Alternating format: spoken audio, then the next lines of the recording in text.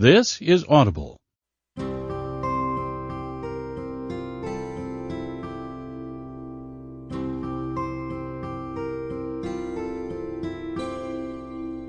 Audible Inc. presents Influence Without Authority, written by Alan R. Cohen and David L. Bradford, narrated by Victor Bavine.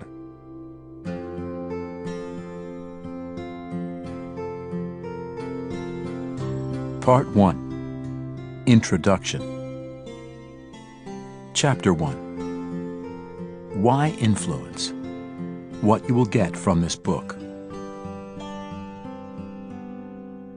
One of the biggest challenges facing us in UBS IB, UBS Investment Bank, is the ability to influence others over whom we have no direct authority. Flatter structures, globalization, and cross-functional teams have brought fresh challenges, and having to influence people who have different styles or views makes the task even harder. Being able to influence one's boss, peers, or top management is often quoted as a key reason for the success or failure of individuals. We all know what we want to achieve, yet are often unsure how to go about it or even who are the key people needing to be influenced. Rationale for course on Strategies for Influencing and Persuasion, MAST, UBS, IB. This is a book about influence, the power to get your work done. You need to influence those in other departments and divisions, that is, people you can't order and control. You need to influence your manager and others above you, and you certainly can't order and control them. But you are not alone. Nobody has the formal authority to achieve what is necessary, not even with those who report to them. It is an illusion that once upon a time managers could make their direct reports do whatever was needed. Nobody has ever had enough authority. They never have and never will. Organizational life is too complicated for that.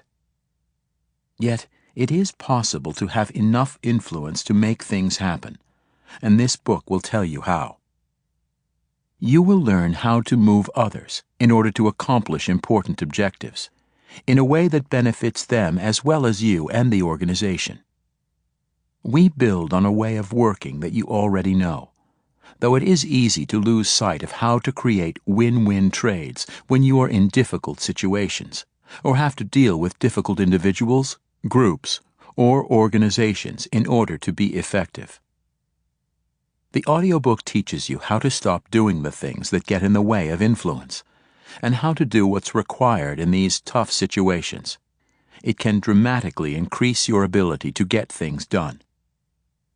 When we first started writing about influence in the 1980s, we had to justify why we thought this was important to people at all levels of organizations.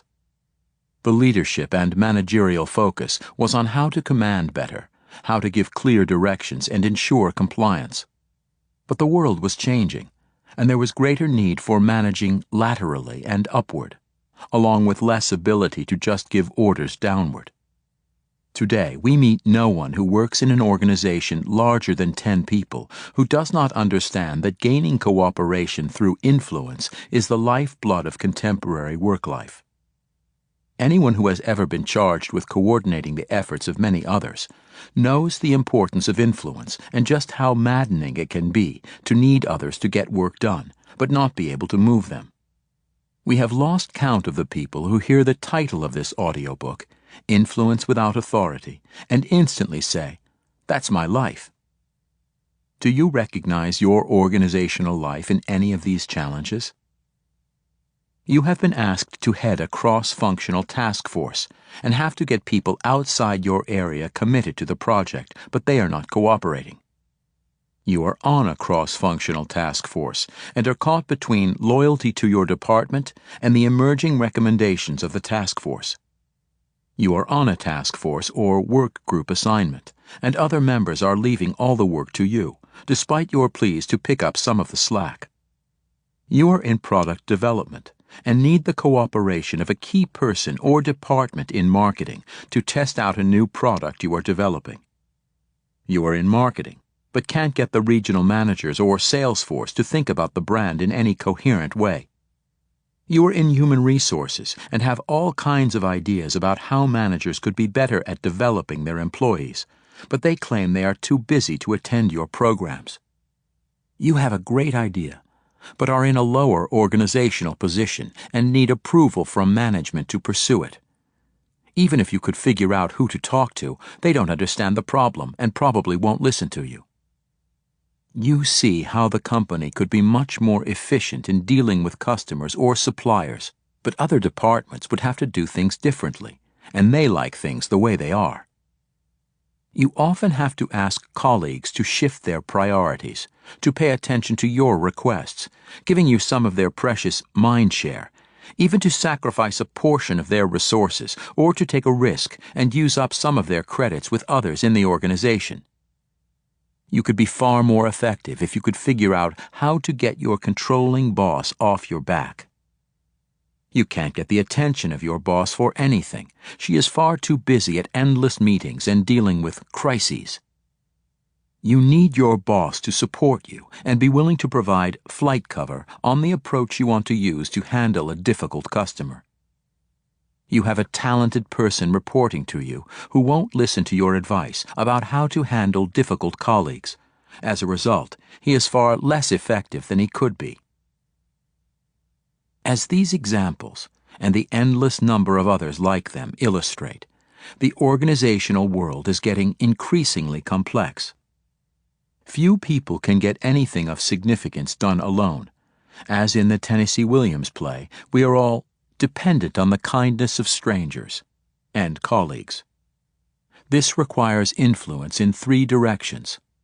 Along with death and taxes, an inevitable certainty of organizational life is that everyone has a boss. In a flat organization, the boss may be a distant and benevolent resource, and, in a more hierarchical one, the boss may be breathing down your neck. But no one escapes having a person officially responsible for him or her. Even CEOs have a board and 1 or more sources of financing they must influence, not to mention the financial markets, the press, and other organizations needed to create or sell company products. Similarly, virtually everyone in organizations has peers to deal with. There are very few jobs where a person works completely solo. Most are dependent upon, and important too, a variety of colleagues. Finally, some people also have responsibility as supervisors of others, the bosses to all those subordinates just mentioned. These managers are expected to utilize the talents of their subordinates to see that the work their area is assigned gets done. Therefore, those who keep their heads down and only work within their immediate areas will slowly become extinct. Whatever your job, you are expected to join your colleagues in doing important work, which will lead you to influence and be influenced. You will need to know how to sell important projects, persuade colleagues to provide needed resources, create satisfactory working relationships with them and their managers, insist that your boss respond to issues that may not appear important to him or her, and, in turn, give thoughtful responses to requests associates make of you. The person asking something of you today may be the very one you'll need next week. With so much interdependence required, wielding influence becomes a test of skill. Going hat in hand to throw yourself at a colleague's mercy with a request is seldom a powerful or very effective option. Of course, trying to bull your way through by sheer nerve and aggressiveness can be costly as well.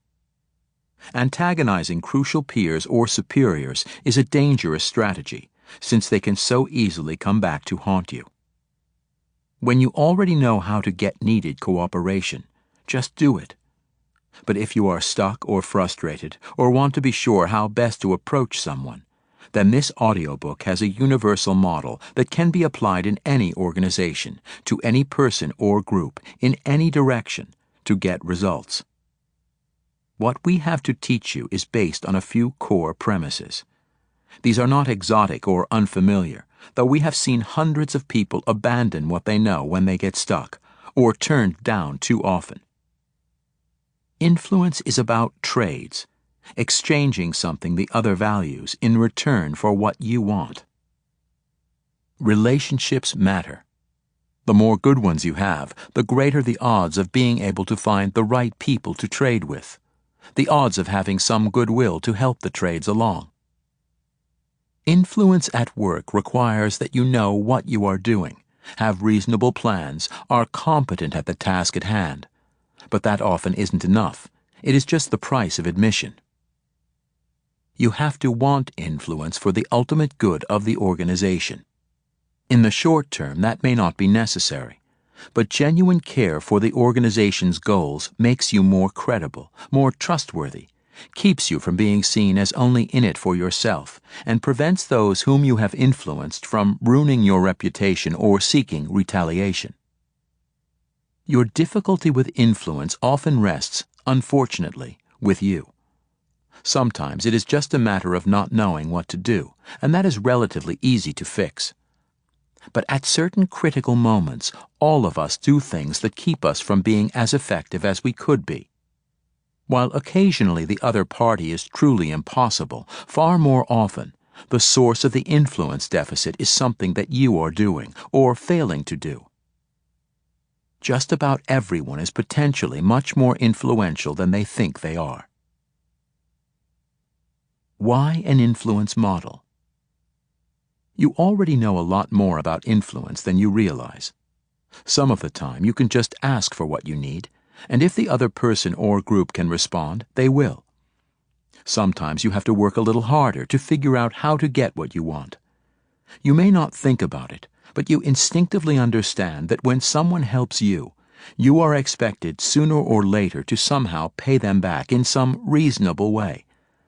This kind of give and take, formally called exchange, is a core part of all human interaction, and the lubricant that makes organizations able to function at all. Although the concept of give and take is in many ways simple and straightforward, the process of exchange is more complicated.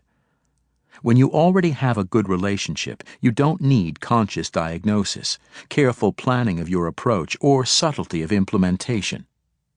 Like the person who discovered that, after all these years, he was unknowingly speaking prose, you probably already are instinctively doing much of what we describe here, especially when things are going well. Remember, an influence model, including careful diagnosis of the other's interests, assessment of what currencies you command, attention to the relationship, is only necessary when the other person or group is known to be resistant. You don't know the other people and are asking something that might be costly to them.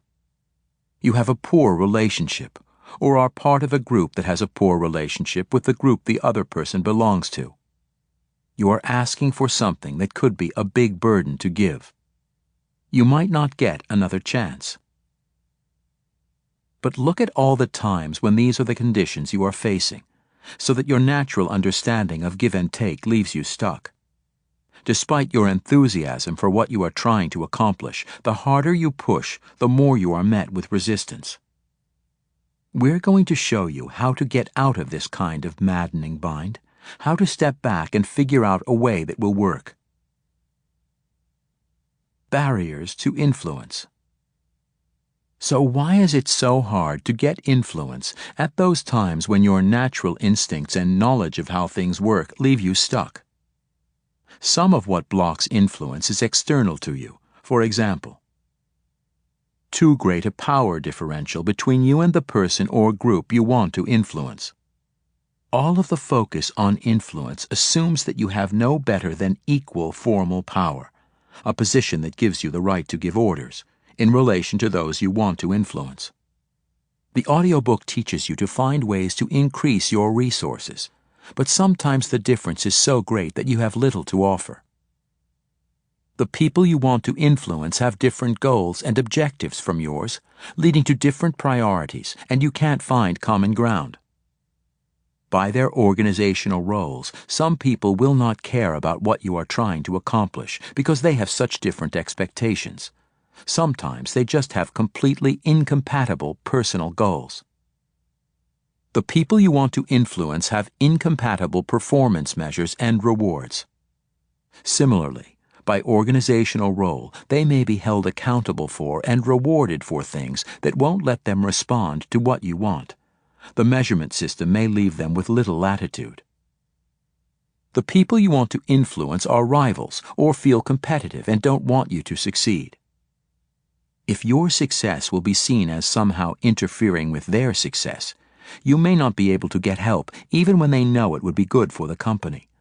Also, they might have such strong personal animosity toward you or your area that it clouds their judgment. These are objective reasons why it can be hard to get what you need for doing the good work you want to do.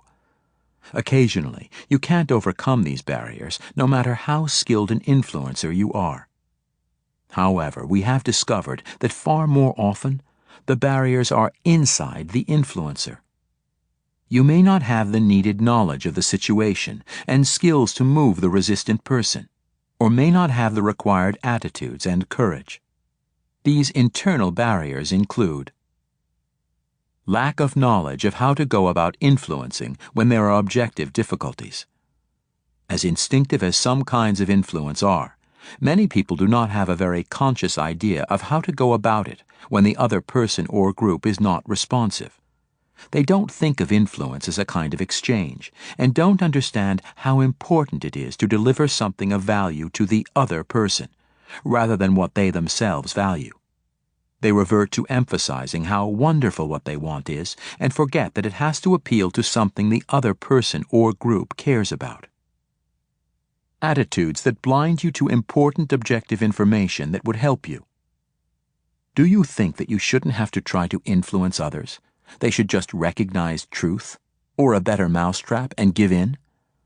Another attitude that gets in the way is the rapid writing off of anyone who doesn't quickly go along with a request, assuming that they are deficient in some important way. We will have a lot to say about this all-too-common barrier and how to overcome it.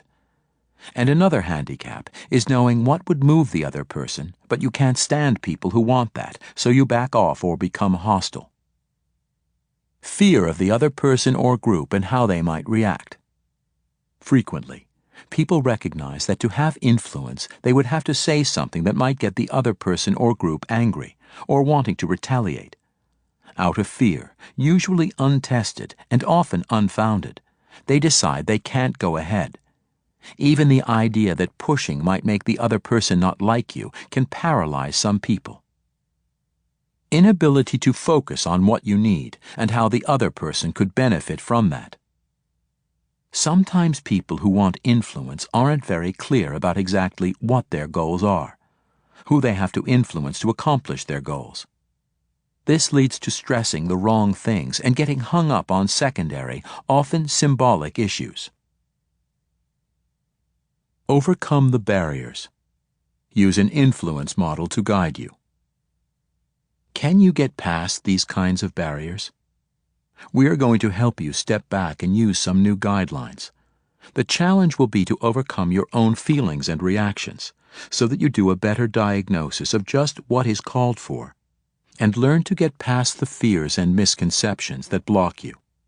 In the next chapter, we introduce the Cohen-Bradford Influence Without Authority model, and build your learning from there. The model starts from the observation that all influence is about the person being influenced getting something valued in return, or avoiding something disliked, for willingness to give what is requested. This kind of trading, formal or informal, can be examined systematically, so that you can better figure out what others want, clarify exactly what you want, identify what you have to offer, and build a mutually influential relationship to produce win-win trades. The price of admissions is doing good work. That is basic because it creates trust that you are a dependable performer. But that is seldom enough. You also need to have a wide set of good relationships, often way before you draw on them, and enough self-awareness to avoid the many self-traps that can keep you from effective influence. This may sound calculating, and it is, but it is deliberate planning about how to get work done, not calculation for your own personal benefit. If people perceive you as interested only in your own advancement or success, They will be wary, resistant, or go underground to retaliate later. In this way, influence in organizations over time goes to the sincere, those genuinely interested in the welfare of others, those who make lots of connections and often engage in mutually profitable exchanges. Machiavellian, calculating, self-seeking behavior may work for a short time, but eventually it creates enemies or lack of interest in being helpful and renders you ineffective. When someone wants to get you, they can trade negative actions for your behavior, and this kind of payback can be unpleasant. If you are in an organization that has developed a negative culture where only self-seeking gets rewarded, it eventually suffers and declines. People who care about the organization's objectives get disenchanted and leave as soon as they can, and those who stay spread bitterness. The Audiobook's organization. Here's how we do it. This chapter has introduced the need for influence and the benefits of learning a more systematic way of thinking about how to get it. Chapter 2 spells out the core influence model, and chapters 3 through 7 go into more detail about each stage of the model. Then, in a series of practical application chapters, we use the influence model in familiar situations to demonstrate how to get what you need to do good work. You may want to read selectively among these chapters to fit your current situation, and then return later as you move into other, more complex settings. In addition, we offer on our website 7 extended examples of people who had to go through many obstacles to acquire influence. http://www.influencewithoutauthority.com. We show how Nettie Seabrooks, an African-American who started as a librarian in the 1960s, slowly gained influence during her long career at General Motors.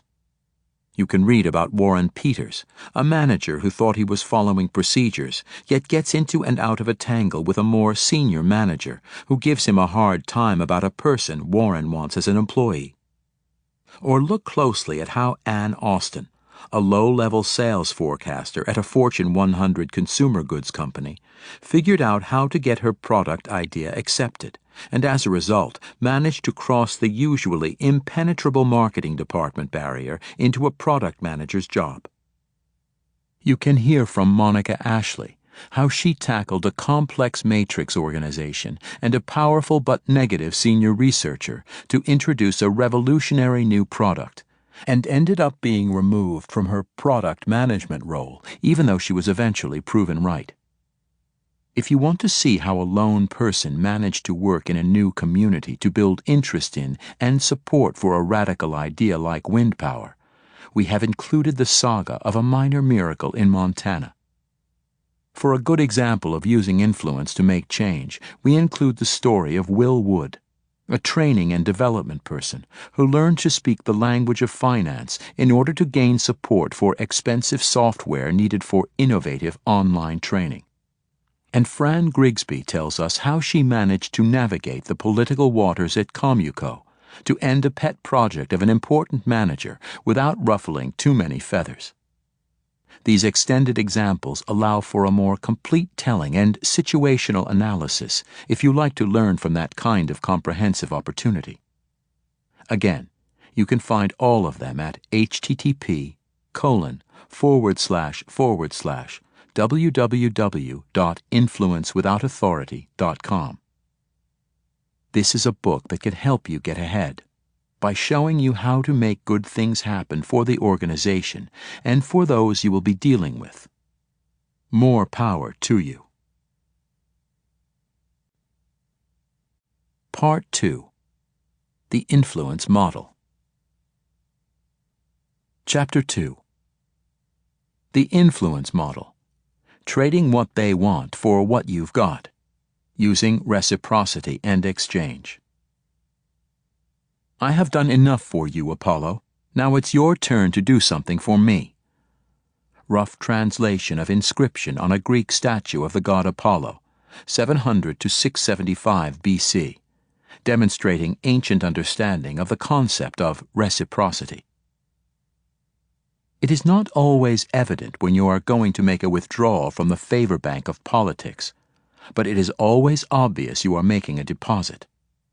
From Giuliani Plays Major Role on Bush Campaign Trail, Jennifer Steinhauer, New York Times, August 12, 2004, page A1, demonstrating contemporary understanding of reciprocity. To address the kinds of challenges we have described in Chapter 1, how can you influence those over whom you have no authority? The short answer is that to have influence, you need resources that other people want, so that you can trade for what you want. This key to influence is based on a principle that underlies all human interaction, the law of reciprocity. Ignore the law of reciprocity at your peril. Reciprocity is the almost universal belief that people should be paid back for what they do, that one good or bad turn deserves another. This belief about behavior, evident in primitive and not so primitive societies all around the world, carries over into organizational life. One form it takes in work settings is an honest day's work for an honest day's pay. People generally expect that, over time, those people they have done things for owe them, and will roughly balance the ledger and repay costly acts with equally valuable ones. This underlying belief in how things are supposed to work allows people in difficult organizational situations to gain cooperation. A classic study of prison guards found that the guards could not control prisoners, who greatly outnumbered them, by threats and punishments alone.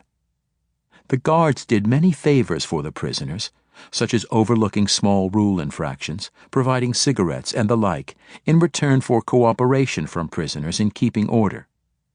All the formal authority in the world can't keep rebellious prisoners in line. They exchange their cooperation for favors that make their confinement more tolerable, not out of respect for the rules. Even at much higher levels of organizations, little gets done without similar give and take. One manager alerts her colleague that their CEO is on a rampage and should be avoided today. Eventually, the grateful colleague repays the favor by telling the manager what he learned at a conference about a competitor's IT strategy. Soon after, the manager hears about a potential new customer, who she refers to the colleague. When the colleague has the chance, he initiates a joint project that can cut several steps out of the billing process and save the manager considerable money. The give and take of their relationship makes organizational life better for both. Give and take can also be negative. The trade can be a loss of a benefit for lack of cooperation, or a cost that results from an undesirable response. Negative trades can be expressed as threats about what will happen in the future, or can result in both parties losing. Exchange, the art of give and take that permeates all influence tactics. There are numerous ways of categorizing influence behavior.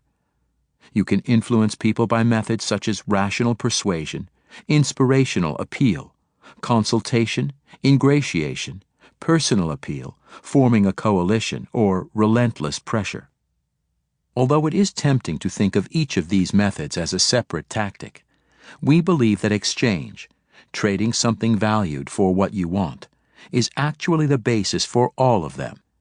In every form of influence, reciprocity is at work and something is being exchanged. For example, rational persuasion works because the person persuaded sees benefits from going along with the argument. Inspirational appeal works because the person gets to feel part of a cause, or that something good will result.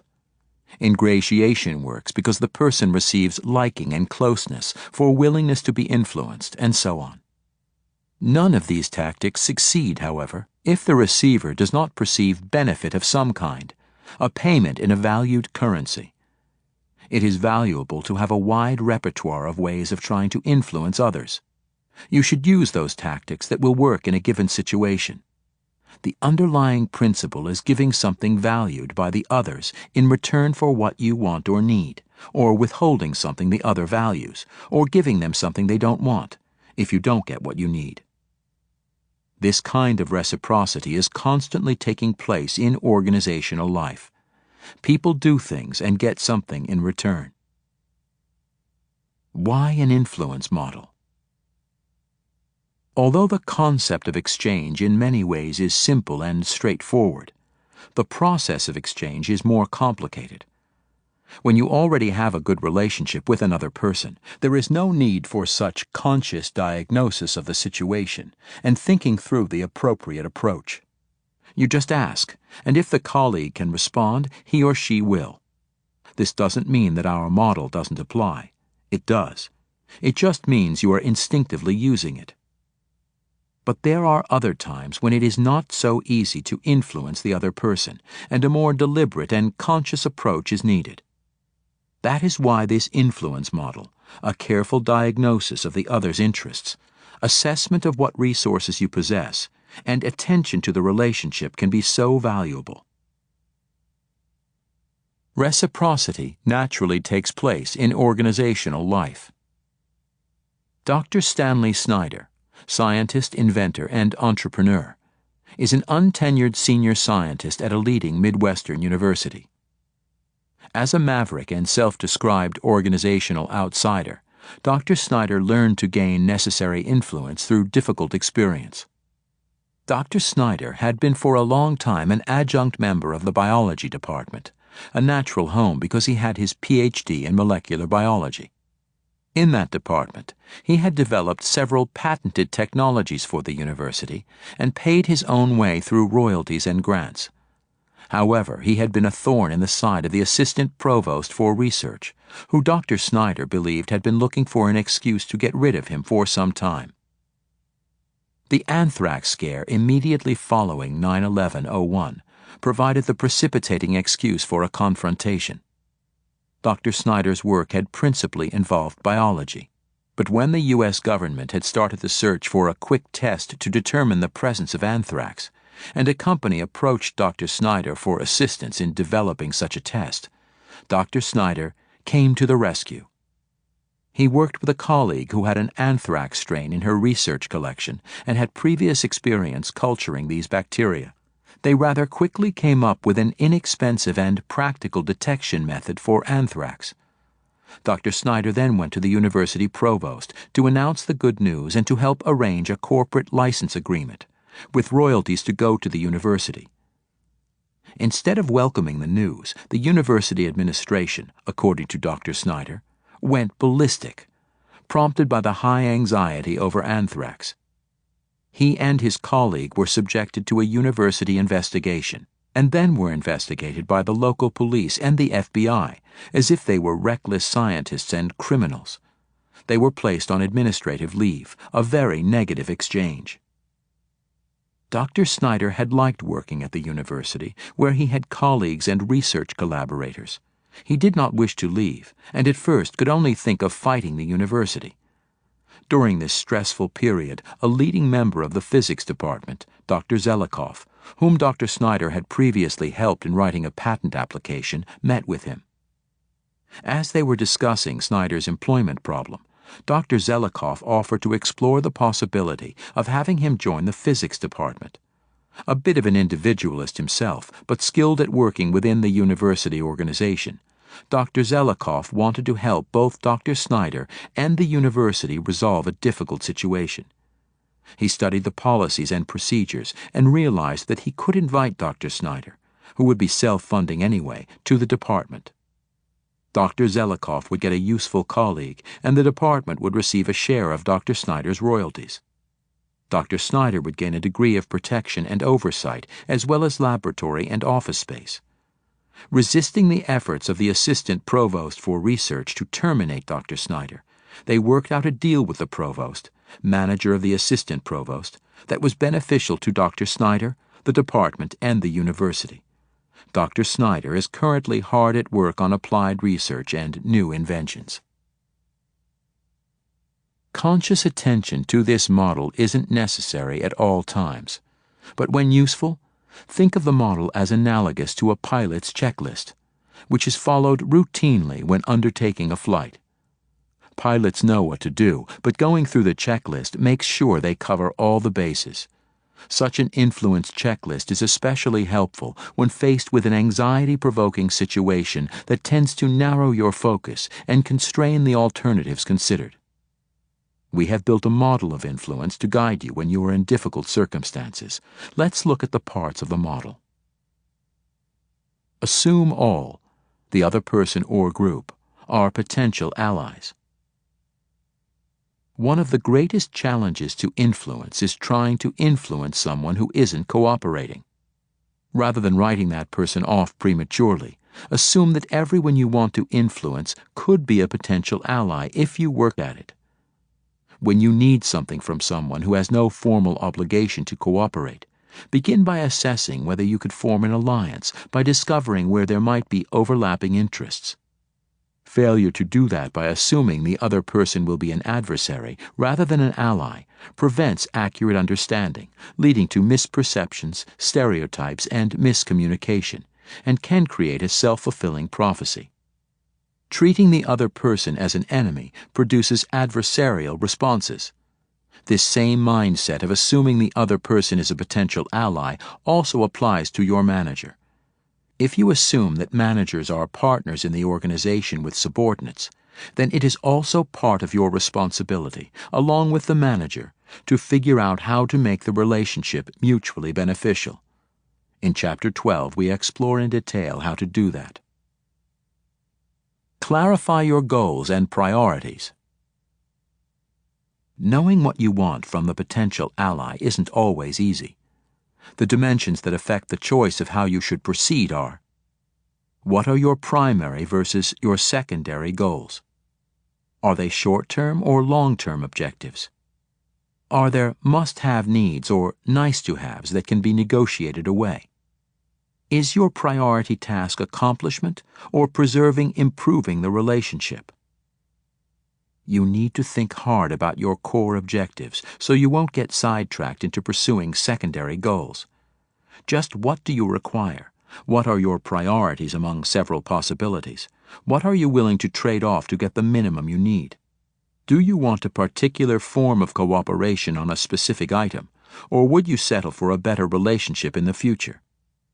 Would a short-term victory be worth the creation of hard feelings? Or is the ability to come back to the person in the future more important? Too often, the person desiring influence does not sort personal desires from what is truly necessary on the job and creates confusion or resistance. For example, if you are overly concerned about being right at all costs, humiliating the other person, or always having the last word, your personal concerns can become central and interfere with other more important organizational goals. Would you rather be right or effective? Diagnose the allies' world. Organizational forces likely to shape goals, concerns, and needs. The challenge here is to determine the organizational situation of the potential ally that drives much of what he or she cares about. These forces usually play an even greater role in shaping what is important to them than their personality. If for any reason you can't ask that person directly, examine the organizational forces that might shape goals, concerns, or needs.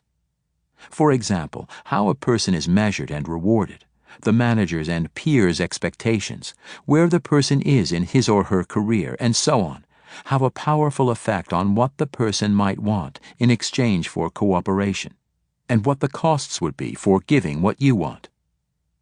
This diagnostic activity helps overcome the tendency to blame bad personality, character, or motives for behavior that you do not like or understand, and can help to see the person behind the role. Understanding the pressures that person is under can help you avoid demonizing and start seeing a potential ally. Identify relevant currencies, what is valued, the allies and yours. We have named the things that people care about currencies, because that equates something of value you have that you can trade for something valuable they have. Most people care about more than one thing. For example, prestige, money, being liked. If you can identify several applicable currencies, you will have a wider range of possibilities to offer in exchange. Assess your resources relative to the ally's wants. It is not unlikely that your ally wants some things that you can't offer. Therefore, it is important to know what resources you command or have access to, so that you can use a currency that fits. Because many people underestimate the resources they can muster, they jump to the conclusion that they are powerless. But a careful look at the many things you can do without a budget or formal permission, the alternative currencies you command, can reveal potential bargaining chips. Employees lose influence, for example, by failing to see the wide range of currencies they can offer their manager, such as getting work done on time, passing on important information from other areas, defending their manager to others, alerting the manager to potential disasters, and so on. Dealing with relationships. This has two aspects. 1. What is the nature of your relationship with that person? Positive, neutral, or negative? 2. How does that person want to be related to? You might have a prior relationship, and if it is a good one, then it will be easier to ask for what you want without having to prove your good intentions. If, however, the relationship has a history of mistrust, whether for personal reasons or because you represent departments in conflict, or there has been no prior contact, proceed with caution. You will need to pay attention to building the requisite trust and credibility. Each person has preferred ways of being related to. Some like you to bring a thorough analysis before you launch into discussion with them, while others would rather hear preliminary ideas with a chance to brainstorm. Some want to see alternative solutions, whereas others want only your final conclusion. Be careful not to relate in the style you most prefer without taking into account the other person's preferences. You will have more influence if you use an approach the other person is comfortable with. Determine your trading approach. Make exchanges. Once you have determined what goods or services can be exchanged, then you are ready to offer what you have in return for what you want. Your approach will be shaped by the attractiveness of your resources, the ally's needs for what you have, your desire for what the ally has, your organization's unwritten rules about how explicitly people can express what they want and need, your prior relationship with the potential ally, as well as the preferred style of interaction, your willingness to take chances to pursue what you want. This helps you plan an approach that has the best chance of being judged on its merits. We will discuss all of these issues in more detail later in this audiobook, but for now it is important to understand that expectations of reciprocity are vital in gaining influence. Outcomes of exchange.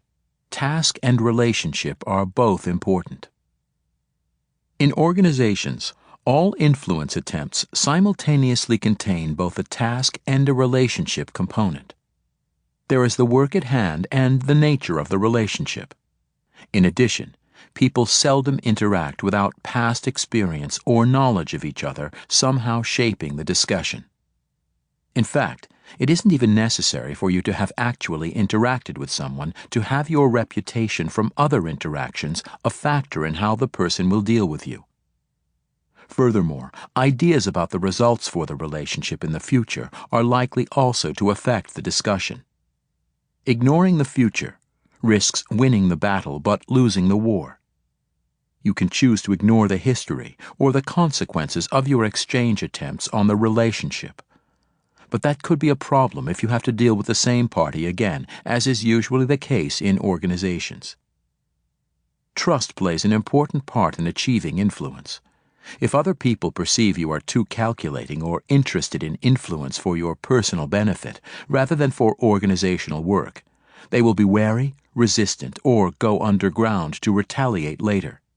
In this way, influence in organizations over time goes to those genuinely interested in the welfare of others, those who make connections and often engage in mutually profitable exchanges. Machiavellian, calculating, self-seeking behavior may work for a short time, but eventually it creates enemies, or lack of interest in being helpful, making the person who will do anything to win ineffective. Because good relationships make it easier to gain cooperation, it pays to be generous and engage in win-win exchanges.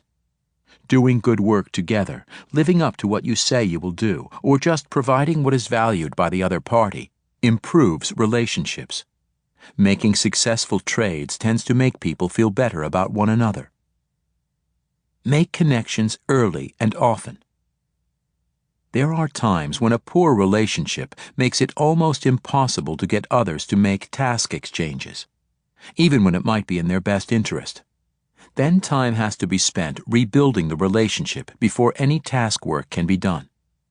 To prevent this, find a way to make relationships before they are needed. Suppose you want a special analysis from a colleague in order to proceed with your new product planning. If the relationship has been strained, you may first need to relieve the strain and re-establish the relationship. This will ease the conversation about the information you need and aid in finding a basis for getting the help you want. Finally, a discussion of what you want and the quality of the relationship are always concurrent. Pay attention to the process of discussion about exchange. If you focus only on the task outcome, getting your way, you may not only harm future dealings, but you may lose the deal.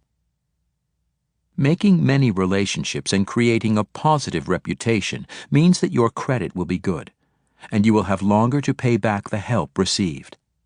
Having a good reputation is a form of saving for a rainy day, like making a goodwill deposit in a bank, so that you have the capacity for drawing on it later.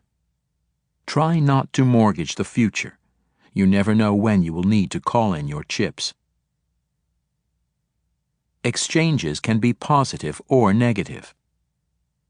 As mentioned earlier, exchanges can be positive or negative. If positive, they take the form, I do something beneficial for you, and in turn you do something that is of value for me.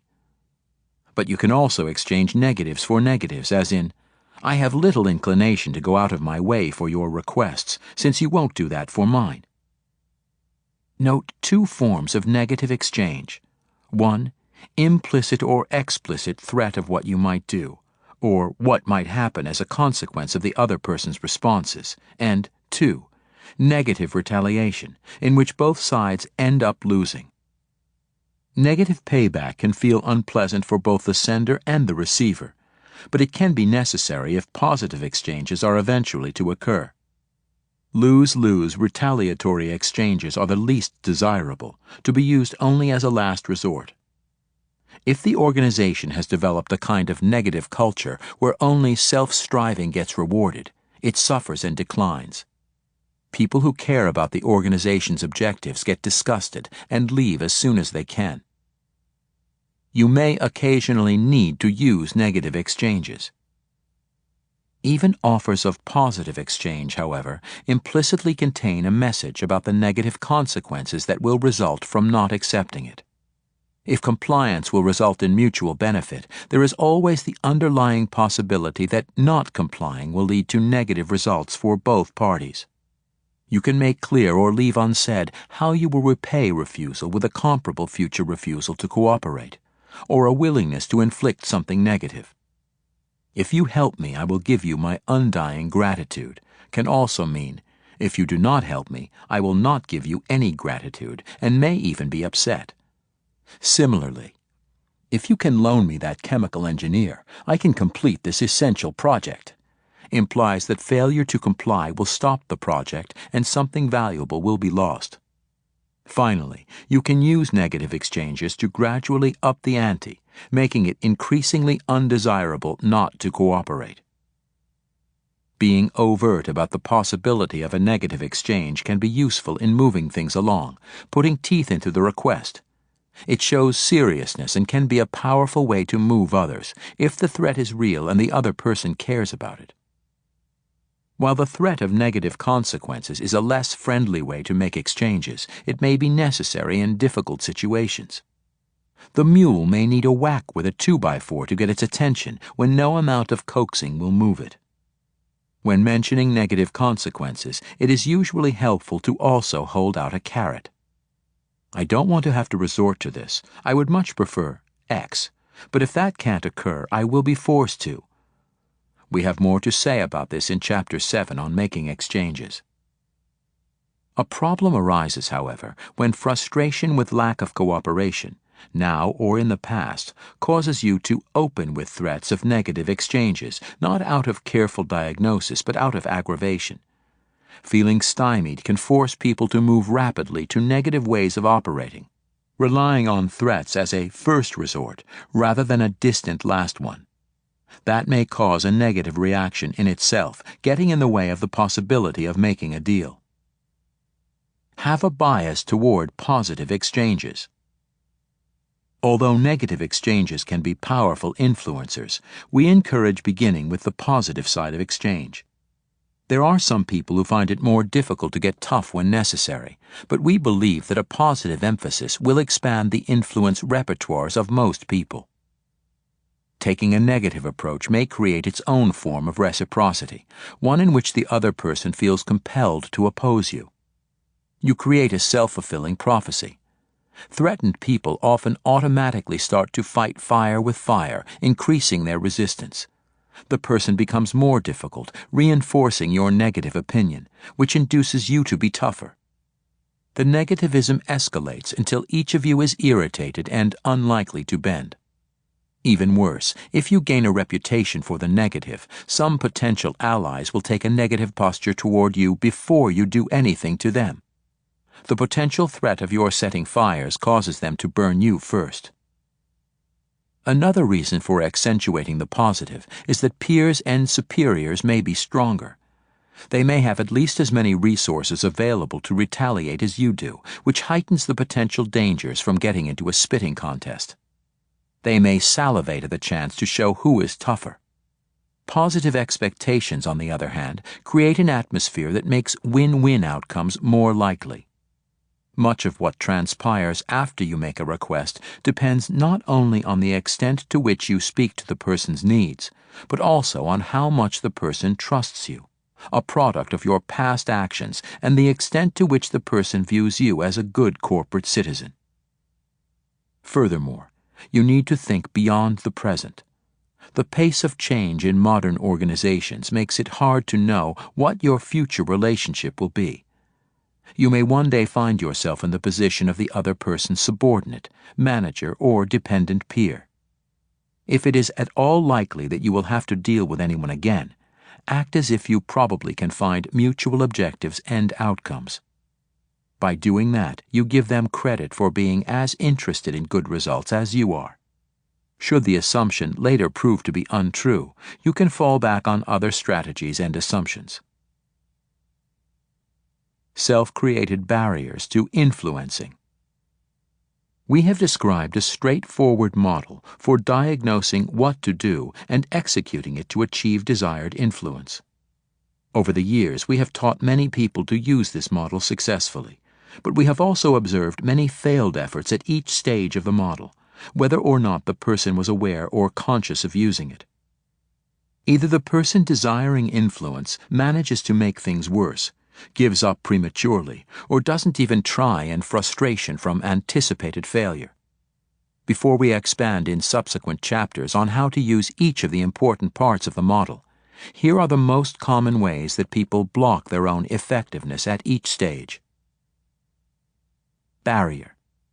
Not assuming the other person is at least a potential ally.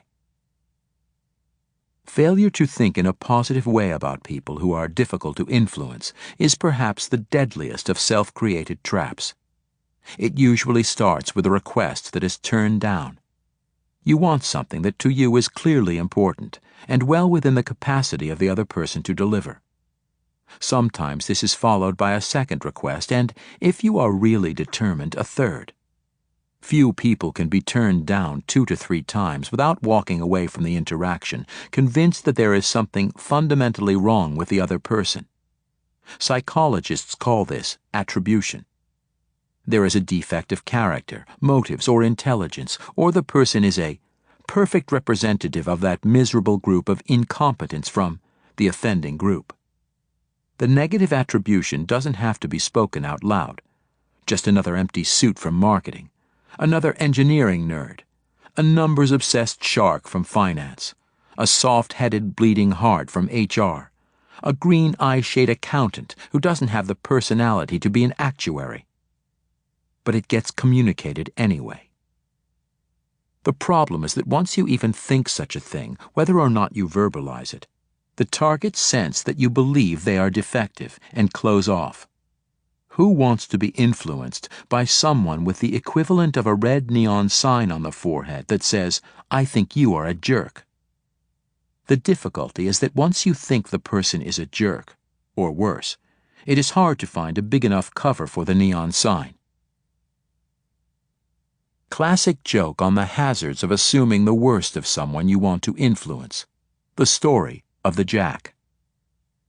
A man was driving an unfamiliar country road late at night when his tire blew. He intended to change the tire, but discovered that he had no jack in the trunk. After fuming a while, he decided that his only choice was to walk until he found a farmhouse and borrow a jack. As he walked, he began to worry that it was late, dark, and he would be a stranger waking up the occupant in the middle of the night. But lacking any alternative and feeling cold, he kept walking. Finally, he saw a farmhouse, but as he got closer, he grew more and more concerned about the likely reaction from the person he would be waking. He's going to be really upset, he'll be angry and might have a gun, and so on. Finally, he got there, knocked, and yet again imagined how upset the farmer was going to be. After a lot of knocking and a long wait, the light went on and the door opened. The traveler punched the farmer, shouted, "You can keep your damn jack," and stomped off. Separate your frustration at the moment, which is real, from the conclusion that this person could never be an ally. Even though he or she may think there is a rational reason for opposition, search for some common ground. Try not to write off anyone, no matter how difficult they appear. If after all efforts you fail, there is plenty of time to be dismissive. Barrier: not clarifying your goals and priorities. You may be tempted to build up a long list of what you desire, especially from someone you haven't had success with or anticipate resistance from, but that only causes overload and makes people back away. Another mistake we see often is the mixing together of personal and organizational objectives. Not only is some resource or support requested, but also personal recognition or extra attention, or in the case of someone who is in an organizational minority, admission that the minority person, such as a marketing expert in a technical organization, a woman in a male-dominated organization, an African American in a white-dominated organization, is truly a worthy equal. Getting good work done over time usually eventually brings you the personal acclaim desired. Mixing it into the work-related request can cause a reaction to the mixed messages and reduce the chances of getting what you most need. Another important barrier arises when your intense personal needs: to win, not to lose face, to do the other in, to show how smart you are, to get ahead, and so on, get in the way of the other person being sure that you really want the cooperation to get the work done more than a victory. Is personal triumph so important that you are willing to jeopardize the task or relationship? If the answer is yes, that's your right, but you should be making a conscious choice, not just acting reflexively. Example of failing to take into account organizational forces driving resistant behavior at an international software company. A product manager is frustrated because the country manager in France won't push his sales force to try an important new product. But it turns out that the country manager is measured by total country sales, and it is much more work for his sales force to explain and sell a new, low list price product than to make a few big sales of existing ones. The new product manager pushes, but gives up in frustration. Lack of cooperation isn't the inevitable result. One mistake is failing to diagnose this difference in objectives in advance and blindly bumping up against it, and the second is, even when it is understood, ignoring the other things that might be attractive to the recipient. Perhaps the country manager cares about the prestige of being the first to develop a good market for the new product, or wants to be involved at an earlier stage of market planning, which the product manager could offer. Barrier. Not diagnosing allies' world. Organizational forces likely to shape goals, concerns, and needs. Everyone responds to the situation they are in, especially within organizations. A major source of failed influence is that people in another department are measured for different accomplishments than you are, and they are therefore unwilling to do what is requested. Instead of trying to accommodate to what they inevitably see as very important, you just push them harder to do what you know is important to the organization and to you. Barrier. Not determining the Allies' currencies. Even more fundamental is the common failure to pay attention at all to what the other person or group to be influenced cares about. Those desiring influence are often so excited about what they are trying to accomplish, so in love with the accomplishment they wish to bring to life, so sure that the value is self-evident, that they ignore what the other person values. We call this missing by a mile, and everyone has seen, if not personally committed, this self-inflicted limit. Think of a soccer enthusiast trying to sell the game to a basketball or American football fan by raving, "It's such a subtle game of skill and tactics that there is very little scoring, and if you watch long enough you will see how beautiful it is." That argument hasn't worked yet, though some keep using it. Another common major barrier is failing to recognize the possible range of currencies that people can value, assuming that everyone likes only what you like. It isn't only Henry Higgins of My Fair Lady fame who can't understand why a woman he wants to influence can't be more like a man, that is, more like him. A variation of this problem is assuming that the other person only likes one thing, one important currency, and when you don't have any of that, you are stuck, as with the boxed example of the product manager and the French country manager. Almost everyone has a valued portfolio of currencies, and even though some are more valued than others, trade-offs are often possible. Barrier. Not accepting the Allies' currencies. Sometimes the influencer does understand what the other person cares about, but doesn't accept those as desirable currencies. It is one thing if what the other person wants violates deeply held values or ethical principles, but often it is just differences. A go-getter with entrepreneurial skills can have difficulty accepting the colleague who focuses on structure and procedures, leading him to want to change the colleague instead of accommodating to what is important to him. Influence by exchange is about giving what the other person wants in return for what you need, not about changing what the person wants. Barrier. Not assessing your resources relative to the Allies' wants. The biggest barrier here is failing to recognize that many of the desired currencies held by others are ones that you have in abundance. You don't need anyone's permission to give recognition, show appreciation, confer status, give respect, be understanding, help the other person, and so on. If the only currency the other party will accept is a transfer of budget dollars, and you do not yet have a budget for your project, you might be at a dead end, though sometimes creative horse trading can overcome even that limitation. But most people have more at their disposal than they recognize. Barrier. Not diagnosing your relationship with the potential ally and fixing it if necessary. We have already mentioned that ignoring the benefits of positive relationships can block making exchanges. If you are not trusted, it can be very difficult to get a potential partner to take any risks in working together. Those desiring influence make the mistake of focusing only on the task benefits of transactions, or suddenly trying to be nice at the last minute, which comes across as phony.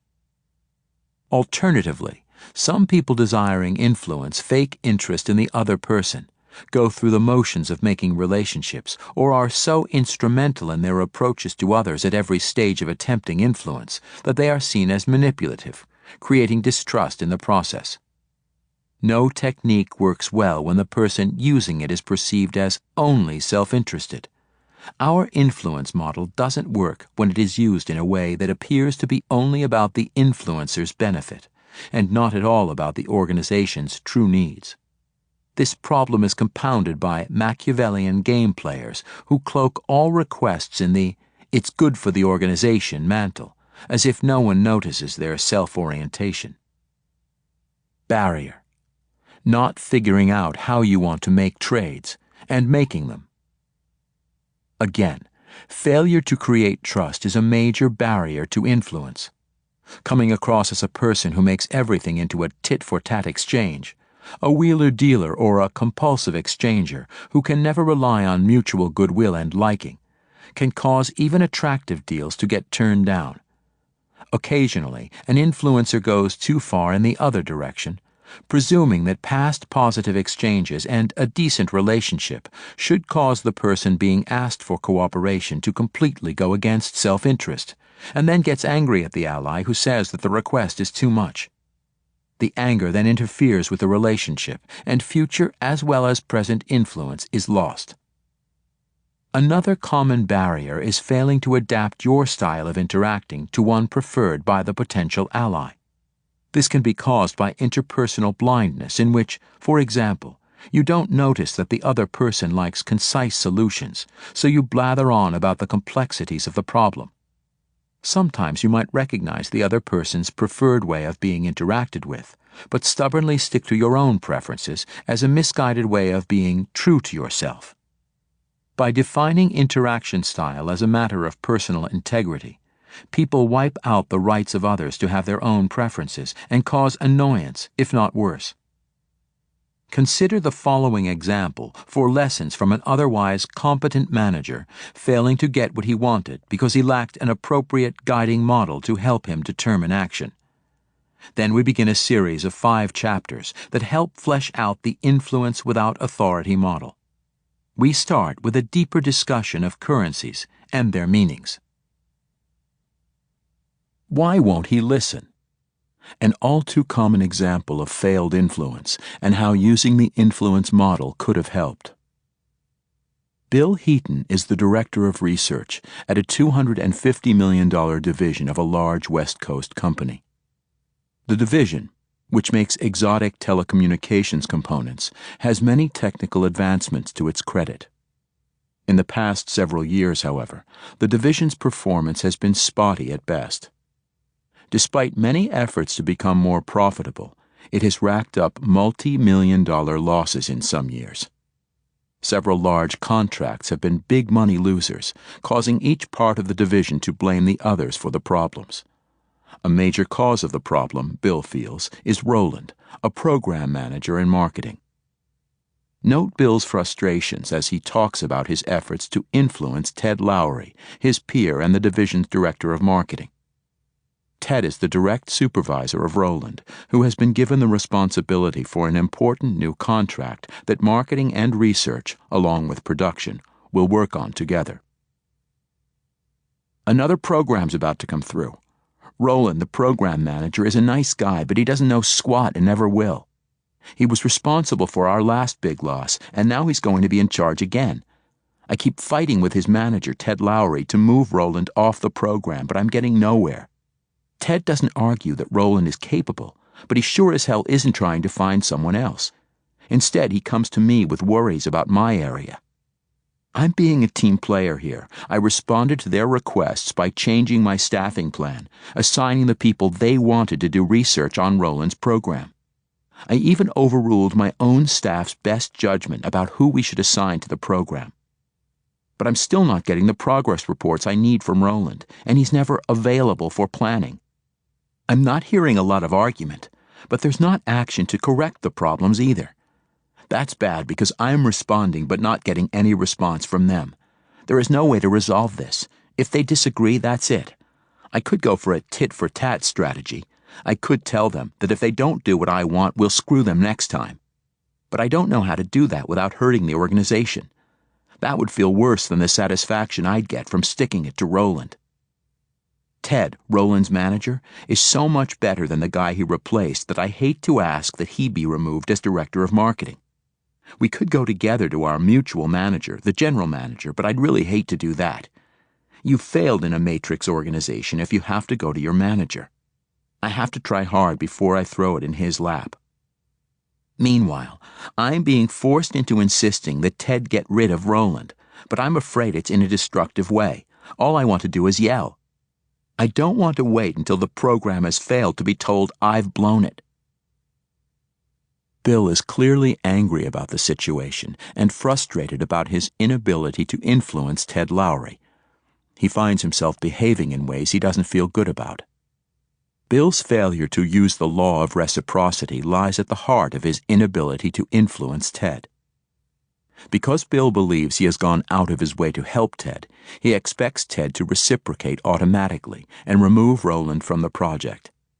When Ted does not act, Bill's anger reflects his belief that, by changing his own staffing patterns, he has created an obligation in Ted.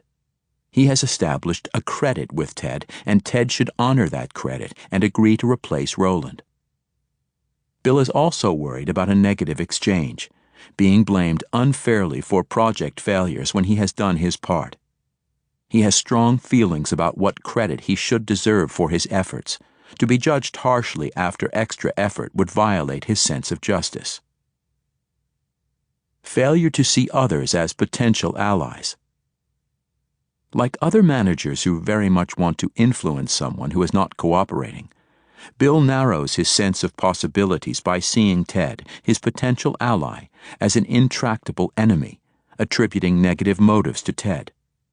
Because he doesn't know how to get what he needs from Ted, Bill is beginning to leap to dangerous conclusions about why Ted is ignoring his efforts.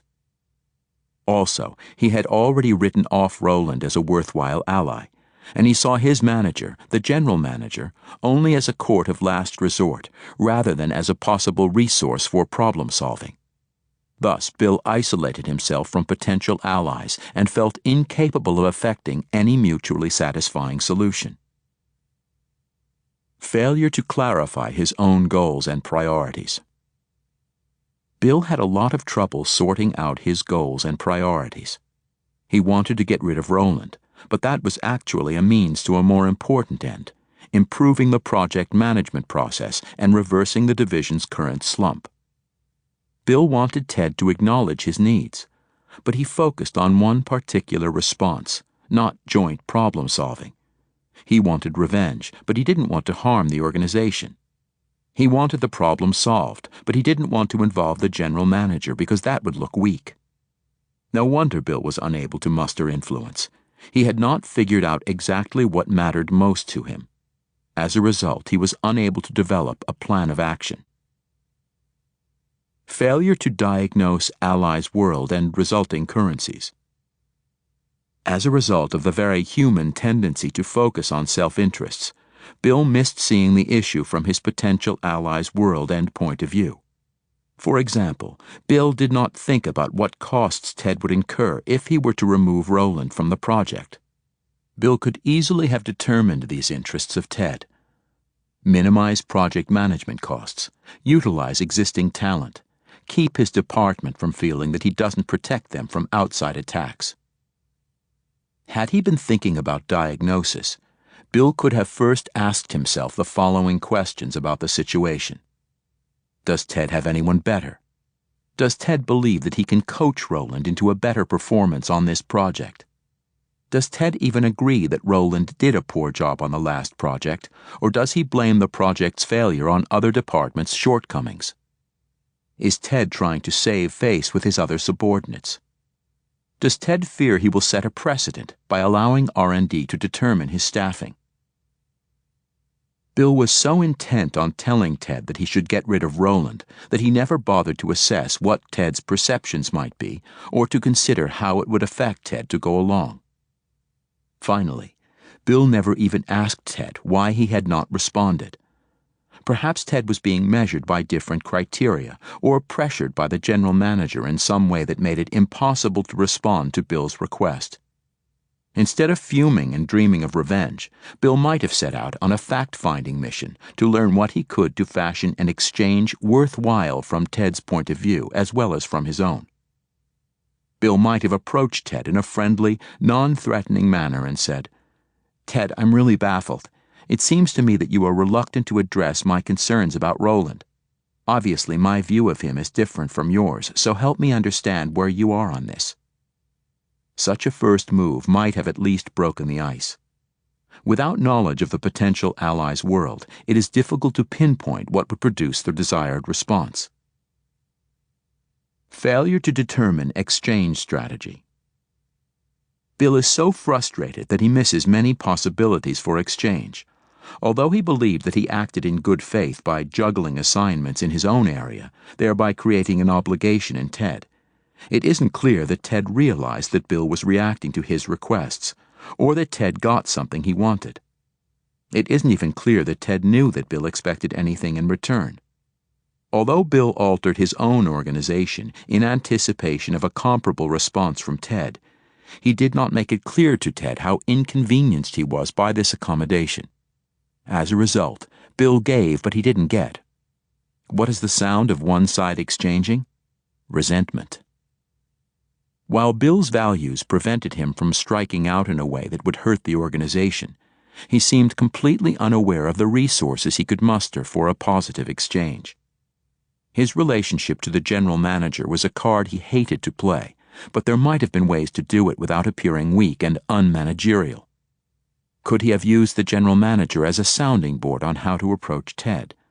Could he have suggested that the general manager meet with him and Ted, not as the final arbiter, but as a problem-solving consultant?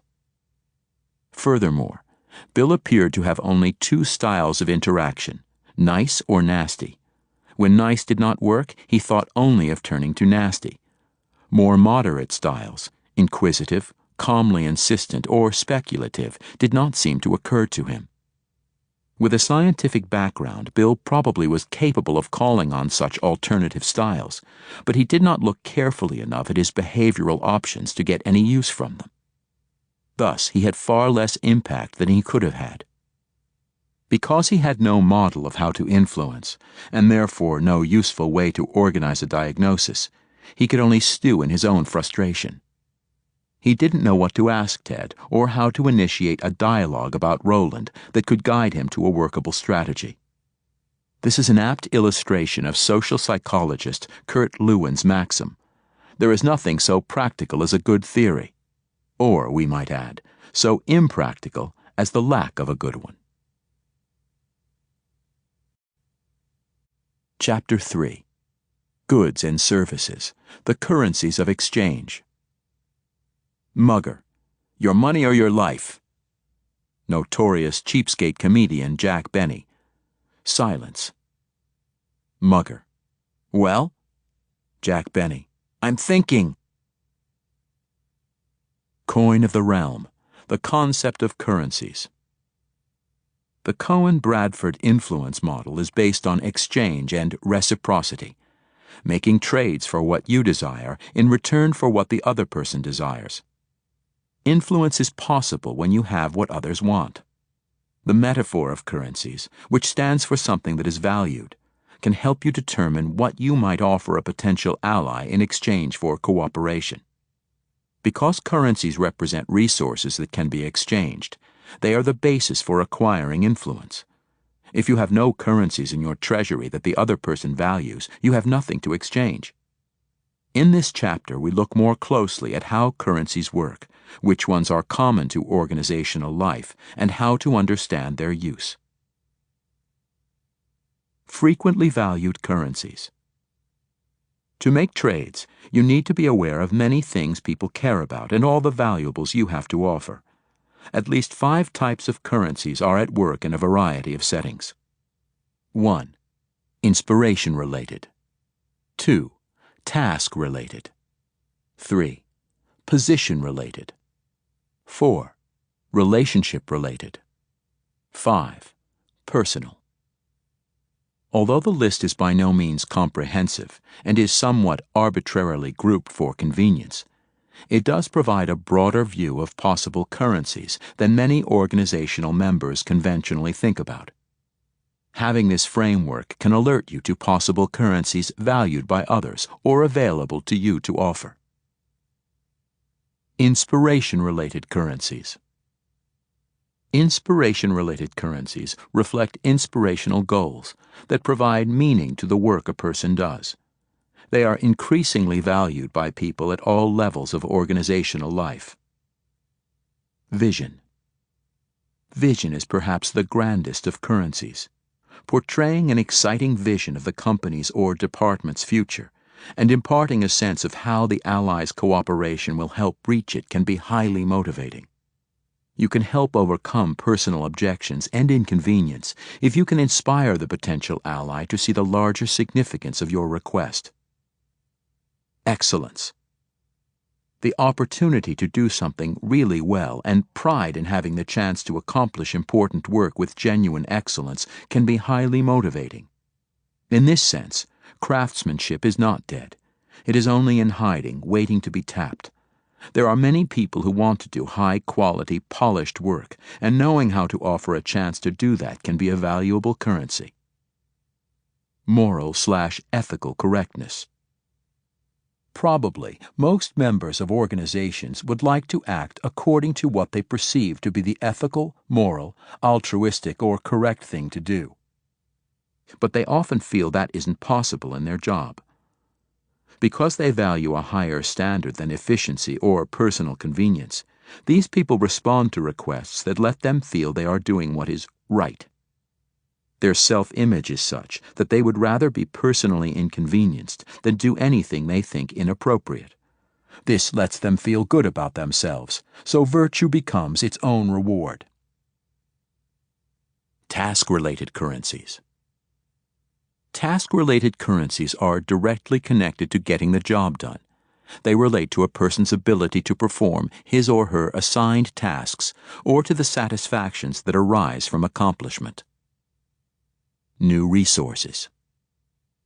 For some managers, especially in organizations where resources are scarce or difficult to obtain, one of the most important currencies is the chance to obtain new resources to help them accomplish their goals. These resources may or may not be directly budgetary. They could include the loan of people, space, or equipment. Challenge. The chance to work at tasks that provide a challenge or stretch is one of the most widely valued currencies in modern organizational life. Challenge is consistently among the top items in surveys of what is most important to employees about their jobs. At the extreme, some people in professional roles will do almost anything to have a chance to work on tough tasks. In many technical organizations, it is a running joke that the reward for killing yourself 80 hours a week on a tough project is that, if it is successful, you get the chance to do it again on a tougher, more important project. For those people, the challenge itself is its own reward. It is usually not difficult to figure out ways of offering challenge.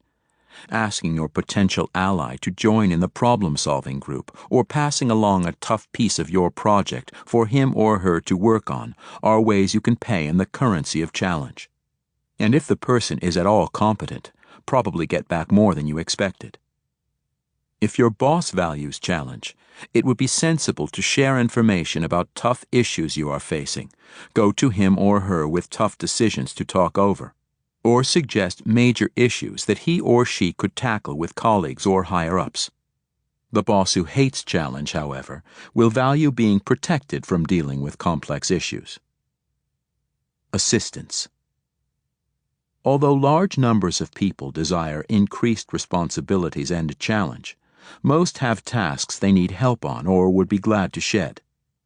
Perhaps they personally dislike those tasks, are swamped by the current difficulties they face, are in unreasonably demanding jobs, or for some reason have decided to disinvest in the organization. Whatever the reason, they will respond particularly favorably to anyone who can provide relief. Another important type of assistance involves products or services provided by one department to another. These products or services can be customized to fit the needs of the recipients rather than designed for the convenience of the provider. Staff groups can create the currency of assistance by first making a sincere attempt to learn about and adjust to departmental needs before demanding compliance with a new program. Organizational support. This currency is most valued by someone who is working on a project and needs public backing or behind-the-scenes help in selling the project to others. It can also be valuable to someone who is struggling with an ongoing set of activities and who will benefit from a good word with higher-ups or other colleagues. Since most work of any significance is likely to generate some kind of opposition, the person who is trying to gain approval for a project or plan can be greatly aided by having a friend in court. A positive word dropped at the right time to the right person can be very helpful in furthering someone's career or objectives. This kind of support is most valuable when the person receiving it is under fire and a colleague takes a public stand in support of the person or the project. Rapid response. It can be worth a great deal for a colleague or boss to know that you will respond quickly to urgent requests. Managers in charge of resources that are always needed yesterday soon discover that helping someone avoid the waiting line builds valuable credit that can be drawn on later. Sometimes people in this position get carried away and try to make it seem that they're always doing the other person a big favor, even when they have spare capacity. This tactic works only as long as those with urgent requests don't know the true backlog, a secret that is likely not to be secret for long. Be careful. Overdoing your burdens not only depreciates a valuable currency, but builds mistrust. Information. Recognizing that knowledge is power, some people value any information that may help them shape the performance of their unit. Answers to specific questions can be valuable currency, but broader information can be equally rewarding. Knowledge of industry trends, customer concerns, top management's strategic views, or other departments' agendas is valued for its contribution to planning and managing key tasks. And insider information may be even more valued. Who is getting ahead and who is in trouble? What are top management's latest concerns? What are the hottest industry trends or the newest customer developments? Information junkies will go out of their way to help anyone who can give them a fix of insider information, even if it does not help them with immediate tasks. This hunger for information can create opportunities for anyone who has access to valuable knowledge and is willing to share it. If your boss values this kind of information, you have an extra incentive to develop wide-ranging relationships throughout the organization. In addition, keeping your ear to the ground will provide a wealth of extra valuable currency to offer to the information-hungry boss. Paradoxically, the higher a person's position, the less likely he or she is to be aware of what is really going on in the organization, and the greater the gratitude for being kept informed. Position-related currencies. These currencies enhance a person's position in the organization and, thereby, indirectly aid the person's ability to accomplish tasks or advance a career. Recognition. Many people gladly will extend themselves for a project when they believe their contributions will be recognized. Yet it is remarkable how many fail to spread recognition around or withhold it for only very special occasions. It is probably not a coincidence that virtually all the managers identified in a major research study as having successfully accomplished innovation from the middle of their organizations were very careful to share the credit and spread the glory once the innovation was in place. They all recognized the importance of paying people off in this valuable currency. Visibility to higher-ups. Ambitious employees realize that, in a large organization, opportunities to perform for or to be recognized by powerful people can be a deciding factor in achieving future opportunities, information, or promotions. That is why, for example, task force members may fight over who will be allowed to present the group's recommendations to top decision-makers. Reputation. Yet another variation on recognition is the more generalized currency of reputation.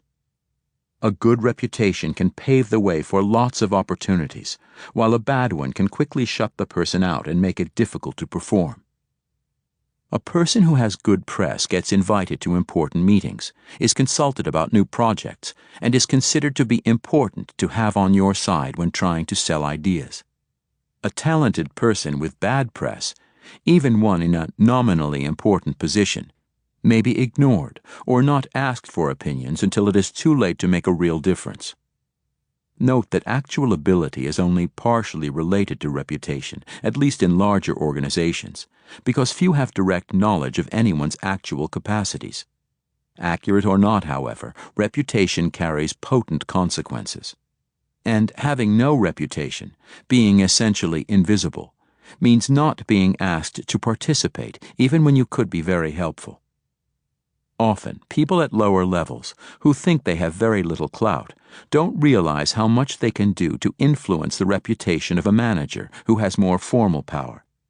Speaking well or ill of the manager can make an enormous difference in reputation and, therefore, effectiveness. Aware sales personnel go out of their way to be nice to secretaries or other support staff members. They realize that a nasty comment about them from a secretary to the boss can create a bad impression that is difficult to overcome. Insiderness. For some members, being in the inner circle can be a most valued currency. One sign of this currency is having inside information, and another is being connected to important people. The chance to be included in important events, tasks, or plans can be valuable in itself. Some people gain their own sense of significance from being close to the action and extend themselves to obtain that kind of access. Importance. A variation on the currency of inside knowledge and contacts is the chance to feel important.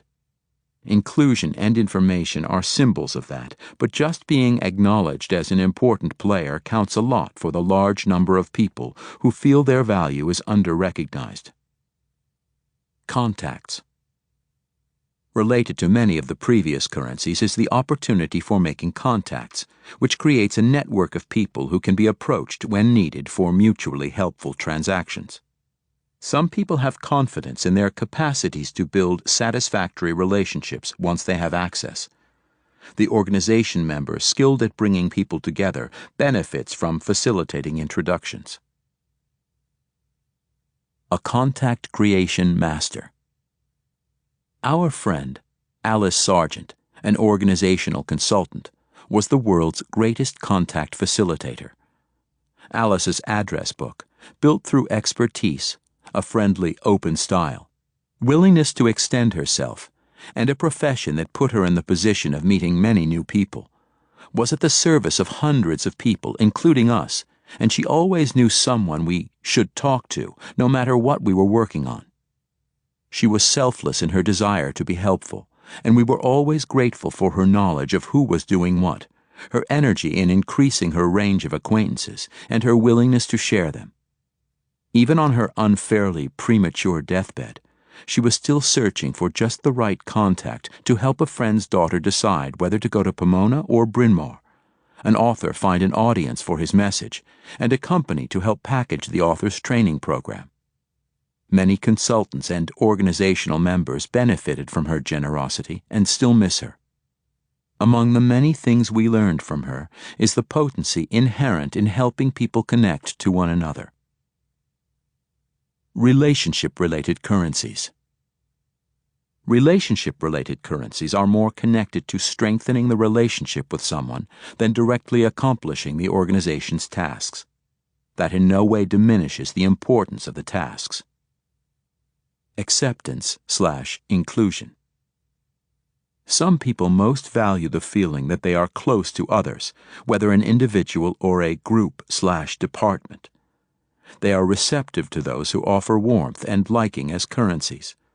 While they may or may not place closeness over other more task-related currencies, at the very least they won't be able to sustain satisfactory transactions with anyone who does not preface serious task discussions with warmth and acceptance. Understanding/listening/sympathy. Colleagues who feel beleaguered by the demands of the organization, isolated or unsupported by the boss, place an especially high value on a sympathetic ear. Almost everyone is glad at times for a chance to talk about what bugs him or her, especially when the listeners seem to have no axe to grind or are not too caught up in their own problems to pay attention. Indeed, sympathetic listening without advice is a form of action that many managers do not recognize because, by the nature of their jobs and personalities, they are oriented to doing something. They don't recognize that being listened to, in and of itself, can be a valuable currency. Personal support. For some people at particular times, having the support of others is the currency they value most.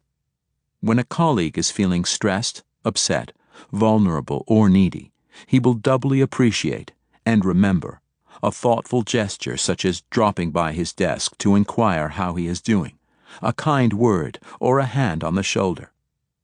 Some people are intuitively brilliant at figuring out just the right touch with a colleague in personal stress, sensing who would appreciate flowers, who would like to be asked home to dinner, and who would respond best to a copy of a meaningful article or book.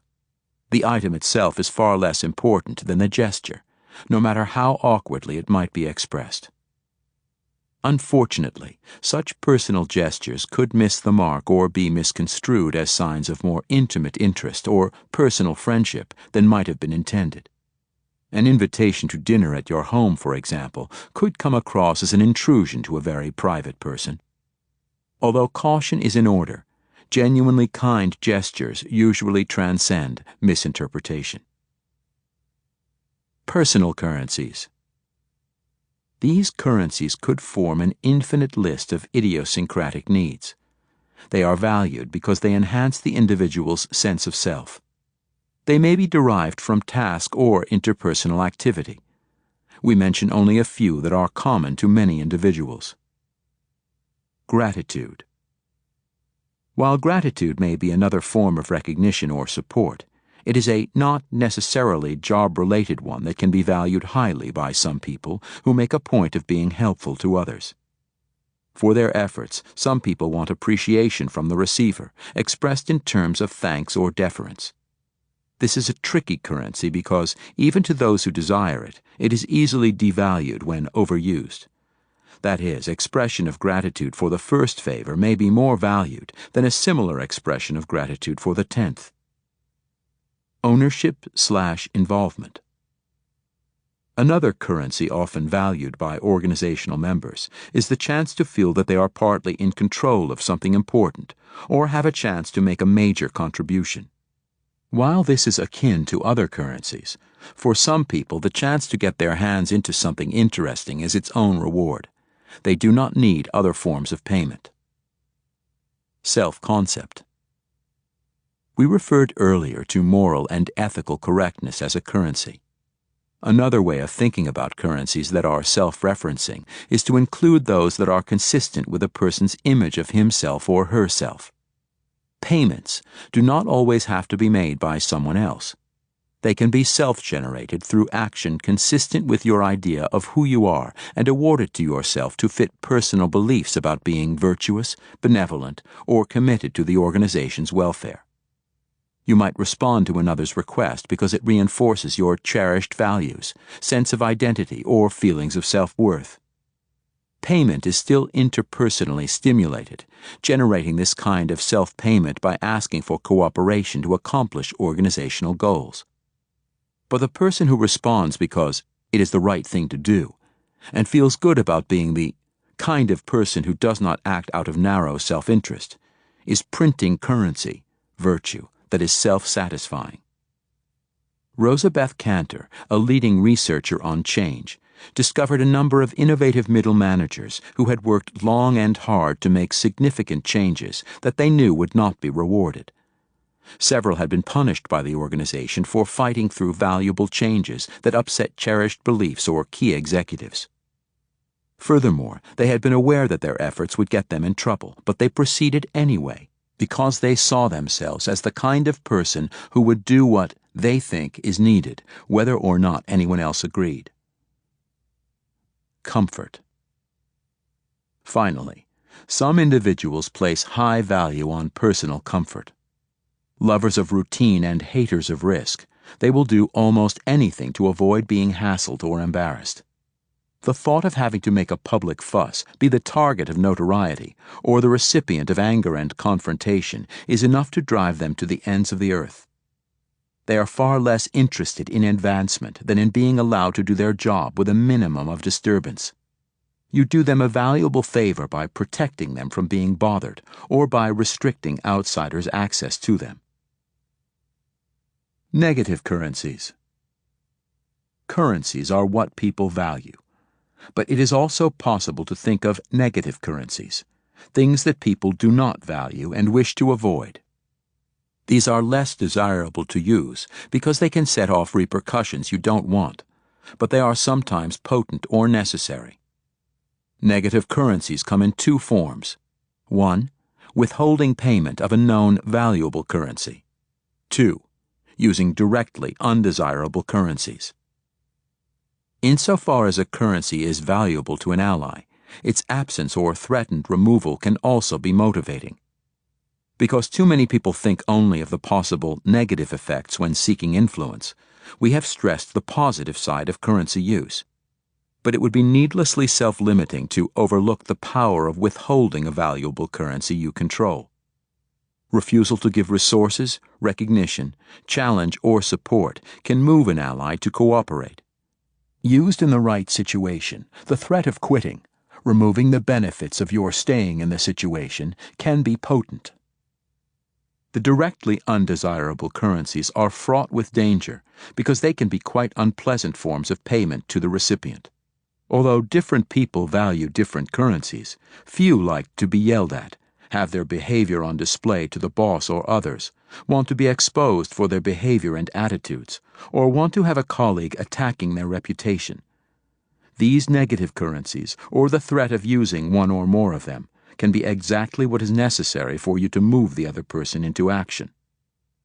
The danger is that the action will be retaliated, at once or in the future. You don't want to enrage a person who has more ammunition than you do, or who is willing to go down in flames while dragging you along.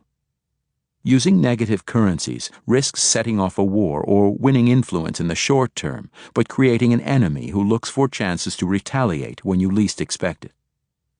Therefore, it is the better part of valor, even when employing the negative variation of currency exchange, to look for a positive way to frame the currency. I know you wouldn't want to be left out. Probably will get a more positive response than, if you don't cooperate, I'll see that you're left out. In both cases, however, it is the absence or withholding of the currency that is being used as exchangeable merchandise.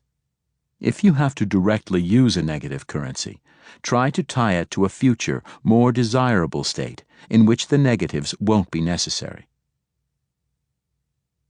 Using currencies. Complexities and restrictions. Even if you do not underestimate the number of currencies you have available, there are still complex issues around implementation. Establishing currency exchange rates. How to equate apples and oranges. If it is true that everyone expects to be paid back in one form or another, then it is important to address the question of one form or another. What will it require to make an offer in a currency that the other person considers equivalent? In the economic marketplace, everything is translated into monetary equivalents, which makes it easier to say what a fair payment is. Does a ton of steel equal a set of golf clubs? By translating both commodities into dollars, or their equivalent in euros, yen, or rubles, strangers can arrive at a fair deal. In the organizational marketplace, however, calculating the payback is more complicated. How do I repay your willingness to help me finish my report? Is a simple thank you enough? Will it be sufficient for me to say something nice about you to your boss? And what if your idea of fair repayment is very different from mine? We may place very different values on the same thing. Absent an established standard value, exchanging for influence is a complicated process. A useful way of conceptualizing what is important to potential allies is to examine the goods and services they trade in. What do they seem to care about? What do they signal by their language? What do they talk about first when explaining why they do not want to cooperate? Does your analysis of their world and how they are measured and rewarded help? Can you ask directly, in a collaborative way aimed at finding ways to help them so they can help you. Be careful not to load your own weights for their currencies. It isn't how you value the goods and services, it is how they do. Occasionally, members of organizations know exactly what they want in return for favors or help at work, but more often they will settle for very rough equivalents, provided there is reasonable goodwill. It may therefore be more important to identify the currency the potential ally likes to trade in and offer to pay with goods that you have translated into that currency than it is to determine the exact right amount. In other words, think about the nature, quality of the currency in each transaction before you worry about the quantity. Different strokes, few universal currencies. Because interests vary from person to person, currencies are valued differently. The value of a currency is solely in the eye of the beholder. While one manager might consider a thank you note a sign of appreciation, another might see it as an attempt to flatter, and a third might dismiss it as a cheap way to try to repay extensive favors and service. And we can say from experience, don't try even friendly East Coast irony with the straightforward, nice folks from Minnesota. Furthermore, the same currency that is successful several times with the same person or group can eventually become devalued by them so that it no longer works. After a while, for example, praise can sound hollow if you are giving it for constant favors that take a lot of time. One act, multiple currencies, multiple forms of payment. Currencies of the kind discussed here are not exact and fixed. They are also a function of perception and language. A particular good, for example, an offer to create a special analytical report, may be translatable into several different currencies. To the receiver, it may be a performance currency. When I have the report, I'll be able to determine which products to push. A political currency. Getting the report will help me look good to my division president. Or a personal currency. Although getting the report certainly won't hurt my decision-making, more significant is the fact that it really shows you recognize my importance. The same good may be valued for different reasons by different people, or by the same person. One currency can be paid in many different forms.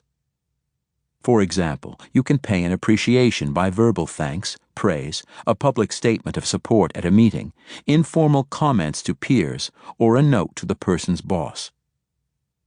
The changeable nature of the value of currency makes it even more necessary to understand as much as you can about what is important to each potential ally, not only what he or she values, but also the language that reflects that valued currency. Sometimes a different way of talking about your offer, based on what you know about the ally's style and priorities, will make it more attractive. Don't needlessly exaggerate. If you don't have the right goods, hype will only offend. Nevertheless, it is worth careful thought about how to talk about goods that are available. Currencies can be organizational, not just personal. For convenience, we have discussed currencies completely in terms of what is important to the individual you want to influence. But another, less direct kind of currency is departmental or organizational benefit. When an employee identifies strongly with the welfare of his or her group, department, or organization, exchanges that provide a benefit to the unit rather than to the individual can be very important. At the same time, the person gets the psychological satisfaction of being good or of doing what is right, which are by no means trivial currencies. The sense of self as a good citizen and benevolent, loyal person is indeed a powerful currency for many. This is a potent payoff to them, even when at first glance what they must give does not appear to be in their self-interest. In fact, in some organizations, the acquisition of a reputation for being willing to do things that are not of immediate personal benefit is precisely what develops an influential, positive reputation. These are the kinds of organizations in which altruism reigns supreme. We have watched a large number of upper-middle managers at Blue Cross Blue Shield of Massachusetts, for example, focus on what the organization can do for members and the uninsured, and resist talk of narrowly construed self- or departmental interests.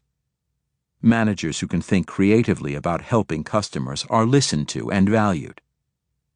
In such situations, a strategy of encouraging the potential ally to cooperate for personal gain is a serious breach of etiquette.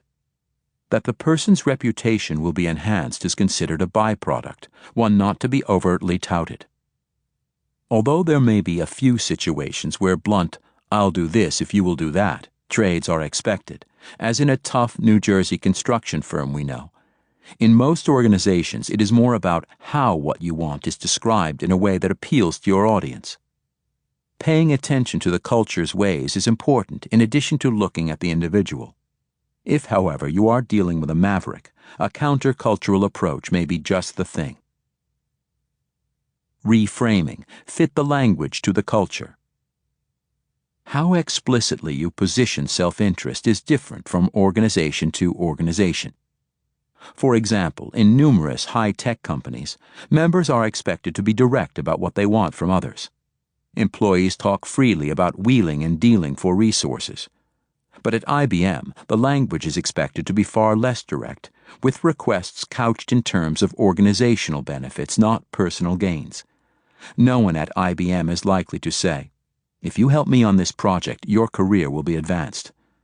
Instead, they will say something like, "Your area's help will increase the value of the product, and that will aid your group's getting the recognition it deserves for its outstanding efforts." The result might be the same, but the language used to get results is different. Sometimes a good idea can be stymied because it has been described with loaded language, words whose connotations turn off the people whose support is most needed. Inappropriate language can convert what might have been valuable to a potential ally into undesirable currency. One of the authors remembers vividly getting completely tuned out at the old, polite Hewlett-Packard for talking to human resources people about ways to get clout. They wanted to shape managerial practice, but clout sounded far too crude, and they were too nice to tell him after easing him out of the program. Make long-term investments. It is all too easy to forget about the future when you are focusing on your current job and all the ways you need more influence. But try to think longer term, anticipating future currencies of relevant colleagues or possible future colleagues. If your job, for example, interfaces with operations, and you are aware that your organization is facing cost pressures and will need to consider outsourcing some activities to India or China, you might want to learn something about the difficulties of outsourcing even though no one has asked you to. If you build knowledge in advance, you might have something valuable to the operations person who suddenly gets dumped with the problem, and you can create credit that will serve you later. Self-traps in using currencies. While the notion of exchange seems simple, there are many ways in which people go wrong and miss by a mile. Underestimating what you have to offer. Start with what you know. What has your training and experience given you access to that could be valuable to others? Rare technical knowledge? Organizational information such as where expertise resides, what departments are interested in your department's activities, or who holds resources that aren't being used. Customer knowledge, such as who a key customer is playing golf with, what problems they are having using your company's products, how they have improvised new uses for your products that might be of interest to other customers, potential clients who are not being attended to now. Political information such as who is unhappy, planning to leave, on the rise, or close to key higher-ups. What do you control that requires no permission from anyone to spend? As suggested earlier, sometimes people who feel impotent have been thinking too narrowly about what resources they command. They think only of budget dollars or promotions as relevant resources and, lacking these, assume they have nothing of value to trade. You can give gratitude, recognition, appreciation, respect, and help, many things that are valuable to others. No supervisor or higher-up has to empower anyone to write a thank you note, publicly praise another, or rush responses to a request. Often, valuable goods or services are at your disposal if you cast your net wide enough. Pay in the currency of other values, not just what you would value. This is a completely understandable trap, because it is both easier to know what you like and to assume that because it is so valuable to you, everyone else must want the same. Sure, there are some universals that almost everyone wants: self-worth, recognition for good work, connection. But even for those, it is tricky. Many people like positive attention and gratitude, but some do not like the spotlight or being thanked for favors that they consider a routine part of their job. Others just want to be left alone. But even worse, people often are so preoccupied with what they want that they don't pay close attention to or totally ignore the signals the other is sending about what matters to him or her. These signals are heard as excuses or barriers, or are just plain tuned out. We have seen many people, even at high levels, who are so certain that it would be impossible to influence their manager that they completely miss something as obvious as the manager's desire for proposals to be made in writing. For example, the subordinate wants early feedback, but she is so sure that the boss won't like her idea that she doesn't bother to put it into a concise memo and send it ahead before the meeting. Creating a memo is within the subordinate's control, but she never sees how crucial that is to her reflective and busy boss, so she fails to take a simple but effective step to gain influence. For more on how to tune in to signals sent, refer to Chapter 4. Worst of all, when frustrated influencers hear what the other wants but don't like it themselves, they don't want to give any of it to the other. The colleague who craves status, for example, can set their teeth on edge, and they do everything possible to make that person be seen as small. Or they resent ambition, so they try to thwart it rather than work with it and help the ambitious colleague get ahead. Remember, reciprocity is about paying with something the other person values. Resenting having to go out of the way. Some people limit their influence by refusing to do what might be needed to move others in desirable ways because it isn't their job. They stand on principle. That shouldn't have to be my job, and my colleagues should just be persuaded by the power of my arguments and what I see as right. There are certainly principles not worth violating, but it's not my job probably isn't one of them. Think of it as building a line of credit that you might want to draw on someday, or think of it just as being effective. If it is in the organization's interest for you to figure out what others need to cooperate, then eventually it will also be in your interest. A word of warning: beware false advertising.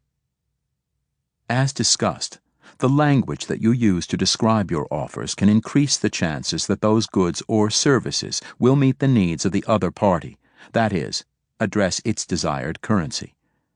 Careful, thoughtful communication adds needed precision to the imprecise process of equating your offer with another's needs.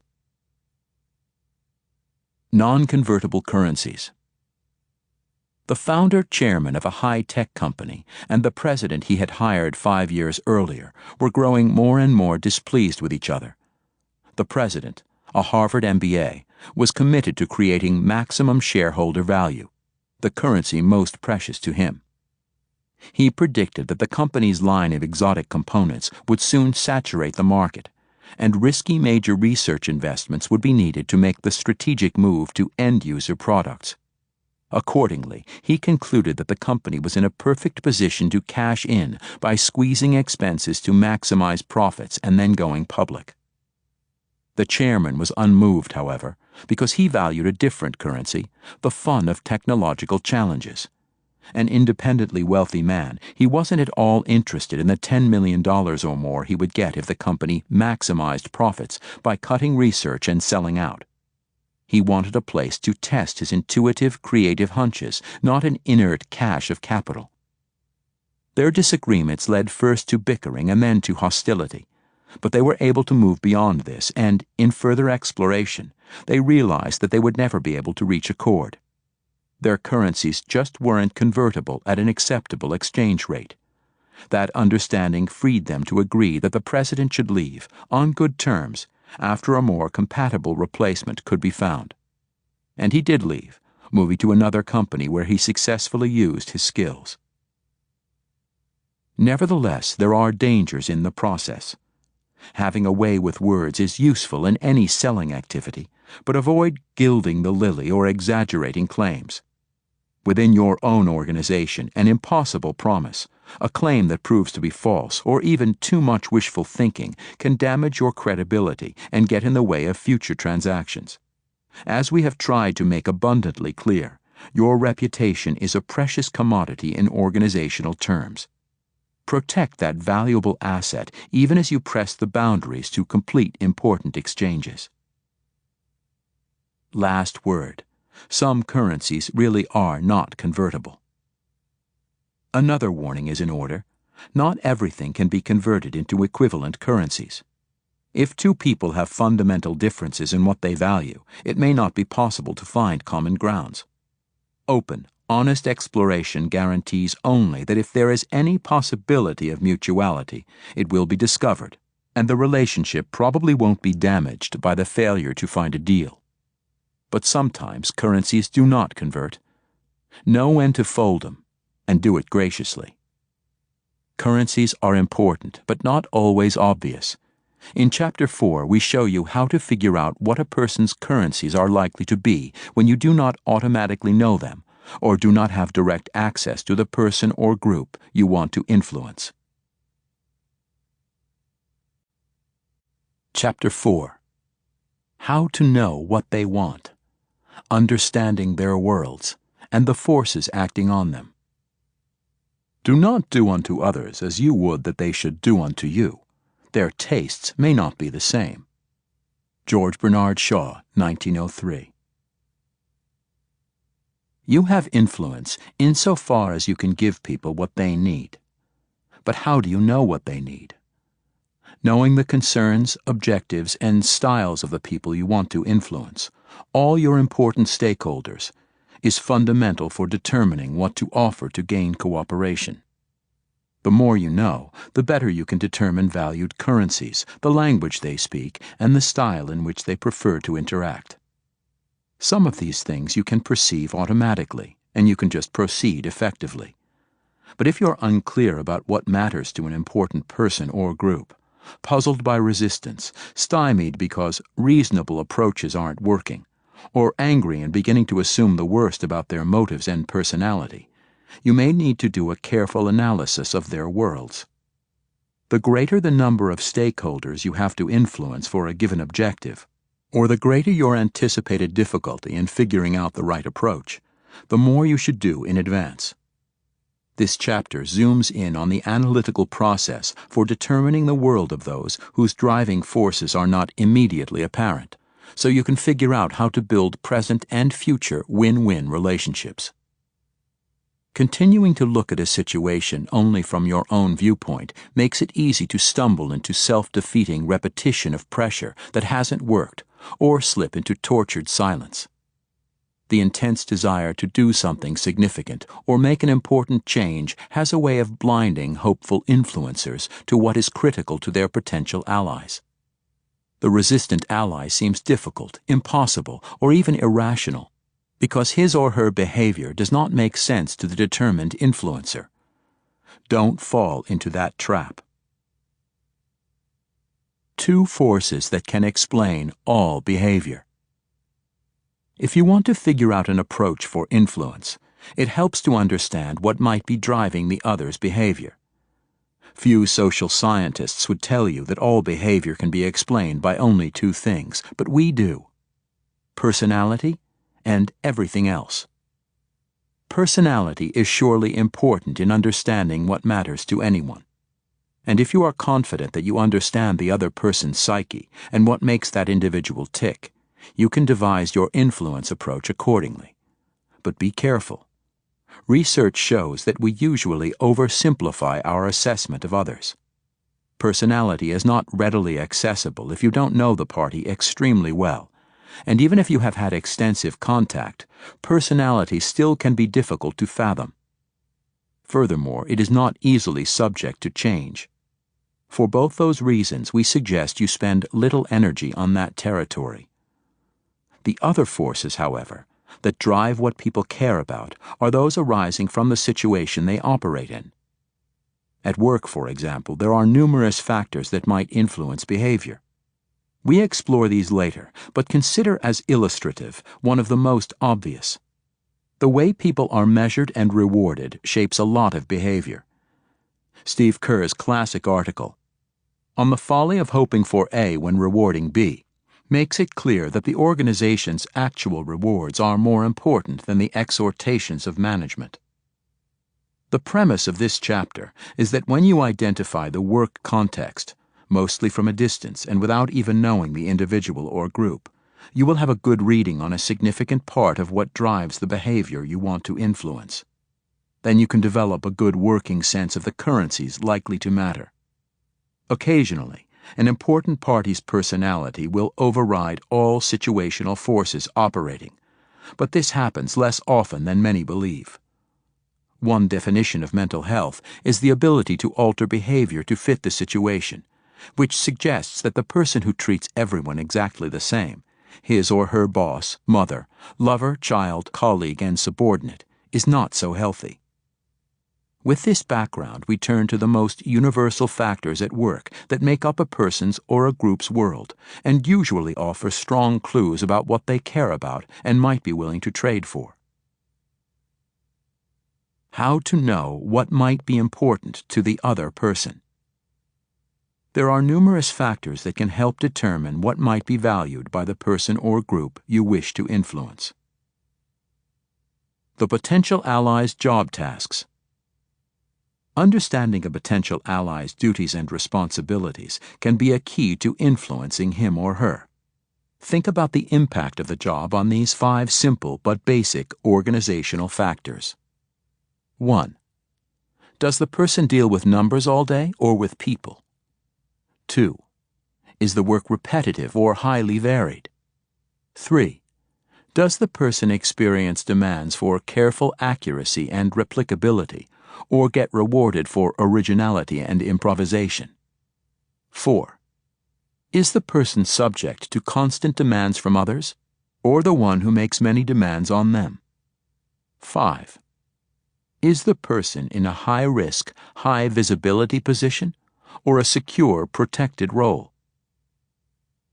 This kind of information can provide a beginning guide to the currencies that the ally values, how he or she sees the world, or the style with which to approach him or her. For example, the tasks of a brand manager, which encompass every aspect of a product's positioning, presentation, price, and so on, are different from those of a market researcher, who works with statistics, validity, scientific method, focus groups, and the like. The brand manager is called on to pull many elements together at once across many parts of the organization. The market researcher usually works alone or with a similar colleague and at a slower pace to discover significant results. The potential ally's environment. Other factors that shape task demands include degree of contact with the environment outside the organization, top management, headquarters, the sales force, the factory floor, exotic or temperamental equipment, the media. Each of such contacts or lack of them is likely to create pressures that affect the way the person looks at problems and requests.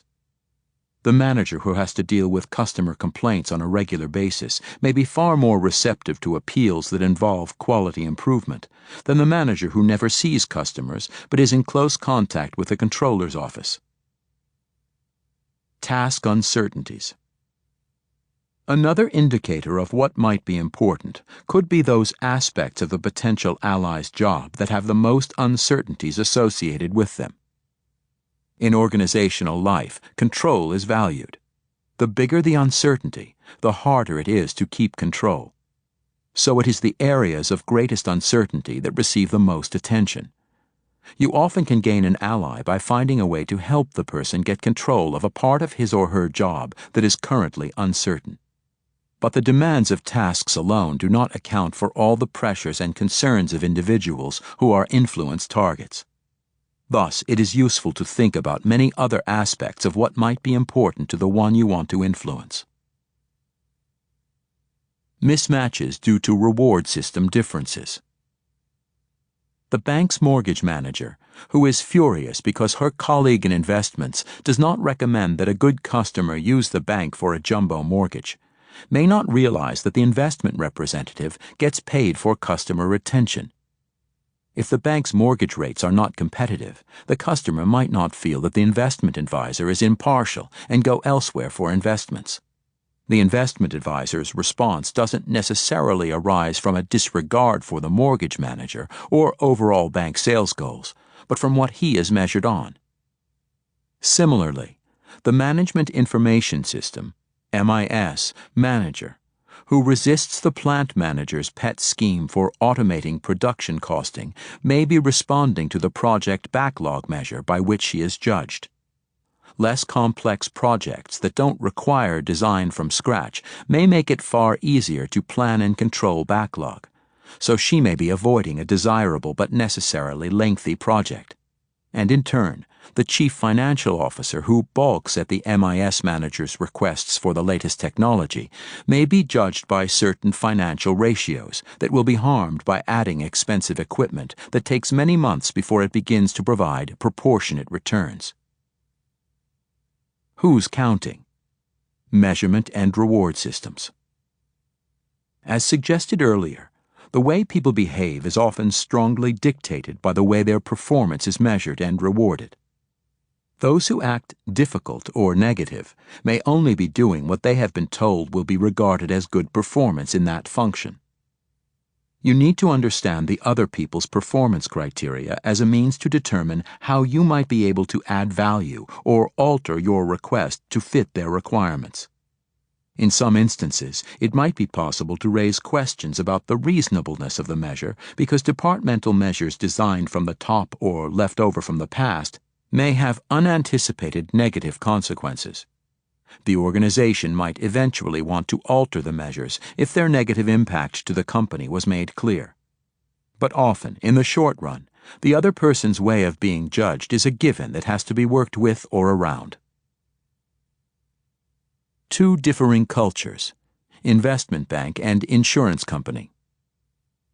People in investment banking, doing high-risk, high-gain deals, and insurance companies, aiming for low-risk, predictable returns, usually have a different view of how intense to be, how openly to talk about money and ambition, how to dress, how to treat colleagues, what kinds of expertise is respected, and so on.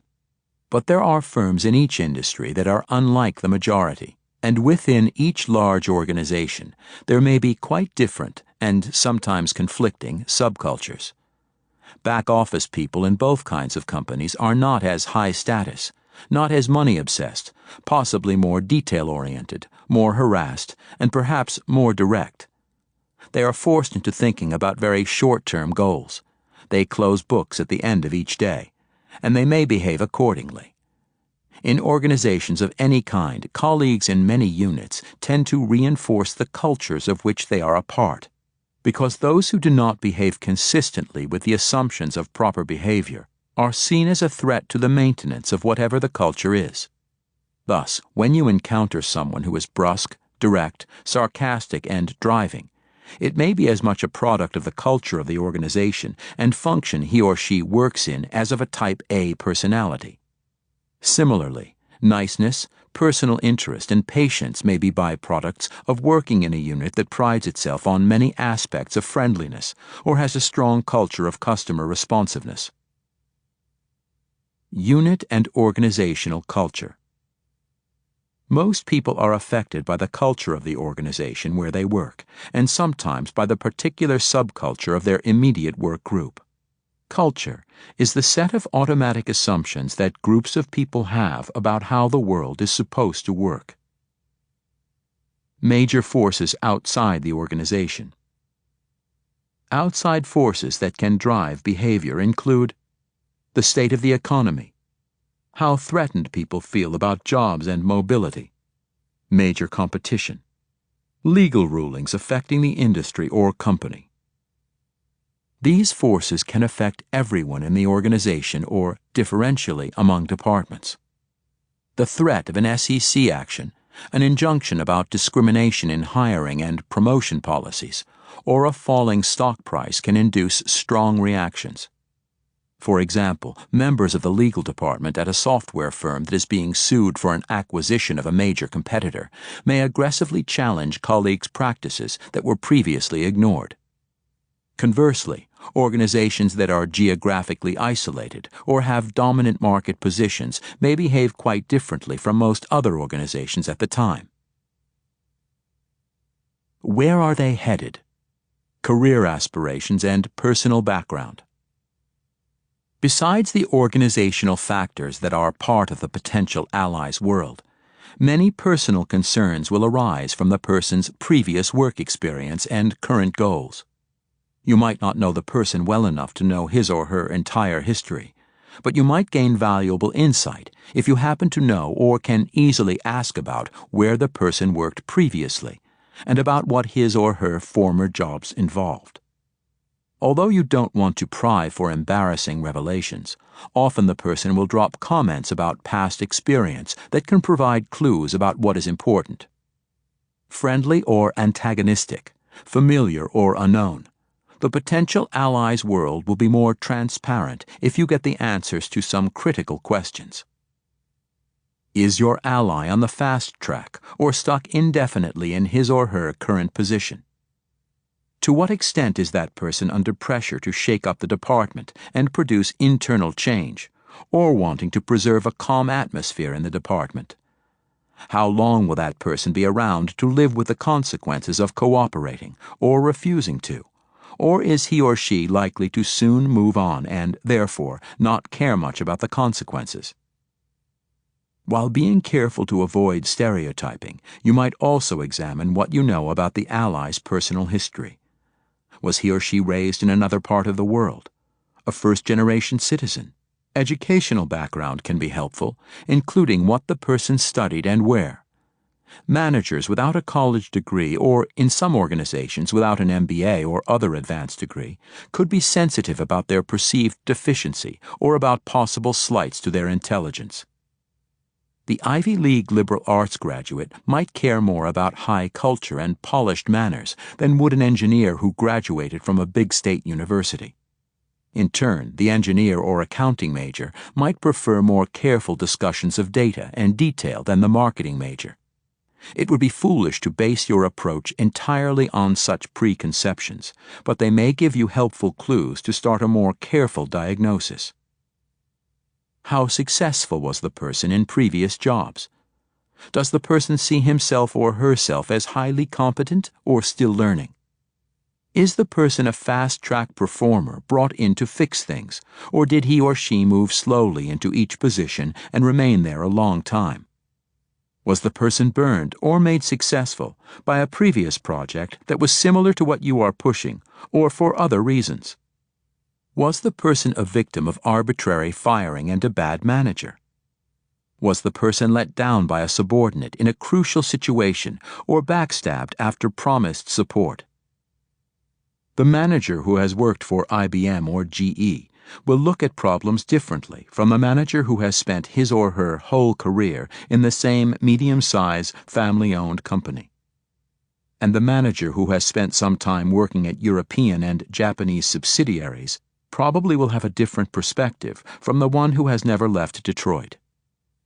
All of these situations will likely affect how the person will react to new ideas, major changes, or large projects versus more modest ones. Career backgrounds that make a difference.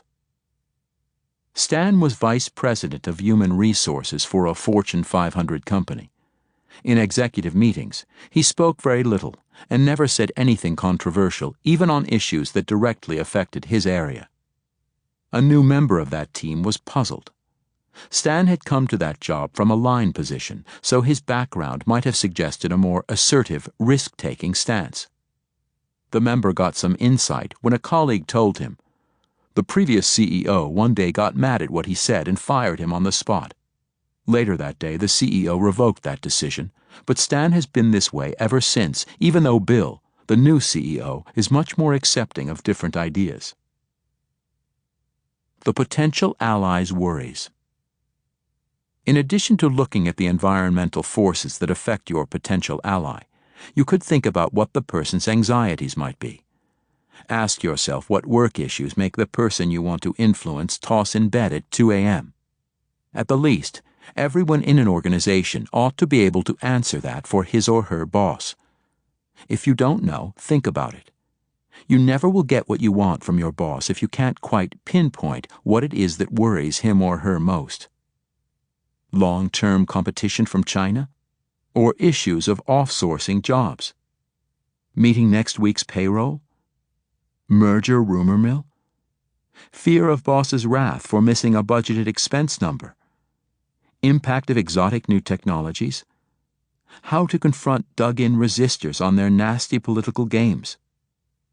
The answers to these and similar questions help determine your approach. How the potential ally defines the world. Although not always easy to detect from a distance, the potential ally's assumptions about key issues such as leadership, motivation, competition, or change, once known, help you determine what that individual values. Often, people have made lots of overt statements about such basic matters, so their views are known.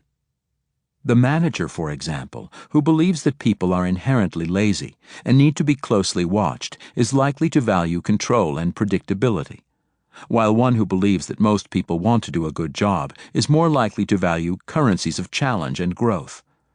The ally who believes that anything is negotiable operates quite differently from the one who holds fast to a few eternal truths, no matter what the situation. Gathering real-time data about the world of others. A warning first. All of the methods described, including directly asking, yield helpful information, but you have to be tentative in coming to firm conclusions before you act. Treat what you learn as working hypotheses that can be tested further, not as final conclusions that let you leap without looking. For anything you discover, ask how certain you are about the validity of this part of the other's world and how you could verify it. It is often in the direct act of influencing that you find out important new currencies of that person, so listen carefully. What did you say? Language as a clue to valued currencies. Because any argument or request is more likely to succeed if it is framed in the currency valued by the person you want to influence, any clues to important currencies will be useful. One of the best ways to rapidly learn currencies is to listen closely to the language the person uses. When you are tuned in, you will be amazed at how often and how repetitively people broadcast their currencies, what matters to them. Their choice of metaphors often can be revealing of their preoccupations. Does she use military and sports metaphors that are about battle, competition, and destroying the opposition? Does he use gardening metaphors, which show his concern for learning and development of the organization's talent? Does the person refer to everything in impersonal, mechanical terms, or use rich examples about people's foibles and accomplishments? Technically, the following two phrases about maintaining organizational change refer to the same thing, but the people who choose one or the other see the world differently. 1. I'm seeking a kind of interlocking gear to lock in each bit of progress and prevent reverting. 2. We need to capture people's hearts so they won't backslide. When a request for help is met immediately with an inquiry about who else will be involved, you know that political concerns are that person's currency. Another might ask directly, "What's in it for me?" which reveals concern for self and suggests that a blunt, direct response will probably work best. Yet another manager will respond with questions about how the request fits in with the company's mission, which indicates that person values corporate over personal goals, and perhaps will welcome the opportunity to be a good citizen. Expressed concerns as clues. It is remarkable how often the hopeful influencer will completely miss obvious clues to the potential ally's hot buttons. Many resistant allies telegraph their core currencies through the concerns that they raise. What I'd be worried about if we did that, or I don't think the finance people would buy it, or my concern here is. It is too easy to read these as signs of stubbornness and intractability, but they can also be heard as statements of what is important to the other person and, therefore, an invitation to further dialogue. Instead of asking exploratory questions that might reveal the currencies that they could be paid in, the listener argues, and that puts an end to hoped-for influence. The style of language used, metaphors, images, jargon, can be revealing, but tone and nonverbals also can be important clues to feelings and attitudes. Tuning into others' emotions is a communication skill you should practice because it is especially informative when trying to figure out what is important to a potential ally. Whether you just learn to soften your tone when your boss's neck gets red, or you watch for the widened eyes that indicate growing interest in the tack you are taking, careful attention to the nonverbal cues can help you determine which currencies to use and how to make your requests in language that will elicit the desired response. Being sensitive to nonverbal cues is easier said than done. Time and again in our management training workshops, we find participants eager to demonstrate how skilled they are in reading the concerns of others, but then they promptly get sucked right into selling their own views rather than trying to determine the allies' views. Other sources of data. Even when the person whose help you seek is a stranger, he or she may advertise so clearly that it is hard to miss what is important. Who hasn't encountered a fellow employee who manages to mention his or her high status, undergraduate college or MBA school within the first 5 minutes of conversation, no matter what the topic? It doesn't take great psychoanalytic insight to figure out that status is probably an important currency to that person.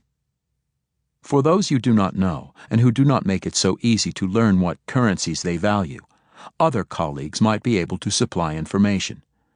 As a communications manager at a large computer company put it, when I have to approach someone I don't know, I ask someone who knows him what he's like, what he cares about, what his hot buttons are, what I should definitely not say. At the very least, I don't want to step on any landmines. With a bit of ingenuity, it is often possible to find someone you trust to be a helpful source. Selling own views and missing cues to others' currencies. Mark wants Rajesh to join a task force that can solve the problems that plague the company in recruiting top talent, and Rajesh responds by saying, "Oh sure, and spend hours going round and round about better working conditions, when we all know that top management will never agree to signing bonuses and stock awards." Mark, who has frequently heard Raj's claims about the power of monetary incentives, makes one feeble attempt to say how important the task is, then throws up his hands and walks away from what he sees as a money-obsessed engineer. As a result, he doesn't realize that Raj is sending important messages about how he prefers to get rapidly to decisions, his frustration about the difficulty of getting top management approval, possibly his skepticism about the others who are involved, as well as his belief about the power of money to overcome other objections. All of these currencies could be discussed, some accommodated or shown to be not applicable to this situation, if Mark were really listening and not preoccupied with his own challenge to get the right members for the task force he thinks is obviously important. Just ask directly. It isn't always easy to gain access to ask what a person values or has concerns about. And if the relationship is troubled already, it can feel too risky. But we do not want to slight the benefits of a direct approach. We later discuss how to overcome relationship problems that get in the way of direct inquiry, but consider the benefits of being willing to say to the person you want to influence, "I'd like to understand better the pressures you are under so that I can try to be helpful or at least not get in your way with what I am asking. Our areas are interdependent, and both of us could benefit if we could be of more help to each other." It is remarkable how much even a tough opponent will say in return, perhaps expecting that once you understand, you will go away. It is always possible that you might discover that the desired currencies are impossible for you to deliver on, but that is no worse than not knowing, and you might indeed be able to deliver. an extreme solution to understanding the world of important stakeholders, joining for a while. Christopher Panini is a marketing manager who works at a rapidly growing and aggressive Fortune 500 high-tech firm. He was told several times that he had to learn better to understand salespeople to be effective. In his words, here is what happened. I realized that in order to bring value to marketing, I would have to learn sales. So I interviewed for a transfer to a sales job and was suddenly in a new world. For 2.5 years, I was a hunter rep visiting client offices in Philadelphia, Baltimore, and Washington, D.C. My job was to track new customers down and poach business from our competitors. This meant cold calling executives during the dot-com boom, trying to deliver our value proposition to anyone who would listen. Part of the lifestyle as an account manager was winning people over, entertaining executives at dinner, playing golf with them, hosting them at special events, all to build a network of customer and partner relationships in everything that I did. This would be a wonderful way to function inside any organization. All of a sudden, I was being perceived at the company as someone that played a strategic role in the information infrastructures of my customers. I was learning as I went and winging it half the time. One day, I realized that I was no longer a marketing guy but a salesman. This realization happened after several of the following changes in my life occurred. Waking up in cold sweats, thinking about my looming and omnipresent quota, spending my first commission check on impulse purchases, scheduling the events of my personal life around each fiscal quarter, the first half-dozen deals that I lost before I won my first, trading my Japanese economy car in for a German sports sedan, my quota getting raised by management every time I was tracking to make it, daily 7 a.m. team meetings with my district manager, 2-hour territory inspections in front of a group of 20 managers who were looking for any hole they could find in my business plan, etc. Living these experiences made me truly understand the people that I was to support. These are funny and real, though a bit sad. When I returned to marketing, my opinions and perspective were suddenly validated by what I had learned in the sales organization. I was a different person. Just because it waddles and quacks like a duck doesn't mean it's a duck. The dangers of stereotyping. Sift through everything you hear and treat it only as clues, not as certain information. Be careful not to assume any one factor determines all currencies. People respond to many complex pressures. The actuary who cut his teeth on numbers may indeed prefer crisp statistical reports, but we have worked with high-level actuaries who are eloquent about the limits of numerical analysis and the need for intuition when making important decisions. We are not suggesting that it is necessary to compile a complete dossier on each potential ally you try to influence. Often, all you need are a few pieces of information to have a good idea of where you should focus. But the more difficult the situation, the more you would be wise to do a careful diagnosis. Barriers to acting on knowledge of the worlds of important stakeholders. There are several things that can get in the way of using the knowledge you gain from understanding the world of the person or group you want to influence. The negative attribution cycle. Having a difficult time getting the influence you desire can lead to a self-defeating cycle of negative attributions about the other person's intentions, motives, and even personality. Suppose you are met with resistance you think is unreasonable, and all of your efforts are shrugged off. Because it has been so unpleasant to deal with this person, you start to avoid any interaction. But you need to find some kind of explanation for why he is being so resistant.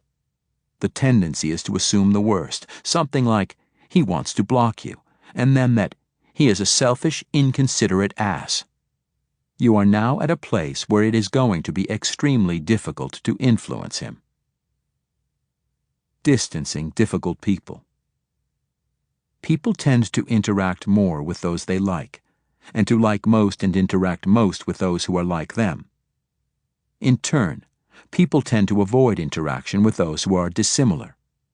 While this makes life more pleasant and predictable, Because it avoids the discomfort of trying to overcome unfamiliarity or belligerence, it tends to cut you off from information about someone whose help you may need. Thus, the very people about whom it is most important to discover their interests are the least likely to be understood. Difficult potential allies might well value currencies that make exchange possible, but it is difficult to know that if there is little contact or discussion. Assuming motives and intentions, the presumption of evil. One of the natural ways that people explain puzzling behavior of other people is to attribute to them motives that make sense of the behavior. They explain the behavior by assuming that it is driven by internal forces, rather than the kinds of organizational factors shown previously. When someone acts in a way you don't like, you tend to demonize that person and label him or her a jerk or worse. Although everyone does it, premature negative labeling makes it difficult to gain insight into the potential allies' currencies. And it never matters who started the negative attributions. Once begun, they often take on a life of their own. Learn to understand others. Don't be one of those who says, "He's so bright.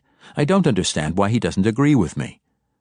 Pat Hillman, Chief Technology Officer, Fidelity Capital.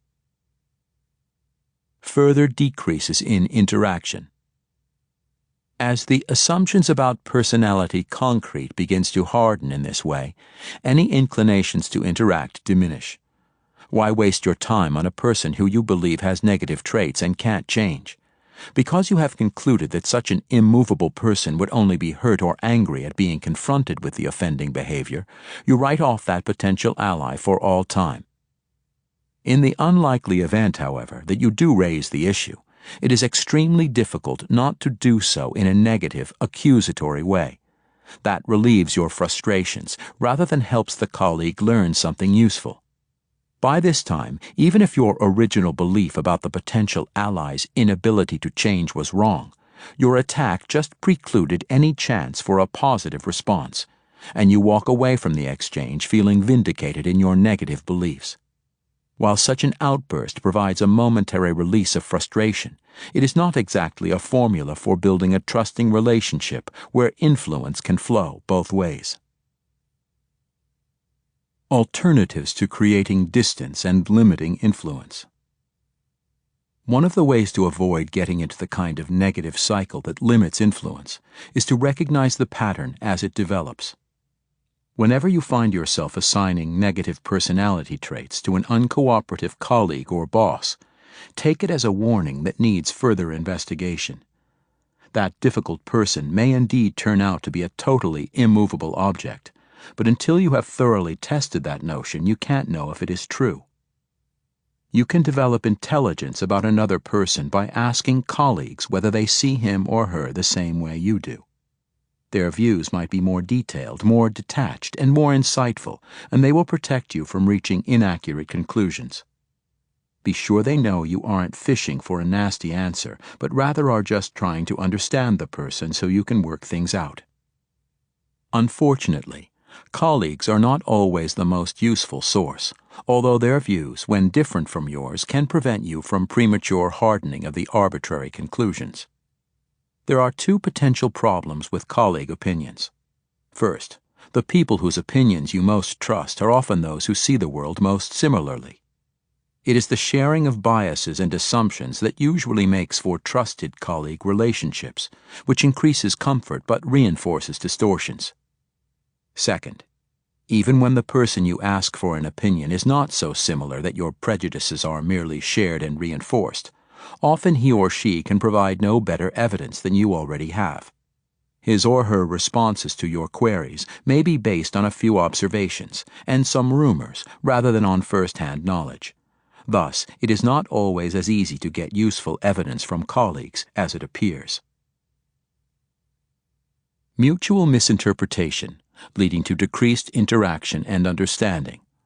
Oliver and Mark. For a sad and not so unusual example of a downward spiral, take the interaction we observed between Mark Buckley and Oliver Hansen. Mark had recently been promoted from within the company to the position of president of Vitacorp. the newly acquired life insurance subsidiary of property and casualty company Magnacomp. Soon after taking office, he became increasingly unhappy with the behavior of Oliver, the Magnacomp Group Vice President responsible for Vitacorp. Oliver, a meteoric star at Magnacomp but unfamiliar with life insurance, repeatedly went to Mark's subordinates for information. Mark found this maddening because, on the basis of these apparently casual conversations, Oliver would leap to conclusions and begin asking Mark annoying questions about the problems in Vitacorp. Because Oliver was unfamiliar with Vitacorp's operations, Mark found his questions always slightly askew. They seemed to reflect more about the politics of Magnacomp and the property and casualty business rather than the real problems facing Vitacorp. After several experiences like this, Mark decided to take action, but his indirect attempts to hint at the issue with Oliver were met with irritation. Oliver would mutter something about needing to have a feel for what was going on. Mark concluded that Oliver's meteoric rise must be due to the fact that Oliver was an inveterate meddler who wanted to get the dirt on everyone so that he could make himself look good.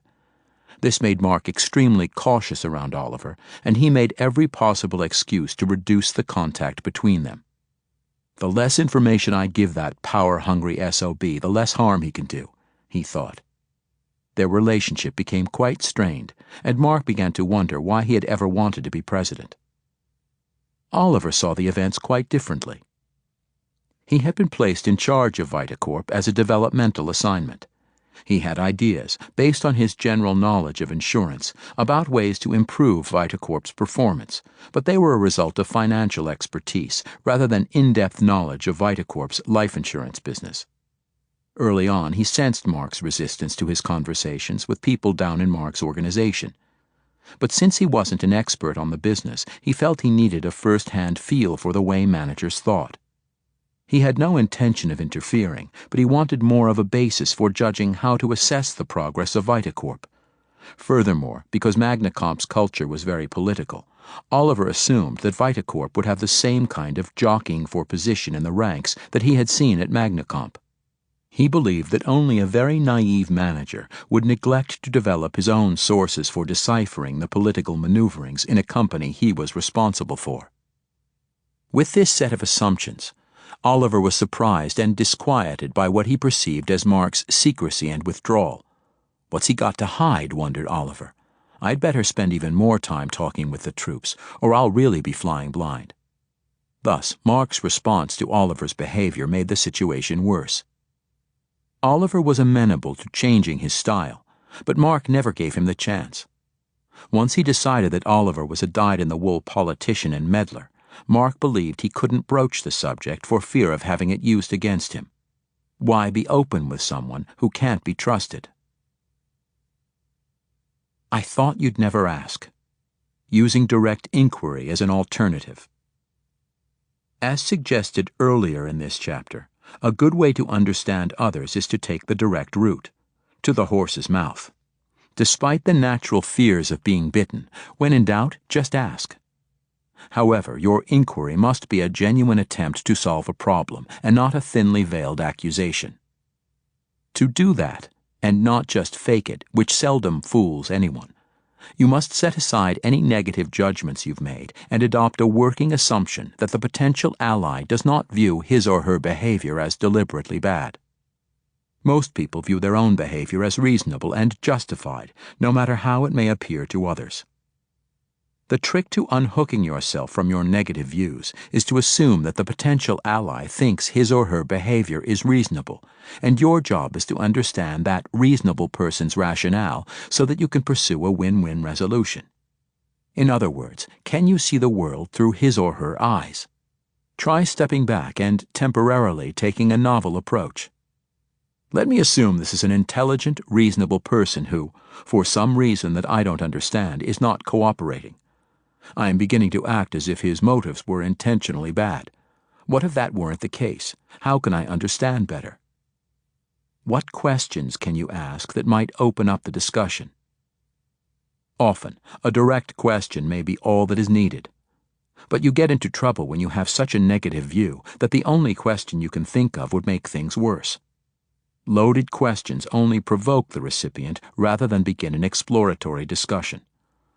Once you have reached a negative conclusion about someone, it is difficult to go back to neutral inquiry. Work on understanding an ally's world when you are still puzzled, rather than after you have tried and convicted the person in your mind. The benefits of asking. Despite the natural fear of openly admitting there is something you don't understand, especially to a person who you think might be out to get you, this kind of openness works well for several reasons. First, the potential ally is likely to be surprised by your genuine interest. Because people and organizations rarely bother to ask others exactly how they see the world, those asked are often grateful. They appreciate your willingness to show confusion and, in return, give you the information you need. Second, most people are grateful for the chance to tell their story, to explain themselves and their situation. This works, however, only if you are genuinely interested in what the other person has to say and aren't just going through the motions of using a technique you picked up in some book. It is odd that so many organizational members believe they can fool anyone when they want to, but nobody can successfully fool them. That leaves too many who are nobody's fools. In general, few are taken in by insincerity, so don't fake interest or confusion if you don't feel it, or can't drop the negative assumptions you've made. Finally, sincere, direct inquiry builds openness and trust into the relationship, which aids all future transactions. It is easy to get so caught up in influencing potential allies that you fail to learn from them. Asking what is important to them helps keep you in a more open, to-be-influenced posture, which increases their confidence in you. If you think you know the motive. Sometimes you are not at a complete loss as to what might be driving the reluctant ally, but you don't want to leap to the kinds of conclusions that will harden opposition. It is possible to test your intuition in an exploratory way. The more you value the relationship with the person you want to change, the harder it can be to say just what you want. Yet it often makes things worse to hold back, and it is an enormous relief to get issues out in the open. Often, the ally's irritating position seems far more reasonable when he or she explains it. Barriers to directness. What keeps people from reaching such mutually satisfying agreements in comparable situations? Why is it so difficult to ask directly what is ultimately crucial to know? If you can explore others' concerns and situations directly, then it is far easier to find exchange possibilities. Even when the relationship is not well developed, it can be useful to inquire. Why doesn't it happen more often? How to invite exploratory conversation with difficult or puzzling colleagues. Suppose you have a hunch that a potential ally is being pressured by his boss. Something about the way he seems to be constantly looking over his shoulder suggests that the boss's heavy hand is getting in the way. Could you say something like, "Casper, I have been puzzling about your hesitancy to back this project, especially since I think it has potential benefits for both our areas. I was wondering whether part of the problem is that you think Otto is going to climb all over you if you do anything that could affect your quarterly financials. Is that why we're having trouble connecting?" Even if your hunch is wrong, this kind of direct question is likely to serve as the opening for an interesting conversation. If your question comes across as genuine, it does not imply that a negative answer will confirm your conviction that he is a wimp, then, whatever his answer, you have created the likelihood of learning more. If he confirms your suspicion, then you can help him strategize about how to overcome his boss's concerns. And if he responds that his boss has nothing to do with it, consider that an invitation to ask what the problem really is. Another way to engage allies in direct discussion of their interests, concerns, or currencies is to look for what appear to be mixed messages. Does the person say one thing and do another, or say nice things but in a tone fraught with hostility? For example, your boss has been proclaiming that the future of the unit depends on people taking more initiative and being more entrepreneurial, but then she micromanages and requires that you get her approval for every small act. Instead of concluding that she is hypocritical, or that she means it but can't let go, and then give up trying, try a direct approach. For example, Linda, I'm really confused, and because my confusion is interfering with my ability to do what I think you want me to, I need to understand better what you really want. At our staff meetings, you have been stressing that you'd like us to take more initiative and do what needs to be done. But there are a number of things on which you still insist that I come to you for approval before I can go ahead. These seem to me to be places where I could take action in a responsible, enterprising way. Yet when I do, there isn't much latitude. Can we talk about this? Because it's puzzling. I could be more effective if we sorted this out. Accusation, not inquiry. Barriers get erected when the other person is not behaving as desired, and the first few approaches have not produced desired results. Then the negative conclusions begin to form, and they have amazing staying power. Future inquiries turn into statements with strong negative overtones, just as when a parent asks a child, "Why can't you keep your room clean?" Inquiry, laced with accusation, seldom produces useful information. Confusion between understanding and agreement. Although exploration is required when the other's behavior is not quite comprehensible, it is tempting to argue when the other person says something that isn't correct from your point of view. If you don't step in, the other person might come to incorrect conclusions or, heaven forbid, become convincing. The danger of really listening to anyone is that you might have to change your opinion, which is unsettling when you are trying to change his or hers. Nevertheless, it is possible to work at understanding without conveying agreement. The English language does not afford us the convenient "ah, so" of the Japanese, which means that the listener understands but takes no position on the matter. So we have to be more careful to make our position explicit. It can be helpful to say something like, "I don't think I see things the way you do, but if we are going to work well together, it's crucial for me to understand where you're coming from." If I'm silent, it doesn't mean I'm agreeing or disagreeing, just concentrating hard on understanding how you see this issue, or biting my tongue so I don't jump in to challenge you before I understand properly. Let me know if you think I'm not getting your views. The patience to work toward this kind of understanding can make it possible to find opportunities for exchange where at first there appeared to be none.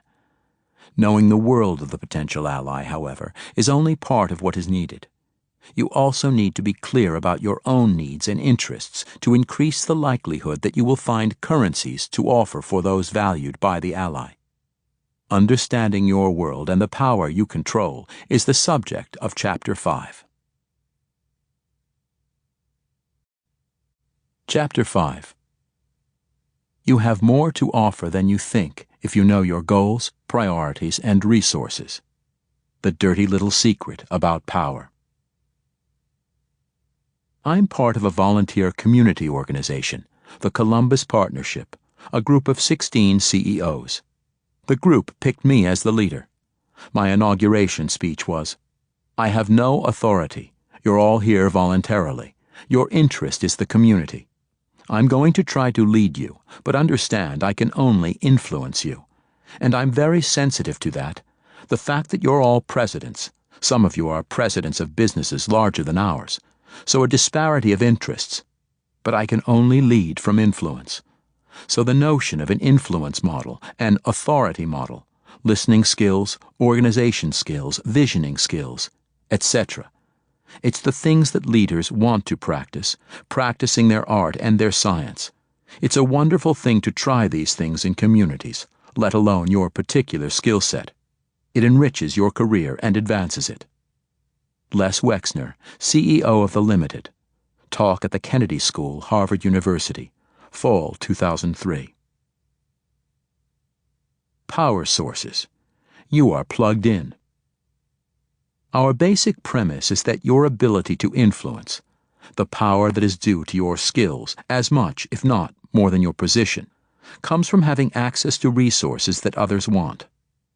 This works because you gain influence by engaging in mutually beneficial exchanges, and the more resources you can supply, the more influence you can get. This insight turns on its head the commonly held concept of what it takes to have influence. Too many people focus only on formal authority and believe that power rests in the ability to say no. Although taking a negative approach is sometimes necessary, overusing it can actually diminish influence.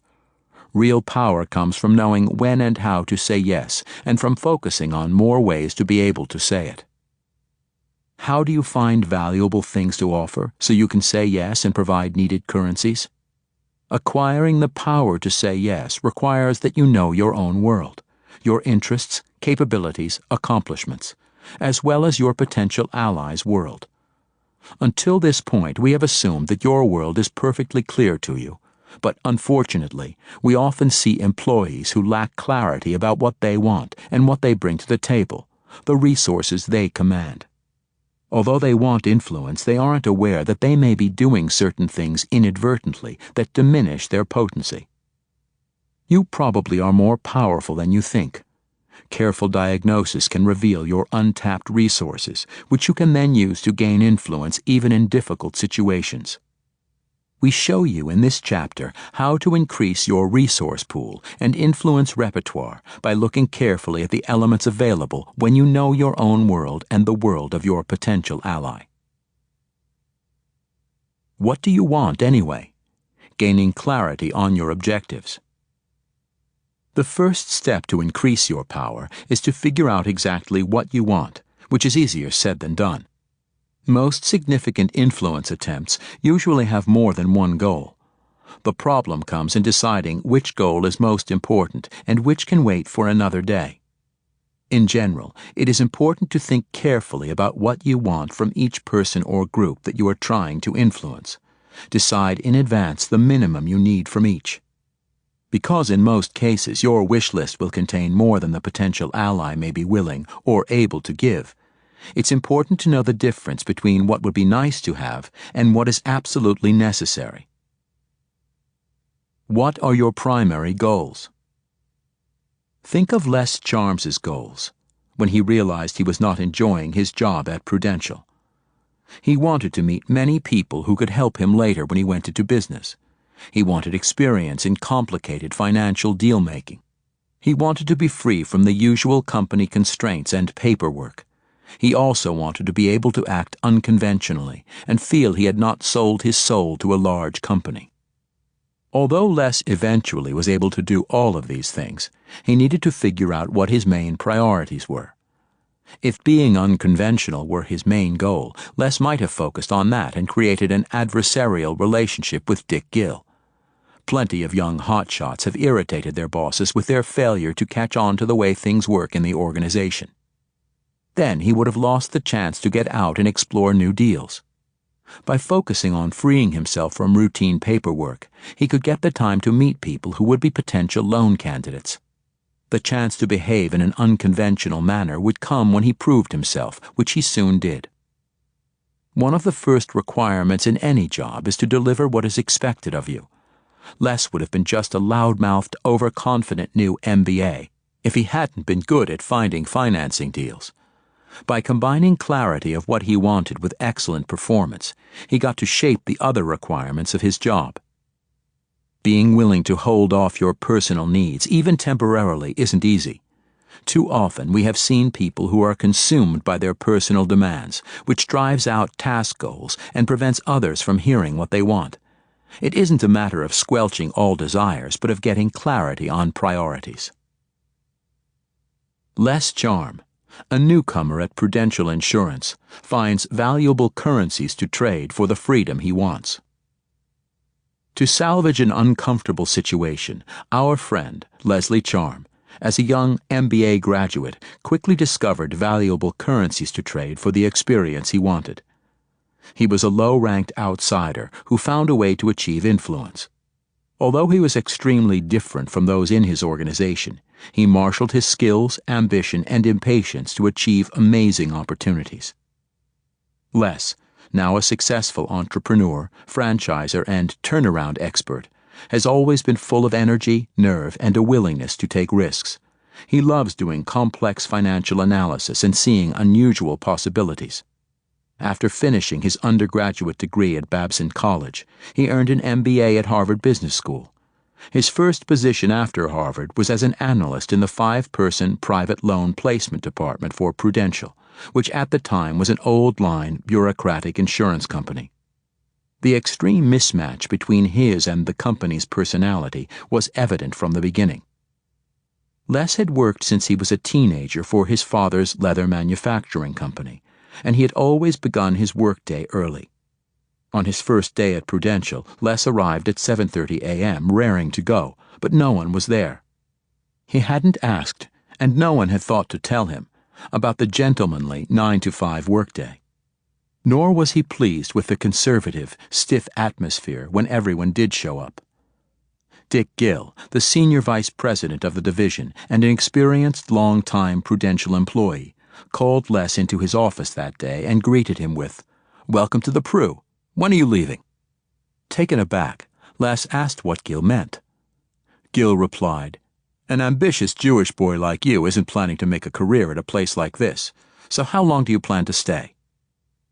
Taken by surprise, Les decided to meet honesty with honesty. "How long do you want?" he asked.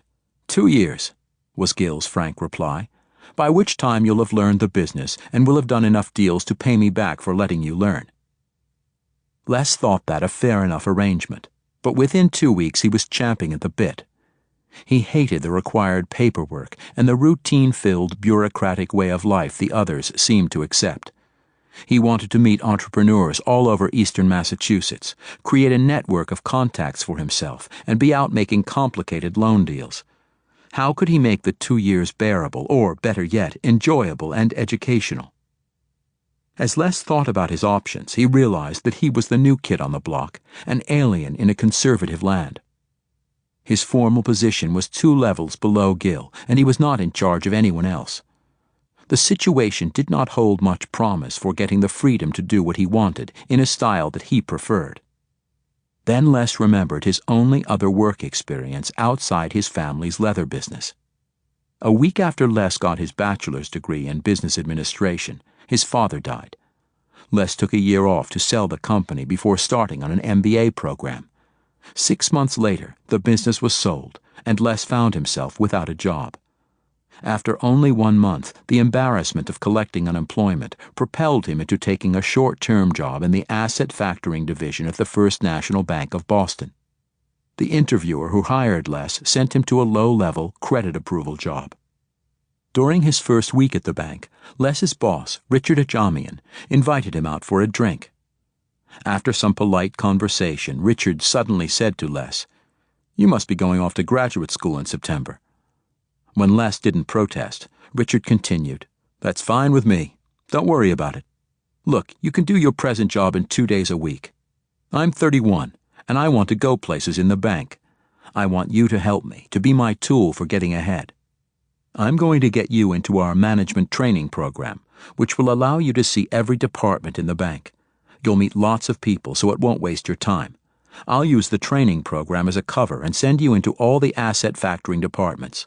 You'll look for every weakness in the system you can find and report back to me every week. That way I can strengthen the division and you'll find it more interesting." Les readily agreed, and, as an outsider without preconceptions and with a fresh viewpoint, he was able to spot big holes in the system then in use. Even better, he met many important people in the bank who served as useful connections in his later ventures. Best of all, Les learned that it was possible for people to initiate a negotiation for something desirable by offering a win-win proposition that appealed to the interests of the other party. The opportunities Richard Ajamian had provided at the bank could serve Les as a model to get where he wanted at Prudential. Although Les nominally reported to Dick Gill's subordinate at the Pru, Les's boss preferred to work on his own deals rather than supervise others. Les realized that Gill was the person to influence because he was the company's expert in bringing in new business. He reasoned that Gill might be interested in getting some help finding new accounts, especially the unusual deals that wouldn't ordinarily find their way to the company. If he could work out an arrangement with Gill, Les might free himself from the job constraints he found so irritating, meet all kinds of entrepreneurs and financiers, and in return provide valuable business to Gill's area. Because the department was small and it was easy to approach anyone in it directly, Les spoke to Gil. "Dick, I see you know everybody, but I'm betting you could use help in bringing in new deals. I'll do that for you, but only if you'll meet two conditions. Nobody tells me what hours to work, and you'll have someone take care of all the related paperwork, except for the actual deals. I don't want to face office bullshit and spend time filling out forms. If you do that, I'll bring in deals like none you've ever seen. If they look good to you, let me fight the battles upstairs to have them approved." Gil said he would support Les once Les's efforts proved successful. Until that time, Les was on his own. When Les said he understood the conditions, Gil agreed to the exchange. Les spent the next 5 years with Prudential, working the way he liked and producing the highest volume of loans in the division. Although he worked hard, he rarely appeared at the office and conformed not at all to the customary requirements. When he did show up, he was wearing a turtleneck. Then he'd casually saunter into the executive dining room for lunch. His expense account, which he used for wining and dining potential and not-so-potential clients, was always the highest in the office. And he delighted in tweaking Gil. One day he strolled in at 9 a.m. and answered Gil's, "What are you going to do today?" with, "Oh, I'm done for the day. I've already finished 2 deals." Even Les's eventual departure involved important exchanges. After 5 years, he went to Gil to tell him he was leaving. He didn't know exactly what he was going to do, but he was looking to start his own business. "Have I got a deal for you?" Gil replied. "Stay 5 more months, which will let you finish the big deal you're working on and give you time to train your replacement. In return, I'll give you an extra day off each month to do your own business. 1 day the first month, 2 the second, and so forth, at no loss of pay. I'll cover for you." Les agreed. Although this arrangement was not mentioned in the Prudential Policy Manual, both Les and Gil got what they wanted, and the company benefited. Personal factors that get in the way. At issue here, it's not just failure to separate out personal issues from the larger goal, but the problems that can arise from personal needs and desires blocking the ability to obtain influence. Consider the way that Carl Lutz defeated himself. The dangers of being out of touch with your own needs and skills. Carl was an information systems vice president in a large financial services company. He had steadily moved up through the organization and, being ambitious, coveted the post of senior vice president. He was shocked and upset when he was twice bypassed for that promotion. Although Carl was very bright, those who worked with him found him unpolished and single-minded, which made them suspicious of his ability to handle a job that called for considerable political finesse and personal sensitivity. Carl had little patience with the kind of delicate, indirect style used at the top echelons. He attacked those who used that kind of subtle style as always currying favor, being concerned with style, not substance, and failing to have the courage of their convictions. When Carl was passed over the first time, his boss tried to explain why he had not been selected. But Carl was so caught up in wanting status that he couldn't hear. He stubbornly insisted that he had been treated unfairly, and his loud, angry outburst only served to further convince others that he was impossible to work with. As a result of his inability to learn, Carl was eventually asked to leave. Even worse, his failure to think through his priorities prevented him from realizing that he really enjoyed complex technical tasks rather than management duties.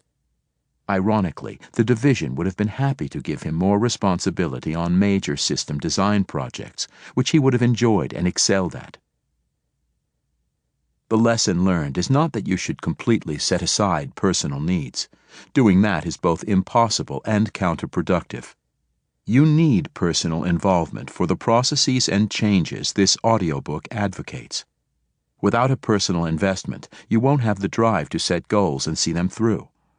Recognize your needs and accept them as legitimate, rather than drive them underground and beyond your conscious control. But don't be controlled by them. Decide deliberately how much to work on them directly, rather than let them be a byproduct of good performance.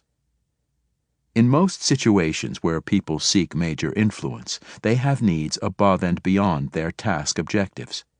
They may also need visibility for themselves or their department, association with the project as a way to make a name for myself, approval, or respect. These extra personal needs not only can provide the energy to stick through the rough spots, but also can serve the organization. To have the time to reach the loan objectives he had committed to, Les Charm, for example, needed more freedom from the usual bureaucratic demands, and more than the conventional autonomy. Achieving his objectives then justified his being granted that freedom. His personal needs dovetailed with his professional objectives and the true job requirements. By contrast, Carl Lutz's personal needs ranked higher than the job-related tasks, which produced the unnecessary conflict.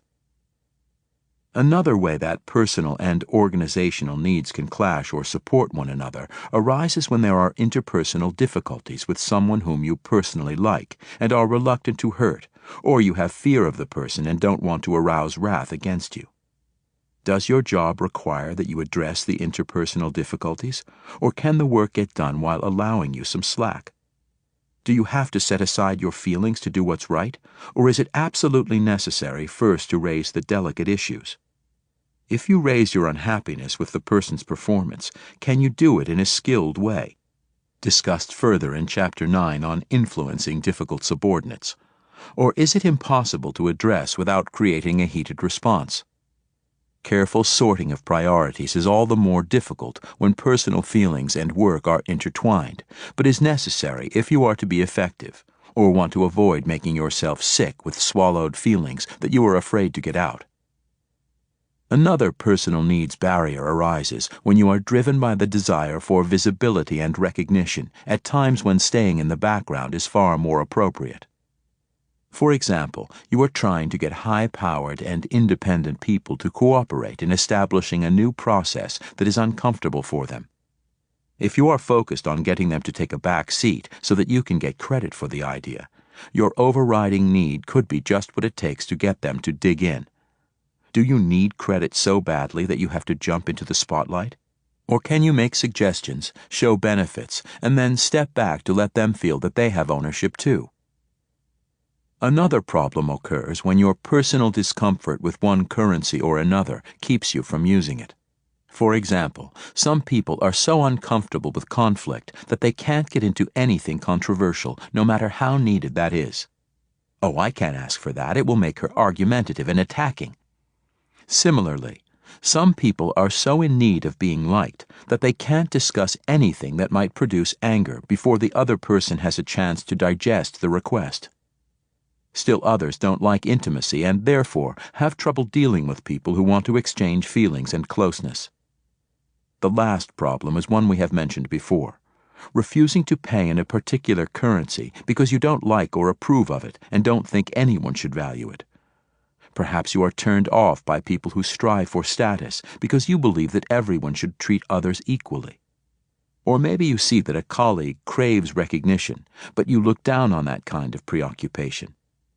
Perhaps it is those who want power and domination who get your blood boiling. But influence is about what you have to do to get cooperation, not about imposing your values on others. You are entitled to feel so strongly about some currencies that you refuse to pay in them even though it would get you the influence you want. You can choose to be right rather than effective. Just do it knowing the consequences. Be flexible about achieving goals. Even when they know their primary goals, people can lose influence by being too inflexible in the way they go about achieving them. Sometimes, people with an exciting idea and high commitment become more single-minded than is necessary. They lock in on a detailed vision they've created and ignore the variations that also could work. Thus, they miss the chance to get half a loaf, or sometimes an improved, though different loaf, through the adaptation of their allies' ideas. Research found that people who had carried out important changes from the middle of their organizations were both highly persistent and flexible. They stuck to the essence of the desired results they envisioned, but were open to change their approach as they dealt with the many stakeholders whose cooperation they needed. Occasionally, even the fundamental vision changed as encounters with reality brought to light new limits and possibilities, but more often, it was the details and pathways that changed while the vision remained intact. Les Charm, for example, knew that he wanted to start his own business, and he wanted the skills and contacts to do that. Initially, he thought he would work for Prudential for only 2 years, but he was clear that experience and connections were important, so he stayed more than 5 because he continued to learn and build his network. Adjust expectations of your role and your ally's role. People can limit their potential power and cut off options when they arbitrarily define the job boundaries between themselves and their potential allies. There are several reasons that conventional job descriptions overly constrain people. One is the changing world of work. The historical contract or exchange between organizations and individuals was, do your job and the company will take care of you. The emphasis was on staying within the lines and boxes of the organizational chart and not interfering with anyone else's carefully limited job. People now have to do more than what is listed in their job descriptions because no single set of rules can anticipate all the changes flowing by. As a result, it is now initiative rather than conformity that is required. Another reason people tend to overly constrain themselves reflects outmoded attitudes toward authority. It is one thing to step over the bounds in dealing with peers, but it is another in dealing with a superior who holds formal power over you. Also, traditionally, there has been an explicit exchange between boss and subordinate. Let me make the important decisions, and I, the wise boss, will do them right. Subordinates buy into this exchange because they can delegate the difficult issues upward. Who doesn't dream of the perfect boss? The manager who is considerate but doesn't forget the work, who can correct you without being harsh, and who is capable of giving autonomy without casting you adrift. But such a wise and omnipotent superior exists only in imagination, which leaves the hope-filled subordinate trapped in an organizational box. If bosses don't do what they're supposed to do, what can someone lower in the hierarchy possibly do? The benefit of loosening job definition boundaries. Arthur's boss, Theo Snelling, although competent in many ways, could never seem to get memos out. This meant that decisions weren't adequately communicated to the organization. Theo was European-born, unsure of his English, and insistent on composing the perfect message for which there was never enough time. Arthur felt more and more frustrated about this problem. Complaining to Theo resulted in apologies but no actions. Although memos weren't the most important issue in the department, they were an increasing annoyance. Arthur finally realized that he was locked into a too rigid view of roles. That's Theo's job, and he should be doing it. When he realized this, Arthur went to Theo and offered to draft the memos himself. For him, this was no great chore. This positive exchange resulted in multiple wins. Not only were the memos out quickly, helping reinforce departmental decisions, but also Arthur built credit with Theo that was drawn on later as support for controversial projects. You can influence even your boss. Although we offer a whole chapter, Chapter 8, on influencing your boss, we briefly explore the topic here as one key area where most people act less influentially than they could. Too often, they limit their focus to doing quality work on time or keeping their noses clean, and ignore the other vital currencies the boss needs. They too seldom do what Les Charm did, learn the boss's critical needs and then figure out how to meet them. When you are genuinely aligned with your boss's goals and interests, you can push hard for what you want. You can disagree with your boss and be praised for it. In most cases, delivering on what your boss needs can give you the opportunity to make demands, talk straight, and effect change. But just what do you have that your boss needs? What currencies do you command? Although every boss has particular interests that are unique, there are some universal currencies beyond those we mentioned in Chapter 3 that most bosses would be delighted to receive. Think of those you control. Currencies you control that are valuable to any boss. Performing above and beyond what is required is a traditional way of building credit with any boss, but it is still fundamental. When Les Charm asked to do work directly at finding unusual, profitable loan opportunities and then delivered, he was given extraordinary latitude by a manager who appreciated the results and was willing to bend the rules to accommodate a star performer who provided more than expected. Not having to worry about the subordinate's area, knowing he or she will deliver as Les Charm did when he found new customers. Knowing the subordinate will take into account political factors in the organization, which, living dangerously, Les Charm refused to do when he thumbed his nose at conventions of dress. Being able to rely on the subordinate as a sounding board, someone who makes sure the boss doesn't shoot himself or herself in the foot. Being able to rely on the subordinate as a source of information from other parts of the organization, as well as from below. Keeping the boss informed of problems. Making sure there are no surprises. Because so many people distort what they tell their bosses in the belief that bosses want to hear only what will please them, managers are always in the position of wanting and needing reliable information about what is going on in the company. The subordinate who proves to be a reliable source of information, who is good at anticipating others' reactions and can warn the manager about landmines, and who brings potential problems to the boss's attention, is likely to be valued and trusted.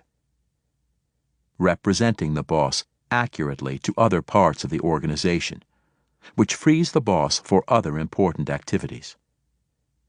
Being a source of creativity and new ideas.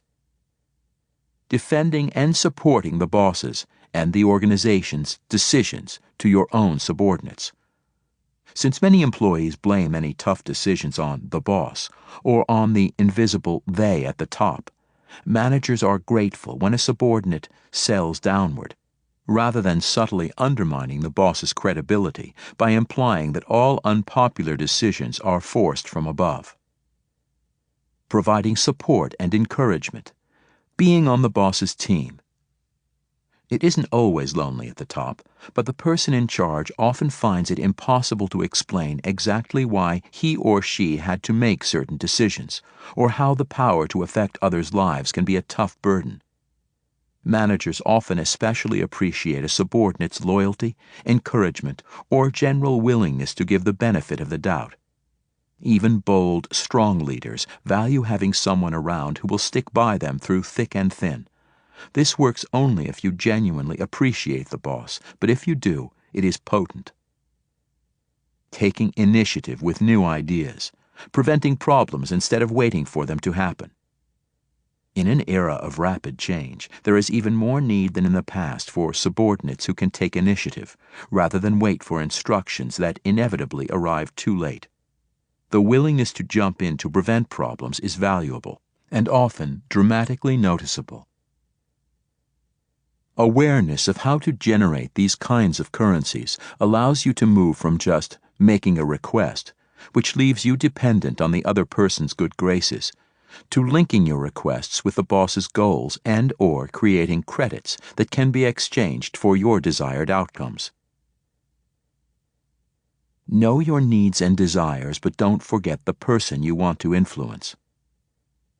In the first section of this chapter, we stressed the importance of knowing your own goals and gaining a clearer picture of what you need. While that is crucial, it serves only as the first step for dealing with the person you want to influence. Focusing only on what you want means that the change will be defined in terms of meeting your needs rather than the needs of the person you want to influence, which is less likely to be a successful strategy. If you see clearly what you want, and if these demands are reasonably within what others can deliver, you are free to focus on what they need from the transaction. Then, by examining what resources you command, you can decide how the exchange can meet their needs. Not being able to deliver a valuable currency is a formula for powerlessness. Self-traps, power outages in making exchanges. Not all difficulties in making exchanges are caused by the other person. You may be creating some of the problems yourself for several possible reasons. Reframing a personal need into a possible benefit to the boss.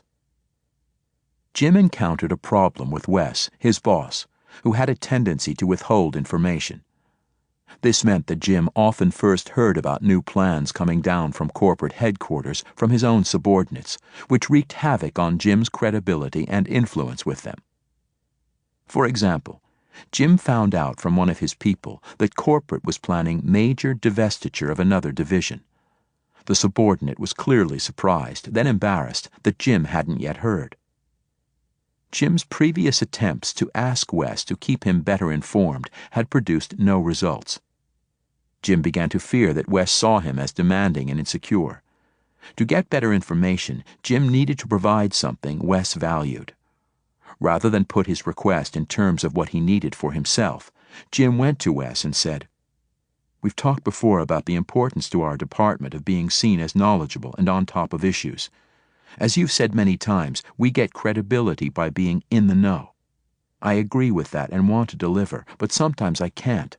When things are breaking and I don't hear from you, the department looks foolish. Could we set up a 10-minute meeting each Tuesday morning where you can quickly brief me on what's coming down the pike?" Phrasing his request in terms of Wes's and the organization's best interests rather than Jim's finally did the trick.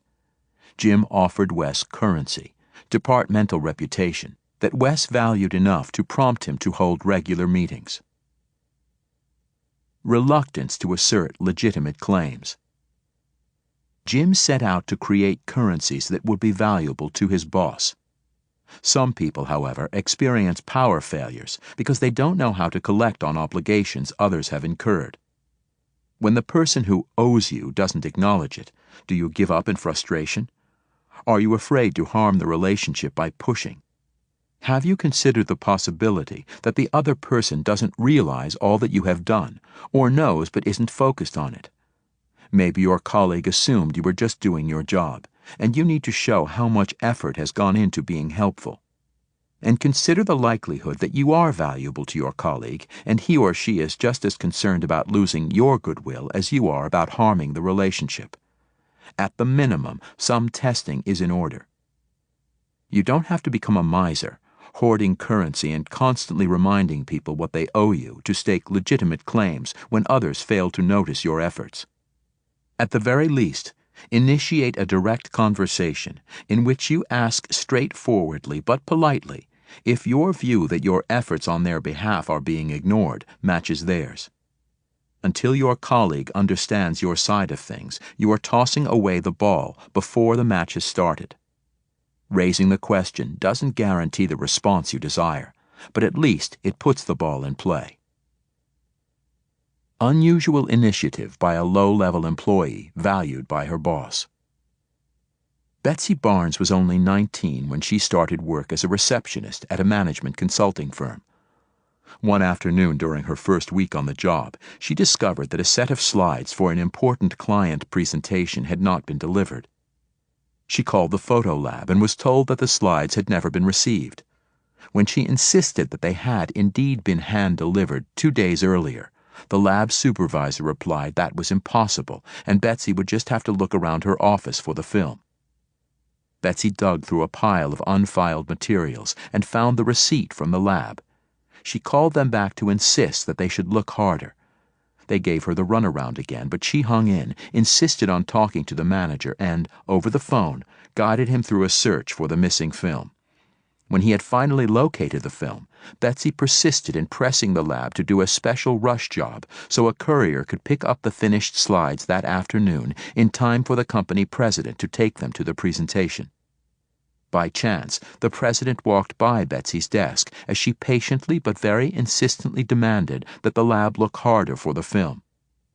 He was amazed that on her own, this new young employee was so conscientiously anticipating the disaster of not having the slides and making sure they would be ready.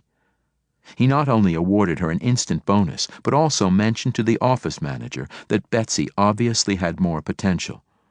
Within 2 months, she was promoted to a more responsible position, managing materials sales. In this situation, Betsy didn't consciously assess her boss's needs and fulfill them to get what she wanted, but that is how it worked out. Exchange need not be a conscious act for it to be operating and effective. Reluctance to demand what you need. A variation of failing to remind people of legitimate obligations is failing to make clear demands for your primary goals. This happens when you know you can't give orders and you expect the other person to be resistant, so you speak only indirectly about what you want. If your project is important and you are not doing it for your personal glory, but for true business reasons, you don't have to hold back and sound mealy-mouthed or try to back into your request. Just asserting that your cause is just may not be enough if you don't help others see how compliance gets them something desired, but requesting with confidence helps. Reluctance to collect debts. Sheila Sheldon, a curator of an important collection at a major art museum, complained that she accommodated many other department heads' needs, but they didn't respond well to her requests. I'm always going out of my way for people, lending staff members for projects, researching questions, or giving up storage space. But I can't bring myself to remind them when I want something. They should know. That's the least I can expect if they're good colleagues. Why can't they live up to their obligations? Sheila's model of influence and relationships depended solely on her colleagues' awareness of what she had done, its value to them, and their goodwill, any of which could be lacking. Did they realize how much she had inconvenienced herself for them? Did they think she was only doing her job? Did they find the usefulness of her gestures far more modest than she had thought? Had the fact that she always suffered in silence made them completely oblivious to her efforts and her need for reciprocity, or led them to believe she was happy to be self-sacrificing? Because she wouldn't raise the issue, she had no way of finding out. Knowing the appropriate currency, but being uncomfortable using it. Most people have some currencies they feel uncomfortable trading in. For one, it might be giving praise or appreciation, because that feels weak or insincere. For another person, it could be using vision out of discomfort with boldness and ambiguous future goals. Still another reverts to warmth, because everything else runs too much risk of rejection. If you have a territory that you always try to skirt, figure out how to overcome your aversion, or you will be far less influential than you could be. Practice with a trusted colleague or friend if needed. Knowing the appropriate currency, but not wanting to satisfy the other person. This problem arises when you have diagnosed what the other person or group would want, but can't stand the idea of giving it to them due to history or bad feelings about them. For example, we worked with a group of scientists who had to deal with government regulators, who were seen as much too intrusive and detail-minded. The scientists deduced that giving more information before it was requested would make the jobs of the regulators easier to do, and would probably make them less demanding. After all, it is their jobs to stay informed. But they hated the idea. They were so used to thinking of the regulators as the enemy that they had trouble cooperating, even though they knew it was in their own interests. Paying an attention seeker in recognition is another case where we have seen people balk. I know that if I gave more recognition, I would get more cooperation, but I can't stand the idea of helping that egomaniac get any glory. As we have said before, that is your choice, but make it a conscious decision, and don't complain if the cost is losing influence. Get your priorities straight. Monitor your self-awareness. To achieve all the power of which you are capable, you need to understand yourself as well as your potential ally. Use the following checklist to monitor your self-awareness. The questions on the checklist need careful attention if you are to be as powerful as possible. You will then have the capacity to gain influence by making successful exchanges. This should help you get the most from your influence capacities. Next, in Chapter 6, we discuss in greater depth how to acquire, build, and repair relationships needed for influence. Self-awareness checklist. What exactly are your task or project goals? which goals are of primary importance, and which can be set aside if necessary. What are your personal and career goals, and do they help or hinder task success? Are you using all available resources? Do you see the many potential currencies you can earn and have available to trade? Can you be collaborative or confrontational as needed? Are you willing to assert your legitimate claims for collection? Are you reluctant to use some currencies, even when they would work? Do you know what is stopping you? Chapter 6. Building Effective Relationships. The Art of Finding and Developing Your Allies. The stranger within my gate. He may be true and kind, but he does not talk my talk. I cannot feel his mind. I see the face and the eyes and the mouth, but not the soul behind. The men of my own stock, they may do ill or well, but they tell the lies I am wanted to. They are used to the lies I tell. And we do not need interpreters when we go to buy and sell. The men of my own stock, bitter bad they may be, but at least they hear the things I hear and see the things I see. And whatever I think of them and their likes, they think of the likes of me. Rudyard Kipling, The Stranger. Relationships matter. It's not difficult to build relationships with those you know well and with whom you share similar goals, values, and tastes. Their assumptions and ways of viewing the world are familiar. Their behavior, even when disagreeable, is predictable, and they can be influenced by known methods. But organizations are filled with people who are strangers, who view the world differently because they work for differing functions and managers, are a different sex, age, race, ethnicity, country of origin, or have different training and experiences, all resulting from the requirement to bring diverse expertise to bear on complex organizational problems. A wider range of people, backgrounds, and views is needed than in Kipling's time. Then, members of the British Administrative Services were trained to think like the Queen, so that they would know what to do when messages and instructions took too long to arrive in the colonies. And since they were recruited from the same narrow social class and shared the same blinders, they already had a running start toward cohesiveness and ease of dealing with one another. Current conditions require more effort to build effective relationships with the range of people whose cooperation is needed.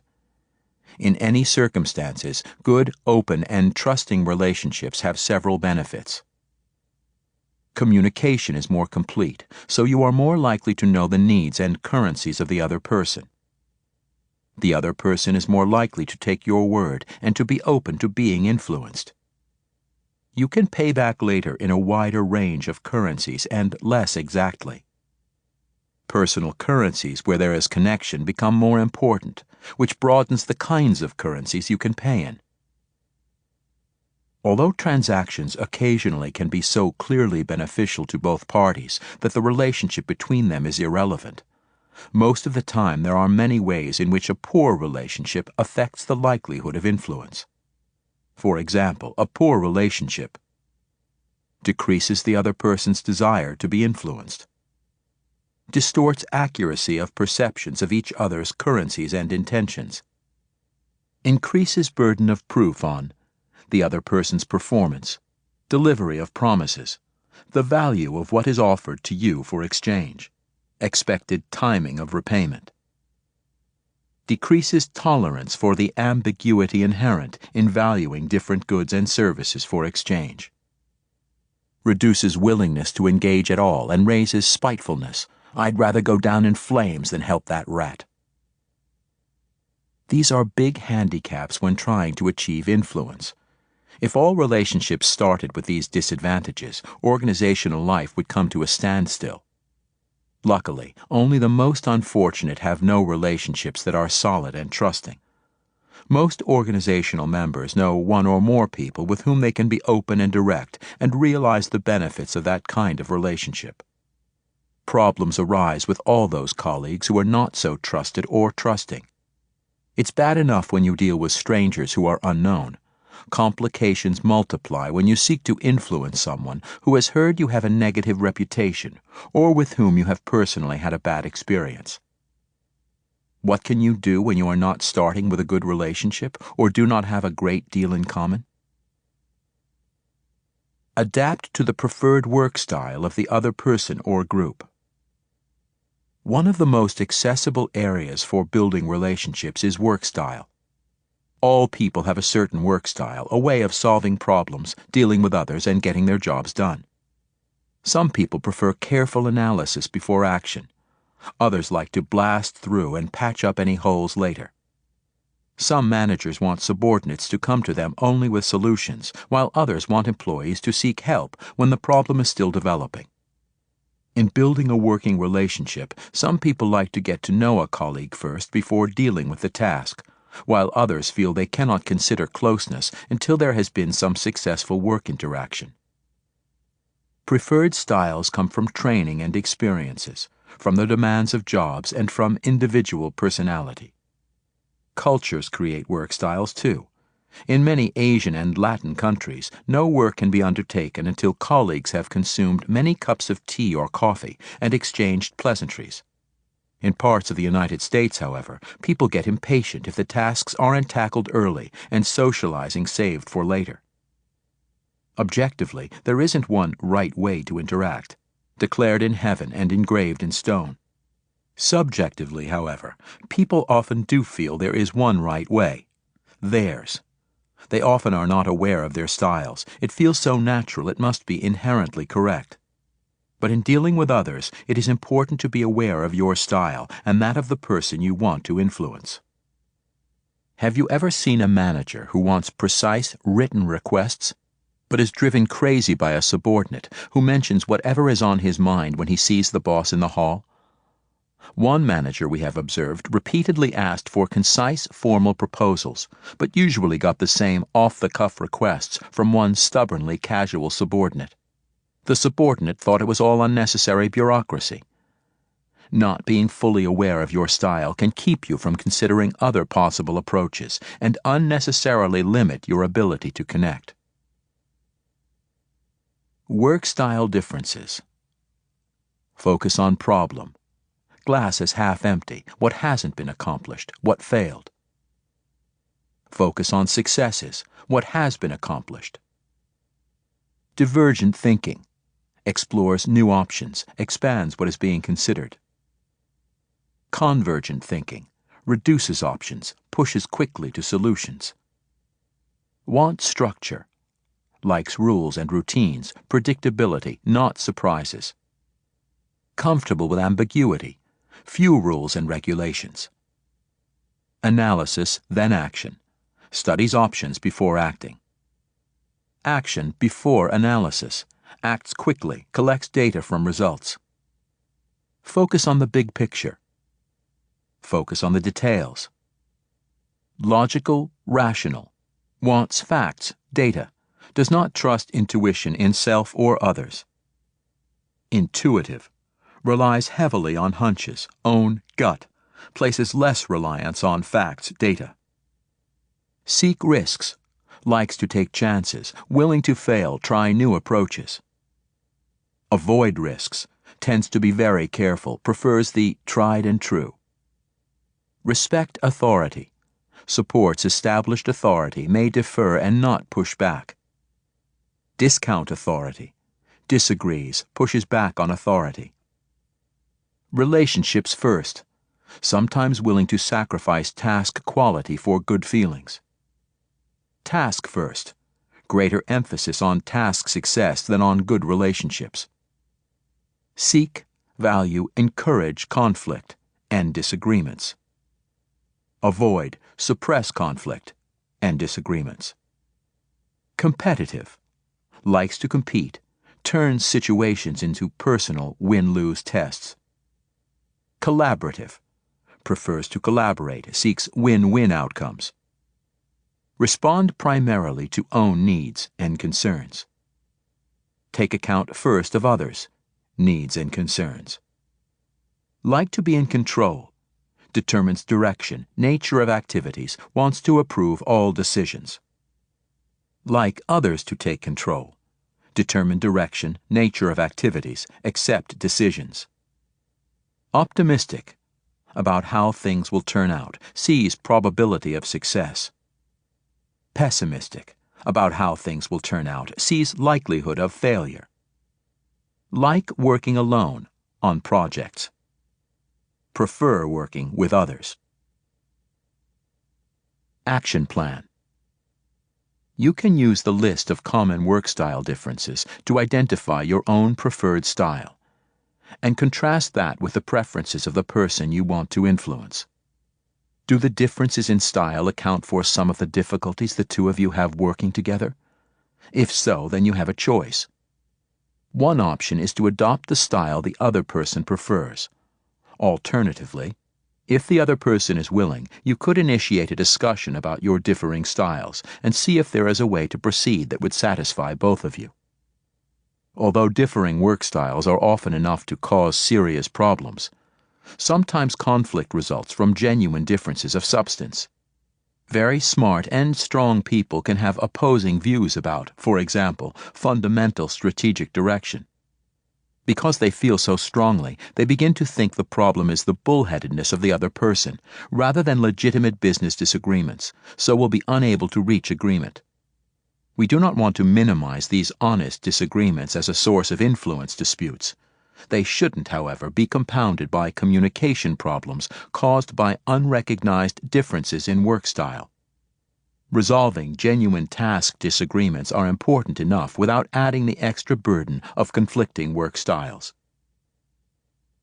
A complete mismatch of work styles and the negative consequences. Like a Greek tragedy, Jack Walters and Alexander Athanas played out that kind of mismatch to its unfortunate end. Jack had recently been named Vice President of Marketing. This was a lateral transfer from production, with the twin goals of broadening his experience and using his considerable skills in the crucial but underdeveloped marketing area. With his engineering training and production background, Jack was used to solving problems himself and taking them to his boss only when he was stuck. He liked things tidy and wanted to be on top of all issues. Alex, the company president, had come up through marketing. His experience and personal style made him comfortable with messy problems. He wanted to hear about difficulties when they first arose. He didn't necessarily have to solve every problem himself. He was amenable to a subordinate saying, after they had discussed the various options, "I hear your input and certainly will consider it carefully, but I want to handle this on my own." What Alex needed most was to be kept informed and to feel that he had been listened to. Jack's and Alex's opposite styles led to polarization, then suspicion, distrust, and even paranoia. When Alex was concerned about something, he would ask Jack if there were any problems. Jack would hear this as, "Any problems that you can't solve?" and say no. Alex would think that Jack was withholding information and probe even further. Jack would feel his competence was being questioned and become even more circumspect. From Jack's point of view, the problem was Alex. "Damn it," he thought, "he is paying me good money to be head of marketing. Why doesn't he let me manage? I guess he really wants to run marketing himself." Jack's failure to recognize the part that his own style played in this problem meant that the problem grew and grew, until the point that Alex saw Jack as not only disloyal but also sneaky and untrustworthy. The problem ended one day when Alex strode into Jack's office and fired him. For every season, increasing your work style repertoire. Although most people limit their power because of a too narrow definition of the range of currencies that they can deliver, they also can lose power by over-specializing in only one style of interaction. We have stressed the importance of an open and collaborative style in dealing with potential allies. Although usually the preferred style, especially with people who will be needed in future interactions, at times it becomes necessary to use distance, as the human resources manager found, or even confrontation and threat, carefully to set the stage for a mutual exchange. Doing this successfully requires more than a willingness to be tough, because threats with no resources behind them are empty and self-defeating. Your own skilled performance powerfully undergirds confrontation. You don't want to get into the position of barking a threat only to hear the snide retort, "Got a quarter? Call someone who gives a damn." The choice between a collaborative and confrontational style is only one set of alternatives for increasing your influence repertoire. Another set involves the time pressure for results. Chris Hammond was under external pressures that forced her to move quickly. However, Paul Wildgus was successful because of his willingness to be patient and his understanding of how to make potential opponents into allies. Unlike Chris Hammond, Paul Wildgus was patient and non-threatening, yet he did not let go of what he was certain would be a beneficial activity for the company. He stuck with it even when being attacked, and he found ways to talk about the program that appealed to the currencies of a hard-nosed cost-cutter. He focused on productivity increases, enthusiasm for work, and stronger ideas. In this way, he built a good relationship and created a new currency, helping other departments achieve better performance, that gave him something to trade with his peers. Manager who preferred close style learned more distant style to match new boss. We observed a warm, expressive human resources manager at Levi Strauss struggle to get along with a new boss, the marketing division general manager. Unlike her previous boss, with whom she had a close working relationship based on a shared vision of making the company a human, caring place, the new one was cool, numbers and bottom-line oriented, didn't easily make small talk to ease interactions, and preferred distance to closeness. The human resources manager, in contrast, liked working on unstructured, ambiguous problems face-to-face and informally. The harder she tried to get close, the more her new boss avoided her, which bugged her both personally and because she believed his style was wrong for the division's needs. After many frustrating brief encounters, she finally realized that sending him crisp memos got more response. She didn't like it and would have preferred a warmer, fuzzier style, but she found she could get a lot done. She chose effectiveness over personal comfort. Successful use of a confrontational style to gain influence. Chris Hammond told us she was forced to take tough actions because of the intransigence of her boss. Note the way she marshals resources and uses a confrontational style to achieve mutual gains. When I was a sales trainee, I knew that if I didn't make the Computex Sales Award, my career at Computex would be ended. Although they wouldn't fire me, I would just be a sales rep, twiddling my thumbs for however long I stayed. You have to make your numbers. So there I was, with a manager who had 20 items that he needed to make to achieve his budget by the end of the quarter, and who was trying to make sure that I didn't make the Computex Sales Award. Sales trainees aren't supposed to make the sales award, and if I did, then he should have promoted me to a sales representative. So I asked his secretary what budget numbers he needed. I wasn't being devious. I was really trying to support him. I wanted him to succeed because that was the only way I could succeed. But I had to do it with a power play because he wouldn't treat me seriously. I read the numbers and said to myself, okay, he can't make it in these 6 areas. As it so happened, I had an account that was going to make the numbers in 4 of those areas. Then I called up every single open lead on which no one had returned calls, identified the ones that were going to close in a month, and found 15 accounts.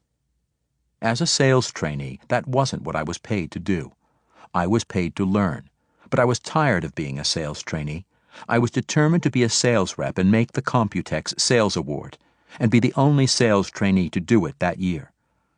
Furthermore, my manager had a fair-haired boy, the only sales rep he had personally hired, whom he wanted to make the sales award. My manager reasoned that if I made the sales award and was leaving on July 1 to take a job at corporate headquarters, I should give 50% of anything I booked to the sales rep. I told my manager that I didn't think that was fair unless he was willing to give me 50% of all the sales rep's bookings, since I had done a considerable amount of work and could document it on 2 large banking orders. I was being asked to give the rep a split so that he could make the sales award, and I was getting nothing for it. A key link in my strategy was knowing that exposing my manager would not be advantageous for either the manager or the sales rep. I went to the district manager and asked whether I would make the sales award if I closed such and such accounts. He said yes. So I said, "That is not what my manager told me. I would have to give 50% to the sales representative." The district manager asked why, and when I answered, he looked at me in total disbelief. I explained that I didn't think it was fair that the sales rep should make the award on behalf of my efforts, and if that was the case, the company would not get any of the business I had found. I would leave the company today, take my vacation pay, and go. The district manager said to go back and talk to my manager. What none of them knew was that I already had the bookings in my drawer. I could make good on any deal I worked with them, and I knew what they needed to make their numbers look good to their bosses. There were 2 weeks left in the quarter, and my manager was scared now because he wasn't going to make his numbers. I said to him, "I have a problem. I really want to go back to headquarters and I need your help. I need to make the sales award. You know that and I know that. I can't go back to corporate as a turkey who hasn't succeeded in making the sales award. I believe I've put forth the sales effort required to do that. I also believe I should go back as a sales rep. I believe I've earned that. I think I can make the budget numbers for you, and I can bring in these 2 accounts. All that I need from you is the assurance that I will receive the Computex Sales Award if I do it. Otherwise, I'm not going to work another day." He looked at me and finally said, "If you get those orders in, you can make the sales award, and yes, if you bring in that business, then you're more than qualified to be a sales rep." He never thought I could get the orders. I walked into his office with them 2 days later. What motivated me for the most part was realizing that they were not taking me seriously or paying attention to how many accounts were closed as a result of my efforts. I also wanted them to know that I was fully aware of their attempt to use me. That kind of approach is a very strong power play and a high-risk strategy, but if you succeed, you are given much more respect and higher levels of managerial credibility. Chris followed a high-risk strategy that could have backfired at any of several junctures. In some companies, going over her boss's head to the district manager would have been seen as inappropriate, insubordinate, and possibly even grounds for dismissal. The sales manager she cornered might have retaliated by refusing to recommend her for promotion to sales rep or by spreading negative rumors to others in the organization with whom she would be dealing in the future. Further, she might have made a permanent enemy of the sales rep who had been promised credit for her work. These are all the potential costs to take into account before selecting such a strategy. Nevertheless, when faced with a situation in which she believed there was little left to lose and everything to gain, Chris correctly diagnosed her boss's most valued currency, his sales quota, stressed the currencies she commanded or could command, sales to customers not yet approached by anyone at Computex, her boss's reputation with the district manager, and made an exchange that got her what she wanted, helped her boss, and was good for the company. She was not insensitive to the organizational culture. Managers at Computex are valued for playing exactly that kind of guts ball, and Chris has continued to do well there. Turning an attack into support with a collaborative, patient style at Audiobook. Paul Weigus was head of a specially formed learning and training department at global spirits company Audiobook. Paul was supposed to find a way to transform stodgy thinking into greater creativity among managers. Despite this mandate from the CEO to stimulate dramatic change, or perhaps because of it, after 2 years of success, there were still many skeptics who didn't see the value in what Paul's group was doing. For example, a senior executive in the internal audit department, David, called Paul in to chew him out for what David considered unnecessary expenses. Paul could easily have become defensive. Instead, he responded in a friendly, collegial way and sold his program in terms David cared about. He explained how the trainers helped trainees align their attitudes and values with the company's strategy. "You wouldn't believe the changes, David," he said enthusiastically. People come out of these workshops feeling so much more excited about their work. They find more meaning and purpose in it, and as a consequence are happier and much more productive. They call in sick less often. They come to work earlier in the morning, and the ideas they produce are much stronger. This helped David understand the benefits from the program, which was adopted and became a key part in positively transforming internal audit. David became a strong supporter of Paul's work. Other approaches when the relationship is bad, yet needs to improve. What else can you do if trying to match work style is not enough? Whatever the source of relationship problems, past battles with the person, bad blood between your departments, incompatible personal tastes, or general distrust of strangers, the challenge you face is how to turn difficult people into working allies. How do you lay the important groundwork that will help improve the working relationship? The goal is not to build intimacy, where magically your bitterest enemy is converted into your best friend. Remember, the nature of alliance is for both sides to accept that they may have very different objectives and styles, but can find some common ground on which to conduct limited, mutually beneficial transactions. Although friendships sometimes grow as a byproduct of getting past old wounds and doing business with each other, the goal is only to create working relationships satisfactory enough to get tasks done to help the organization. There are 3 areas to focus on. 1. Check your own attitudes and behavior. What are you causing? 2. Make sure you have assessed the causes of the other person's behavior. Do you know their world? 3. Alter your strategy for working on the relationship or task. Are you part of the problem? As maddening as it can be to deal with someone who isn't relating to you as you would wish, and as easy as it is to blame the other person for the difficulties, you need to examine your own attitudes and behavior. Have you prematurely written the other person off, making it impossible to see how to approach?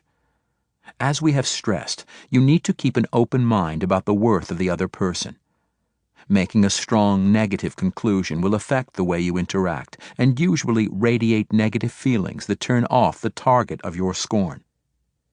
Problems usually arise because mistrust has entered the relationship, or because one person assumes the other's behavior is caused by bad motives. When that happens, the natural tendency to avoid the mistrusted person reduces the very contact that might inject new, more favorable data into the relationship. The absence of favorable data then becomes a fertile breeding ground for more mistrust and negative assumptions, and so on in a vicious negative cycle. Somehow, the cycle must be broken. A related problem is that once you make a judgment about someone, it is very human to see only evidence that you are right and ignore everything else. People see what they expect to see and feel vindicated by the proof that they were right. You need to monitor yourself closely to be sure that you are not so caught up in self-justification that you prevent improvement in the relationship. In addition to the problem of locked-in perception, pay attention to the possibility that you are provoking the very behavior that you don't like in the other person. We say more about this later, but don't overlook that possibility in the meantime. Assess the world of the other person to understand the causes of the offending behavior. If you have read Chapter 4, you know that we advocate looking as closely as you can at the organizational situation of the other person. Doing so helps you not only determine the other person's likely currencies, but also understand more about the causes behind the behavior in question. The better you understand what is driving the behavior, the more patient and sympathetic you are likely to be. Instead of feeling indignant, you may be able to feel sympathy or empathy, and use that to make a positive connection. Knowing the causes of behavior does not excuse bad behavior, and you are certainly entitled to be disapproving, but that doesn't usually help make a better connection. Choosing a task or relationship-centered improvement strategy. If you have checked your own behavior and attitudes and made an effort to understand what is driving the other person, yet still need to work on improving the relationship, there are 3 general approaches. 1. insofar as there is something that you are doing, not providing information, using an incompatible work style, etc., you could modify your own behavior. 2. You could discuss directly the nature of your relationship. Would just talking about the difficulties clear the air? Or does there have to be a modification of both of your styles? Another form of exchange. 3. You might want to grit your teeth, plow ahead, and just work on the task. This can be more challenging, so we need to explore the pros and cons of this third approach. Downplay personal feelings and start to work. Perhaps the most common attempt to fix poor relationships is to overlook feelings and concentrate on working together at some tasks. Successful joint accomplishment can improve trust and foster a better relationship.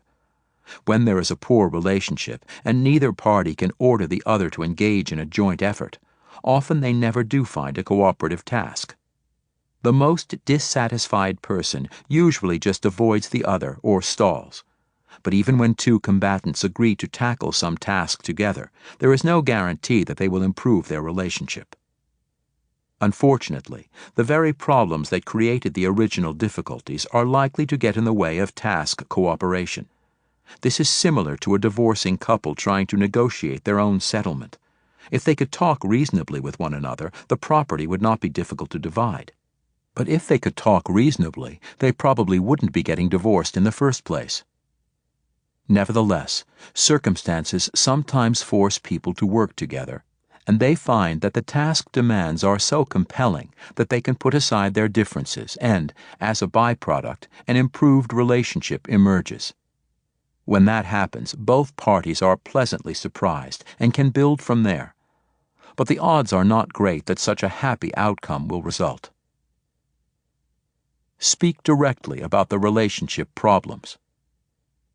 If, by their nature, poor relationships depend for continuation on reduced contact, the obvious solution is to increase the amount of contact and make a direct attempt to patch the difficulties.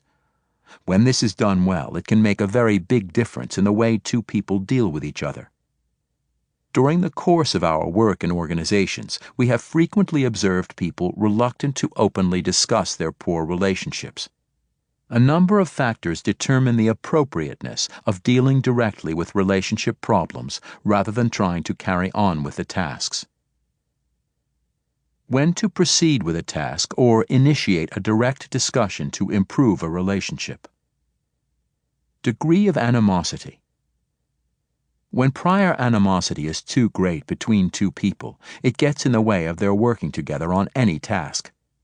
The feelings bubble to the surface at the slightest provocation and drive out real work.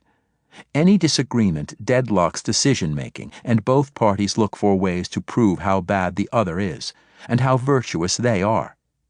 When animosity is moderate, the pull of a difficult task may carry both parties past their feelings. They get interested, and the work proceeds despite the reservations of each about the other. How difficult is it to work despite bad feelings? Impact of success on feelings.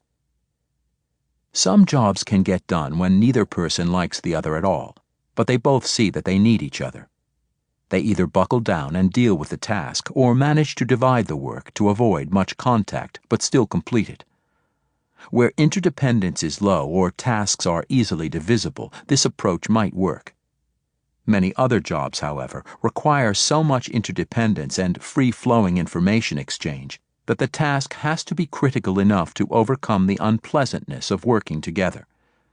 If it is impossible to get the work done, to make any exchanges because of bad feelings, then it will be necessary to work on repairing the relationship first. Ironically, if somehow a good job is done, both parties may come to feel better about each other. Despite the conventional wisdom that liking produces successful teamwork, the opposite is more often true. Winning teams end up liking their teammates. Losers look bad to each other. That doesn't always happen, but one good cure for a poor relationship is doing a good job together. Degree of explicitness approved by the culture. Degree welcomed by an ally. An increasing number of company cultures foster an open style, and encourage the confronting of differences of all kinds, task and interpersonal. Members are expected to let one another know what is on their minds, and anyone who doesn't speak up is considered to be weak and unduly constrained. When someone is unhappy with what a colleague or boss has done or said, he or she takes a direct approach, face to face, using as much heat as is felt. Such organizations are generally expressive and animated. Problems are settled quickly and everyone moves on to the next issues. There is often a special name for sessions where people take each other on, such as confrontation meetings, heart-to-hearts, offline meetings, green light sessions, shootouts, come-to-Jesus meetings, or shirt-sleeve seminars. For example, Intel, Microsoft, and General Electric all have this kind of directness. Although occasionally such direct discussion can turn harsh and create defensiveness, its frequency and familiarity usually allows for self-correction. Unfortunately, an open, direct culture is less common than cultures that discourage straight talk.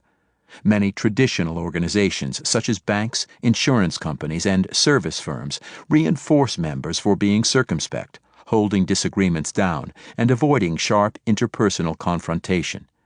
In these kinds of cultures, disagreements are managed so as not to be embarrassing, and it is considered bad form to speak directly to a colleague about your relationship. Thus, even those who would be personally inclined to talk straight learn not to do so. They may learn to send subtly encoded messages that protect the receiver and allow denial by the sender. Because interpersonal communication is difficult under the best of circumstances, great distortions arise with no direct way to correct them. Fit between styles. Earlier in the chapter, we discussed how matching your work style to the style of your colleague can increase effectiveness. But the way your work style interacts with the style of your potential ally is also an important factor in determining whether to directly address the relationship. Some people are skilled at raising relationship issues, while others are ham-handed and immediately manage to insult the person with whom they are trying to patch things up. Some allies welcome a direct discussion about relationships, while others are too shy or uncomfortable to participate in open discussion of differences. And, as a further difficulty, not everyone is good at figuring out what the other person really prefers. Often, he or she assumes reluctance when there is eagerness, or assumes eagerness when there is great reticence. Les Charm, the entrepreneurial MBA you met in Chapter 5, used a very direct approach to create the kind of working relationship he wanted. He was fortunate because the division head he negotiated with was a deal-maker by profession, so Les's directness was appreciated. Imagine Les Charm trying to talk that way with a circumspect and rule-bound auditor. He would have been, perhaps politely, shown the door. Your objective should be to size up what your colleague will receive well, and use that if it fits your inclinations. If you can't get a good read ahead of time on his or her willingness, you could try broaching the subject tentatively and assess the response. Raising it in this fashion can allow you to retreat without causing further damage if you find yourself meeting strong resistance. Fears of direct discussion of relationship problems. There are many reasons other than the listener's resistance that people are reluctant to raise relationship problems directly with a difficult ally. Concern about hurting the other, fear of retaliation, worries about possible embarrassment in future dealings, fear that the initiator is really the one at fault and will be told that in no uncertain terms, or just plain dislike of unpleasant encounters are all reasons we frequently hear. The question you must answer is whether the potential pain caused by an attempt to tell the ally your concerns is worse than the very real and present pain of continuing on in an unsatisfactory way. In general, we believe that the actual confrontation is seldom as bad as anticipated. Therefore, we encourage directness, but only with the kind of skill you can learn in this book, of course. There is risk in putting everything on the table, but there are also risks in letting tension, mistrust, and animosity build. Unaddressed relationship issues have a way of exploding at the most awkward moments possible, Just because the risk of doing nothing is not immediately visible does not mean that it isn't just as real as the risk you take when you confront the problem. Furthermore, dealing directly with such problems tends to create faster and more complete resolution. Thus, for the remainder of this chapter, we demonstrate how to manage and minimize risk when you tackle problems in your relationships with your boss and colleagues. Using exchange principles to address relationship problems.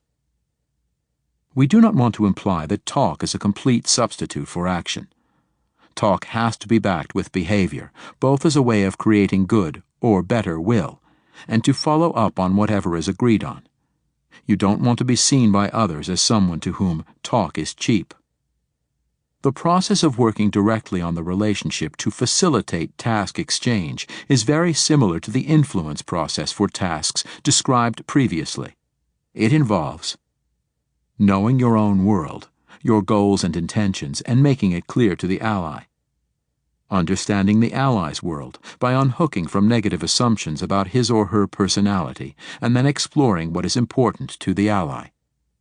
Making exchanges that remove the difficulties that have prevented task exchanges in the past. Know yourself. Start the process of knowing your own goals and intentions with a careful examination of what you want the working relationship to be. Are you looking for a way to discuss mutual work needs in a way that doesn't sound accusatory? Do you want disagreements to be raised sooner and more directly? Do discussions tend to drag on, and does it take too long to implement decisions? Knowing just what you want can save considerable aggravation and prevent an approach to the ally that is awkward, confusing, or unnecessarily irritating. Say what you want. Once you know your goals and intentions, state them explicitly to your potential ally. By being upfront about your objectives, you try to break the negative mindset the other person has about you. It helps avoid misunderstandings about what you are up to and increases the possibility that future communications will be more accurately received.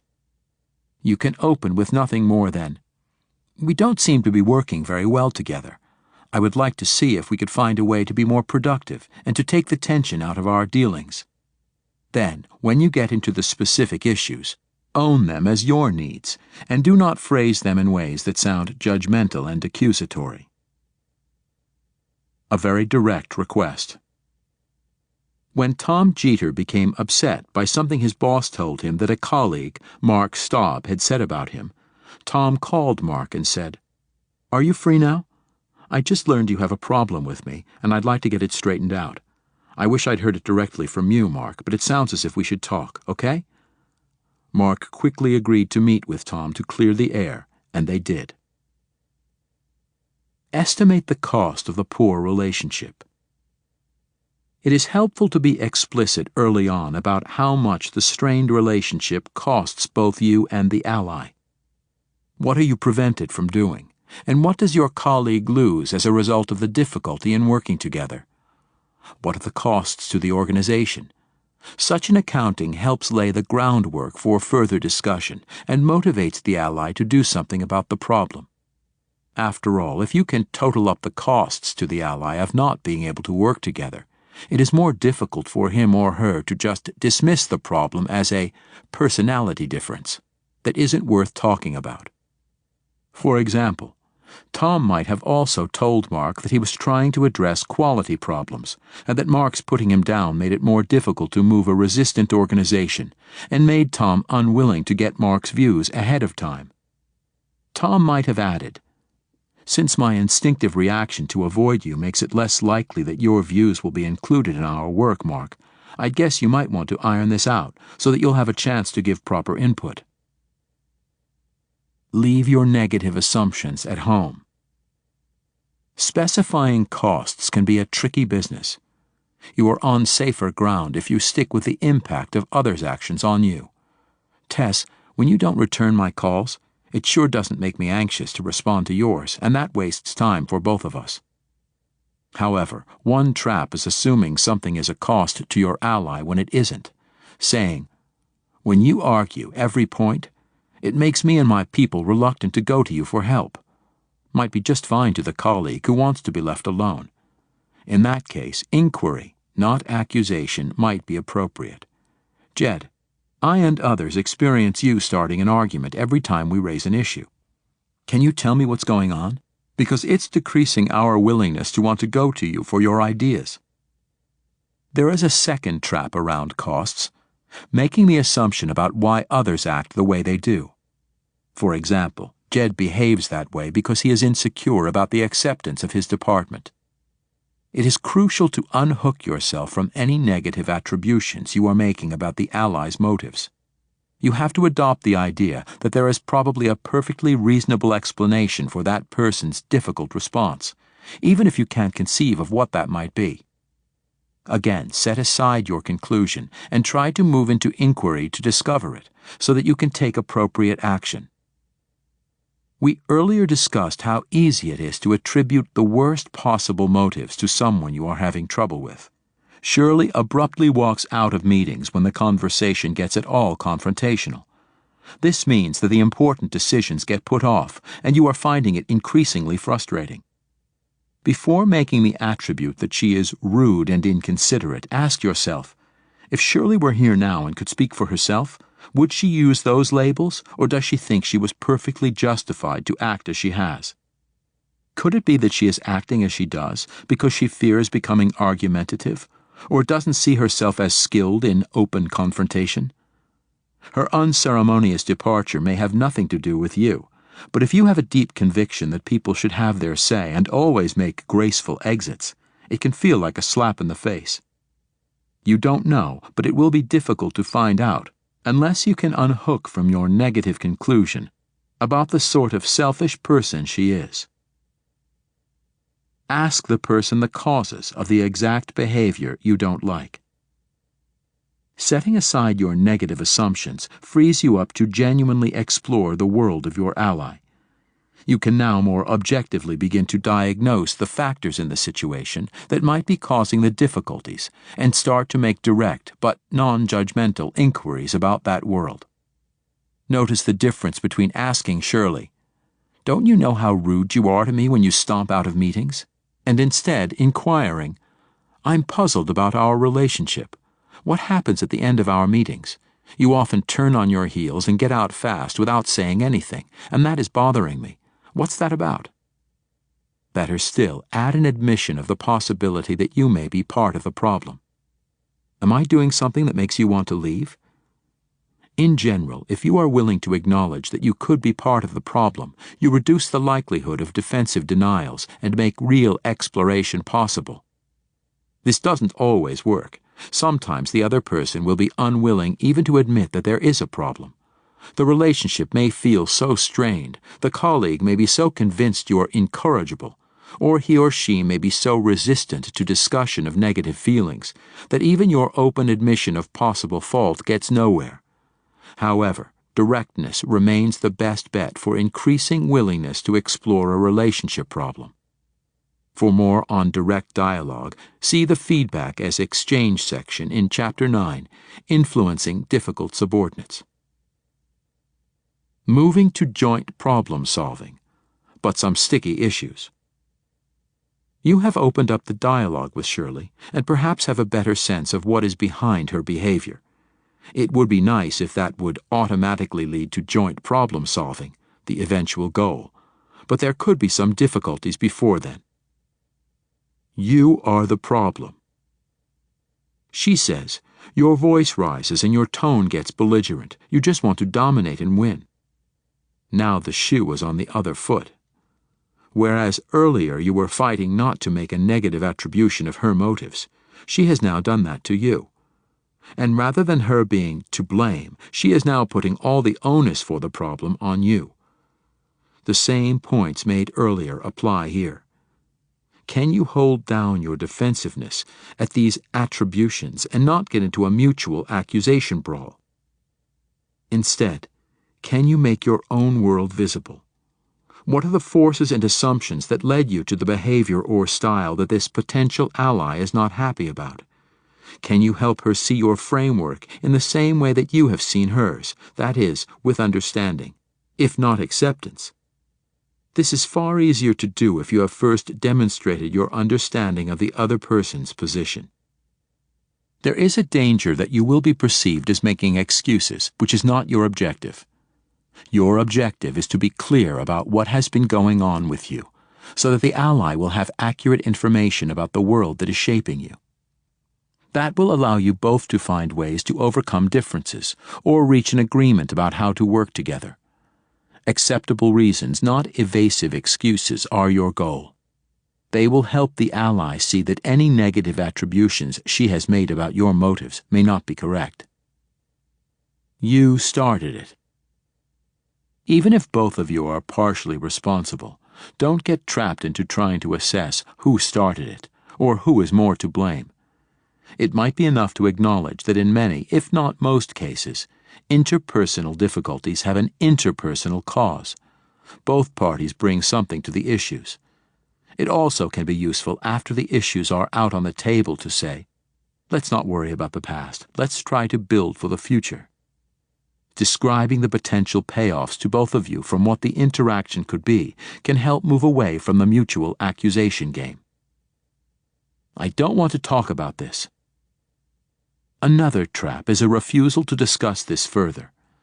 There are few things more dangerous than agreeing to disagree, which doesn't resolve the issue but drives it underground, where it will only simmer and explode again at an inopportune moment. Instead, this is a time to talk about currencies. What are the costs that both of you are paying for the present situation, and what are the benefits from a successful resolution? Has Shirley also been complaining about the aggravation of delayed decisions? Are there issues that she has mentioned wanting to deal with, but has been hesitant to bring to the table? The objective is to increase the desire to deal with your relationship difficulties. You are describing a new type of exchange, where the benefit of resolution outweighs the cost of sticking in and dealing with these difficult interpersonal issues. Reaching agreement. Sometimes it is sufficient just to fully understand the other person. Your knowing that Shirley isn't purposely being rude and doesn't personally dislike you can make you tolerant of her wanting a time out on occasions. And her knowing that you don't want to dominate, but that raising your voice is just a sign of your heightened involvement, might keep her in the room. Or it might call for one or both of you to modify your behavior. Can you explore what you can do to alter your behavior so that this ally will allow more of a task relationship to grow? And are there things that you need from Shirley? The objective is to work out your interpersonal relationship so that the two of you can productively engage in trades around task goals. Self-traps in finding and developing allies. There are a number of ways in which you may be getting in your own way of creating or enhancing requisite relationships. Waiting for problems before bothering with relationship building. It is far more difficult to build a good relationship when there is a problem between you and the other person. Effective influencers use every opportunity, including membership on committees, task forces, needs to gather information, incidental contact, and even sitting down next to strangers at lunch and chatting, to build the connections before they have to ask for anything. Anticipating that no approach will work, so holding back too long. Everyone knows some types of people whom they don't expect to be able to connect with, whether it is gruff, intimidating people, seemingly aloof colleagues, very confident and ambitious folks, or some other type. It is tempting to assume that the difficult person is immovable and avoid any approach, but there is almost always a human being with emotions and wants lurking within even the most difficult-appearing person, and avoidance only makes it more difficult to connect later. Saving up frustrations and exploding. Too often, the fear of saying something negative to a difficult person leads to holding back and starting to fume. Then, some small event causes an outburst that can make a distant relationship totally dissolve. Perhaps counting to 10 before saying anything is a good idea when you are hot, but not waiting until you count to 12 million. Fix relationship problems close to their origins. Reverting to negative assumptions when you find behavior puzzling. We can't warn about this often enough. If you have tried to influence another person or group and aren't getting anywhere, resist the temptation to assume that there is something wrong with them. If you hear yourself writing someone off as stupid, selfish, not interested in the company, or in some way defective, stop at once, step back, and ask yourself, or the other person, what might be going on to explain the behavior, and what currencies haven't I discovered that might give me some small area of common interests to trade with? What clues can you uncover to the currencies valued by the other person? You may eventually have to conclude that the person or group is indeed defective, but the odds are poor that it is true, and once you do it, it will be extremely difficult to gain a trusting relationship or find a way to make satisfactory trades. Partners making exchanges to improve their relationship. Friends since high school. Brian Woods and Dennis Longworth were longtime equal partners in an international financial services holding company with a dozen subsidiaries. Each looked after one of the two biggest subsidiaries and shared, to varying degrees, management of the others. Although they were highly successful, recent events had crystallized Brian's dissatisfaction with his relationship to Dennis. Brian had been feeling for some time that Dennis was unconcerned about the partnership and possibly even avoiding him. Dennis, a lawyer by training, was not available when Brian needed expertise or support. Both Brian and Dennis were traveling to different countries a good bit of the time, serving their international clientele, and were extremely busy. But in the early years of their partnership, they had found ways to be available to each other when needed. Increasingly, however, Brian felt that Dennis was so involved in his activities that, when Brian wanted help, Dennis was unreachable. A crisis in Brian's main subsidiary brought matters to a head. Brian needed Dennis's support to deal with a very knotty problem. He had left word for Dennis at his hotel in Denmark to rush home for a key meeting, but Dennis had not showed up and had never even bothered to call. Brian was so upset that he was considering a proposal to end their long partnership via a buyout. But, in a last-ditch attempt to straighten out the relationship, Brian scheduled a weekend meeting with Dennis. They invited an old friend with considerable mediation skills to help them. It was very difficult for Brian to express just what was bothering him. They went back a long way together, as friends as well as partners. With some prodding, Brian revealed that he felt abandoned by Dennis, and finally managed to say how disappointed and angry he had been when Dennis hadn't shown up or called. Dennis responded, astonished. When I realized that I couldn't possibly get back in time, I tried to call, and when I couldn't reach you, I sent a message to my assistant, Marcia. I assumed she had told you. This set Brian off even more. Marcia was Dennis's cousin, and Brian didn't trust her at all. He had been upset when Dennis hired her, had complained for some time that she was a schemer who wanted to make trouble, and this was just the proof he needed. There must be some sinister reason that Dennis would try to use someone Brian so distrusted to send a message about missing a crucial meeting. Dennis, calm and detached as always, tried to explain again about the mechanics of different time zones, international phone calls, and sending the message. Several rounds followed, with Brian getting no satisfaction.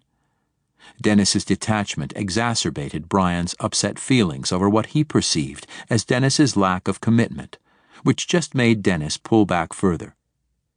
Finally, with some help from their friend, they were able to look at the underlying problem of the relationship. Brian wanted to be certain that he could count on Dennis's support in dealing with particularly knotty problems, and he considered a willingness to be physically present at all times of crisis the way that a partner should show support. It wasn't even Dennis's legal expertise that was crucial to Brian. It was Dennis's presence and emotional support that Brian sought. Dennis was unaware of how important it was to Brian that he demonstrate his commitment at crucial times. To Dennis, the 50-50 partnership arrangement, with no controlling vote, showed how much he valued and trusted Brian.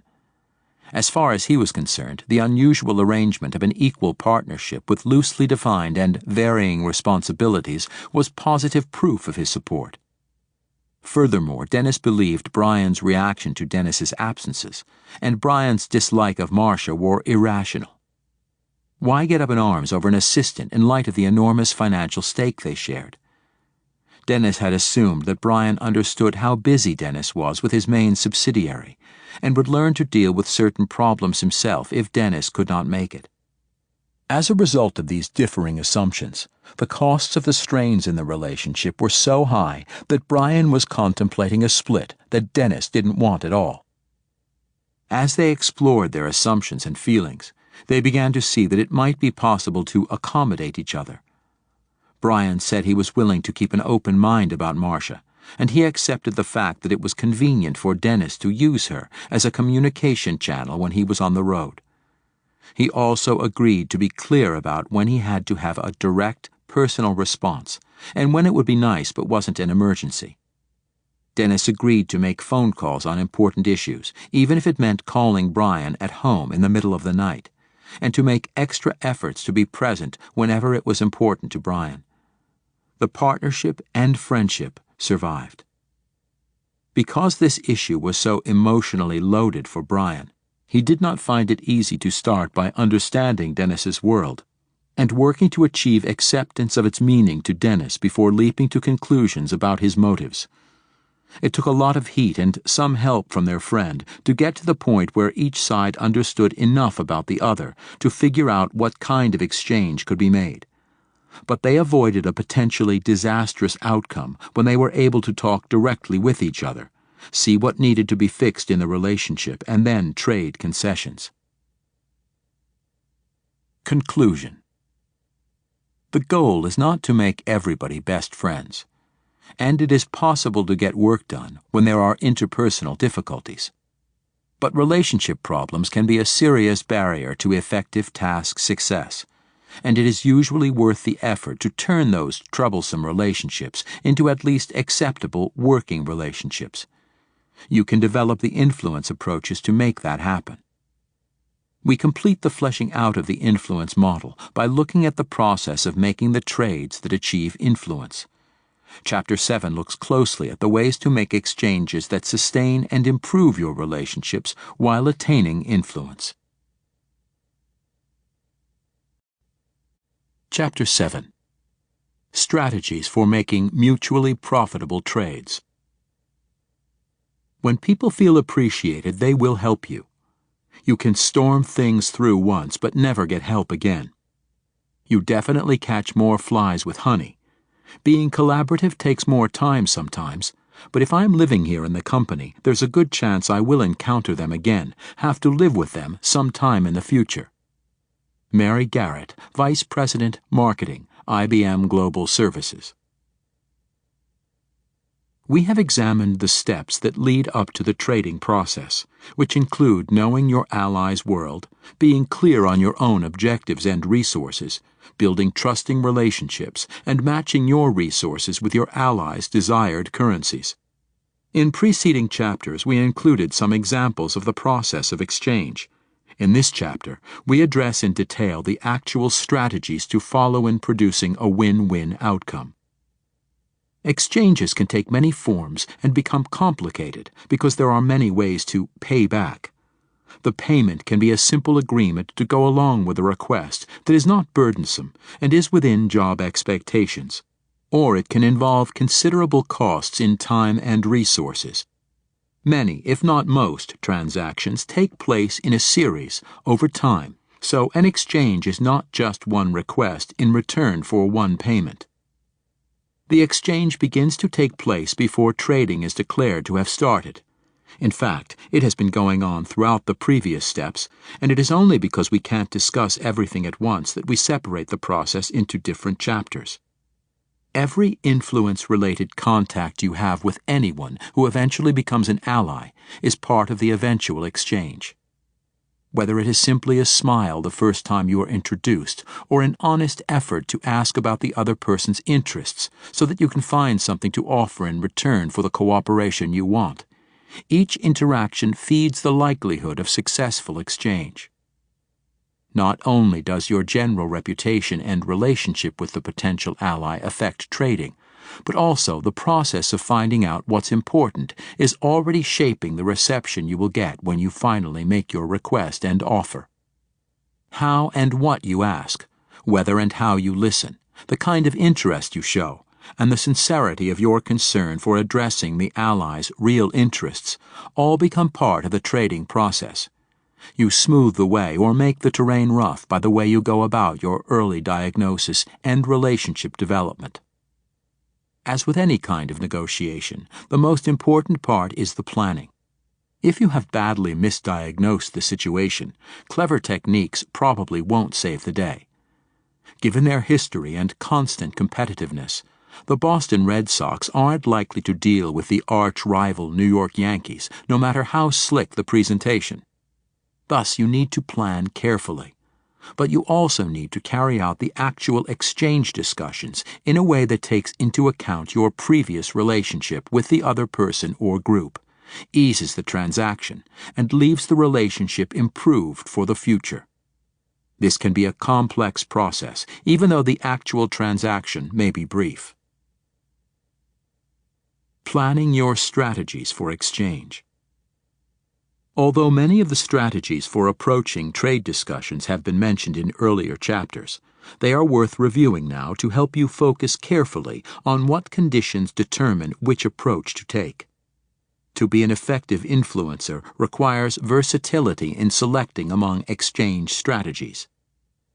The difficulty of making an exchange depends in part on how closely your interests match. It is always easier to start with an exchange strategy that demonstrates to the other person the benefits that will accrue to him or her from your request. We explore this strategy first, but then we move on to ways of addressing the ally's interests when the benefits of cooperation are not as evident. Free market trades. Clear mutual gain. If both sides readily see the advantages of the outcome and believe each payment of time, trouble, or resources is approximately the same, the exchange is equivalent to going to the store and exchanging money for a desired item that is fairly priced. And if there is already a good relationship between the parties, neither has any reason to distrust the motives or integrity of the other. Neither side is doing the other any exceptional favor. Value is exchanged for value.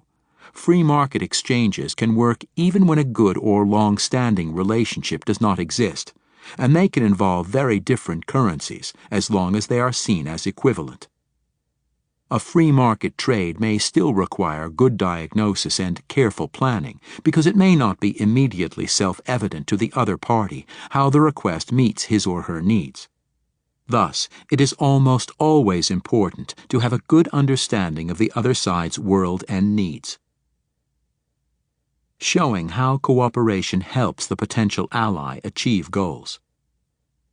There can still be mutual benefit if you show how cooperating with your request will help the potential ally achieve other goals, that is, pay off in a valued currency. For example, an area manager who wanted more current information from his regional manager didn't want to appear to be prying or criticizing the regional manager's close-to-the-vest style, decided to frame the request in terms of the genuine need for information to help defend the region's decisions to skeptical branch managers. Because this very currency was one of the regional manager's objectives for the year, the suggestion of a regularly scheduled staff meeting was seen as helpful rather than as a time-consuming nuisance.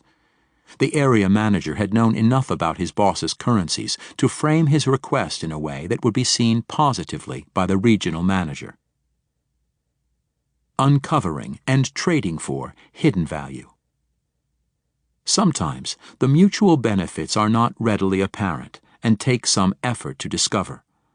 That was the case when an enterprising production manager who wanted to obtain his general manager's approval to introduce automated technology into the plant. Knowing that the standard payback analysis based on labor savings would not be fully convincing, he analyzed the impact of faster turnaround time on preventing lost orders. Using this innovative capital expenditure method, he was able to persuade the general manager that the automation would be in the interest of the division. Such an approach is becoming increasingly common. Examples of measures that reveal hidden benefits include the cost of employee turnover, carrying costs for excess inventory, the link between satisfied employees and increased sales, the value of customer loyalty, the cost of bottlenecks or service delays. Compensated costs. An alternative strategy calls for acknowledgement that costs will be involved and development of a plan to compensate the potential ally for those costs. Although often more difficult to work out in terms of finding equitable payments, this approach may be the only way to engineer an exchange when it is not possible to show the other person the benefit of your request. For example, a person requesting a special report from an analytical group could offer to compose a rough draft using unanalyzed data that already exist, which would reduce the load on the analysts by providing the approach and format for them. In any circumstance, it is necessary to determine the potential ally's costs of compliance so that you can determine whether you can help defray the costs. For example, a secretary wants early morning flexibility of arrival time from her boss, who would prefer she be there when he arrives. But she knows that even more important to him is her willingness to stay late when there is an urgent job to complete. So she agrees to stay late when necessary in return for being allowed leeway in the mornings when her daycare arrangements require an extra 10 to 15 minutes. Both get what they want by exchanging in the same currency, time available for work. The cost to the boss is compensated by the gain of time in tight situations. How to make hidden costs visible. In determining what is an equitable exchange, the other party needs to know how important your request is, what his or her non-cooperation will cost you and the organization, just as you need to know what your request costs the other party. The potential ally sees only the inconvenience to him or her, not the costs on your side. This can be especially difficult when you want something from your boss, because you do not want to sound whiny or threatening in specifying consequences. Peers need the cost information because they haven't done the diagnostic work that you have and often are unaware of your world and your needs, even those aspects that appear obvious from your vantage point. If you have been highly responsive in the past, others may not be aware of the complexities in your situation and extra time you have been putting in. In these circumstances, plan a way to make clear the costs you have been paying and will be paying if you don't get your request. For example, can you prepare a spreadsheet of steps taken to get to this point? Can you casually mention late nights or weekends spent on the allies' work? Can you joke about how you just do things by waving a magic wand? Not all allies will respond to your inconvenience when they become aware of it, but when you have a reasonable relationship, this kind of information can help create more responsiveness. This idea of making hidden costs visible is especially relevant when others initiate the exchange to make requests of you. While agreeableness is usually a good stance, be careful that it doesn't misrepresent the cost to you. Your response that it was no trouble might not be true. Without going through a long litany of how inconvenient the request is, it's important that both parties understand the demands that are being made. You could, for example, think out loud about the requisite steps to fill the request, what you would have to juggle or let go, then agree.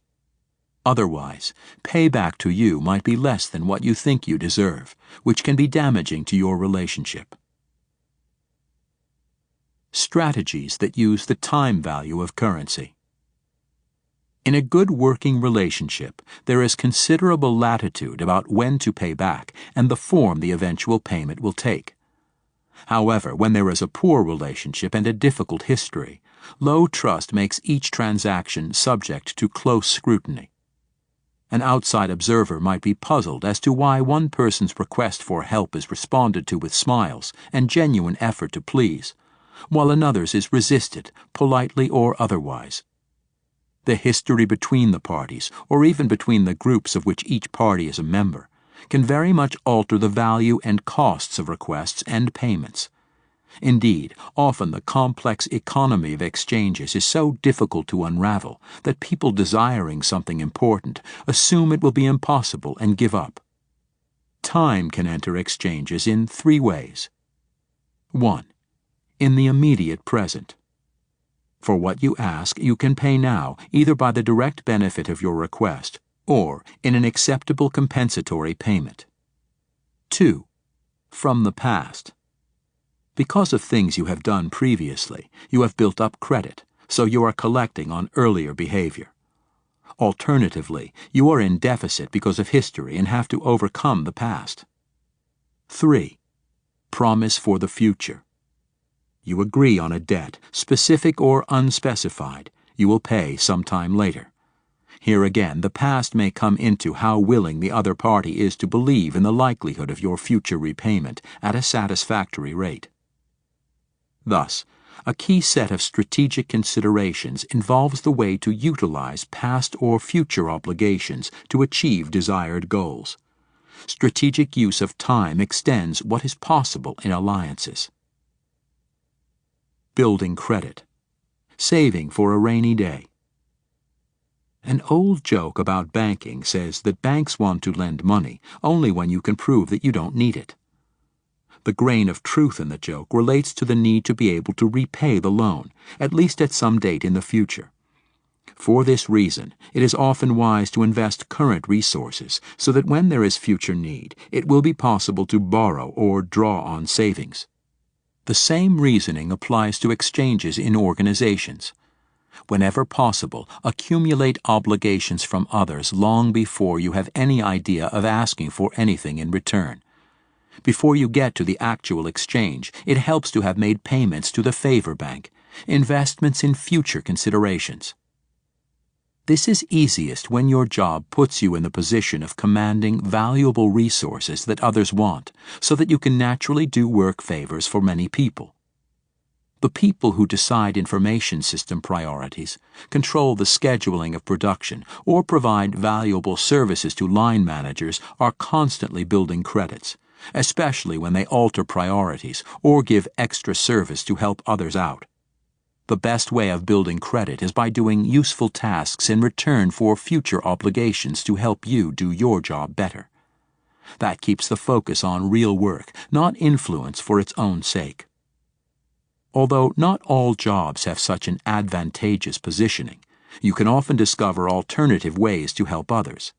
Because different players value different kinds of currencies, many opportunities exist to make an extra effort to be helpful, considerate, or thoughtful in advance of needing the help of others.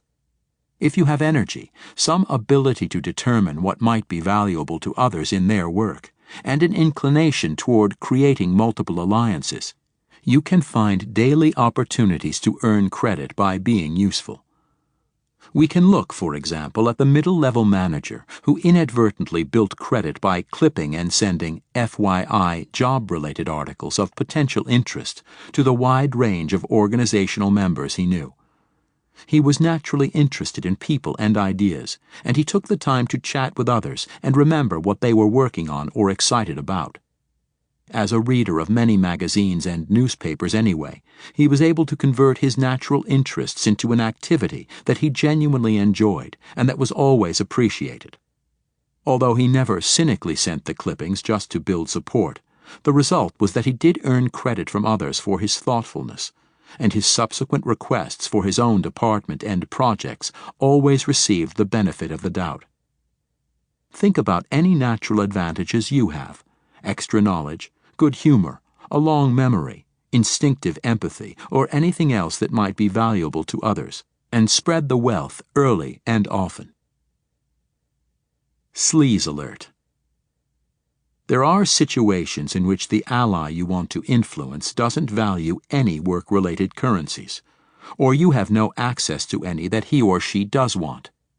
That means you will be forced to find more personal currencies to deposit to your account if you want to build credit. Many personal gifts, such as kindness, good humor, or bringing snacks for everyone, are good social lubricants and can create goodwill. There is a danger, however, from seeking non-work-related ways of creating obligation, even though it is sometimes necessary. It is unfortunately tempting for employees who realize the power of having credit in the reciprocity bank to use the process of doing favors in a self-promoting way, currying obligation for its own sake. Even when this works, there are often considerable costs to reputation that cannot be overlooked. You can easily overdo unrequested favors, especially if the recipients suspect that the favors are being done only to create obligations, or if the favors are not valuable to the person receiving them.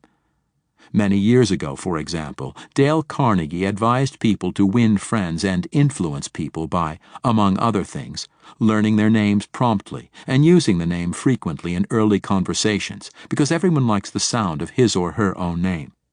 Anyone who has ever had a newly converted disciple flood a conversation with, "Yes, Seymour, it certainly is a swell day, Seymour. Would you, Seymour, be interested in hearing about what a fine fellow you are, Seymour?" knows how readily the currency can be debased. Insincerity can cancel out the benefits of what might otherwise be an effective way of building exchange credits. This leads to an interesting paradox about building credits for the future. On the one hand, it is always useful to have money in the bank that you can call upon for future needs. But on the other hand, overt deposits can create mistrust and suspicion about your intentions. If others are worried about when you are going to put the hit on them to collect, they will be chary of your offers. What is the way out of this paradox? 2 guidelines can help. 1. Be explicit. Sometimes saying, "I would like to help you now because I have some slack, and I know that I am going to have to come with requests second quarter when deadlines get tight," can remove suspicion because you are being overt about your intentions. It also signals ahead of time the nature of the exchange so the implied obligation is clear. 2. Put the organization first. As we have insisted before, if you are helping others primarily to further organization goals in their eyes, then the fact that there are secondary gains to you and your area is likely to be more acceptable. Using resources in a questionable way that backfired. Maintenance manager, manipulator. The head of the physical plant in a service organization, not usually a position of great power, volunteered to organize the December holiday party each year. As part of the festivities, he always arranged to have a photographer in attendance, taking pictures of managers and their families. A few weeks later, the people who controlled resources or were otherwise central would get an enlarged photo with compliments of the physical plant manager.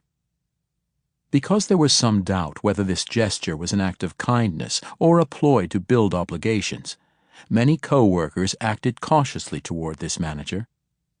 His goodwill was valuable for getting office equipment moved or repair work done, so no one confronted him about this game, but many were uncomfortable in dealing with him.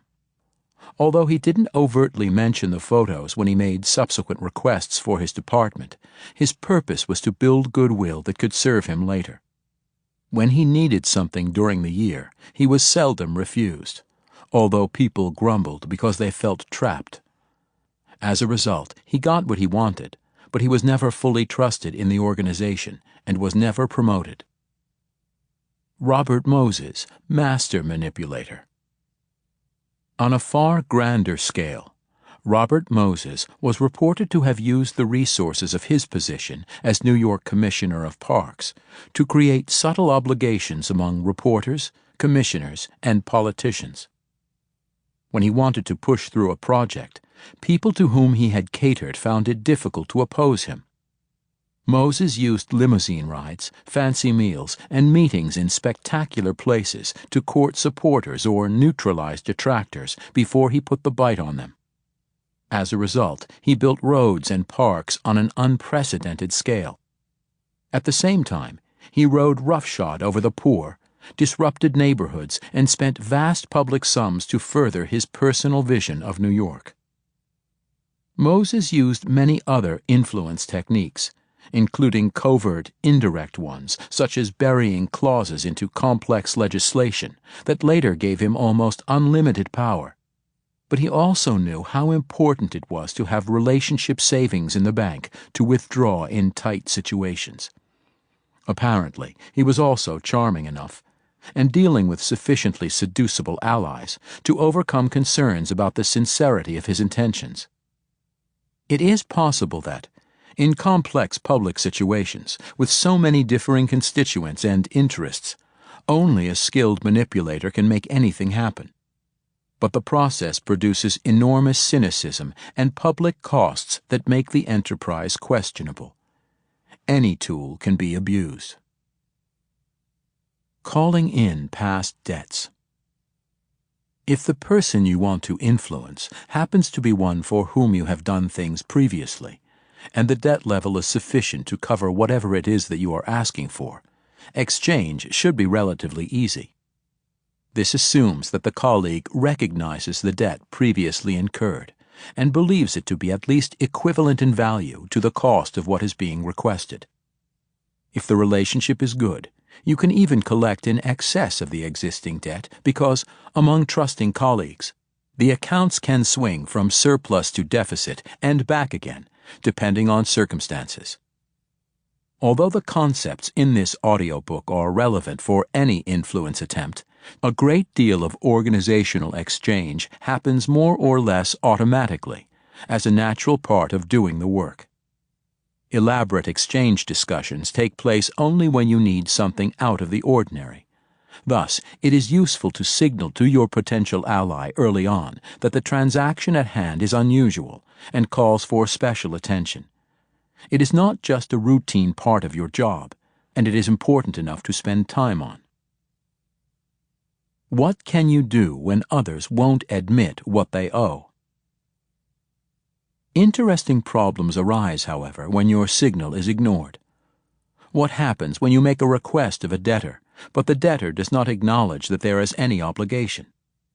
Confusion can arise in polite or high allegiance organizations where there are strong norms against making exchanges explicit.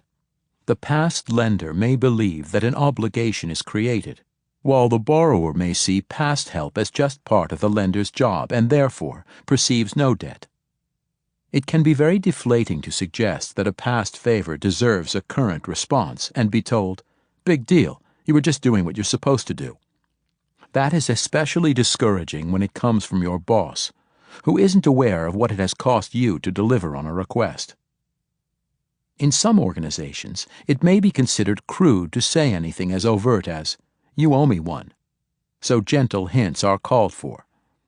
In other organizations, try many New York-based companies and hospitals, it would be considered naive not to bludgeon colleagues with your expectations about their obligations, because all take it as a fact of life that the world works on self-interest and quid pro quo. Be sure to adapt your language to the culture. If you're still new in the culture, stay alert for phrases that clue you about the appropriate level of directness. If it is not an accepted practice in your organization to discuss such issues, you may find it difficult to resolve these differences without elaborate talking around the point. Instead of being able to say, "I've knocked myself out for you in ways you don't even know about because I didn't want to burden you. How about some consideration in return?" Influence attempts are approached indirectly with statements such as, "Well, it's not technically part of my job, and we do have a lot of other things we are responsible for." Such subtle references tend to have low impact, unless the other person is very tuned to reading between the lines, and often cause the influencer to prematurely give up in frustration. The problem of assuring reciprocal expectations is usually best handled before the gift is given, not afterwards. Each organization tends to have its own language for conveying strong expectation of a response. At one consumer goods company, members convey the importance of an issue by saying, "This is a strike issue," even though there is no union involved. At another organization, people say, "I'll go to the mat for this one." "This is a biggie" is another way that members of a certain company signal that they are not making a routine request. Somehow or other, you need to use the organization's shorthand or jargon to indicate the seriousness of what you are giving. Don't cry wolf once too often, though. Be sure that you mean it and that the cost to you is as great as you are communicating. What if currency payment isn't valued? "I know you said you love me, but you never bring me flowers." Even when direct discussion is sanctioned, there can be very different ideas about what is owed. Exchange rates are imprecise enough so that even when you say, "You owe me one," and the potential ally agrees, it is possible for genuine disagreements to arise. Sometimes the effort put forth to comply with a request is invisible to the other person, so the receiving party isn't proportionately appreciative. We have seen situations in which someone responded to a request that wasn't particularly urgent, as if the organization's future depended on it. The person who moves heaven and earth to accommodate another may not be fully appreciated if the request was not that important to the one who made it.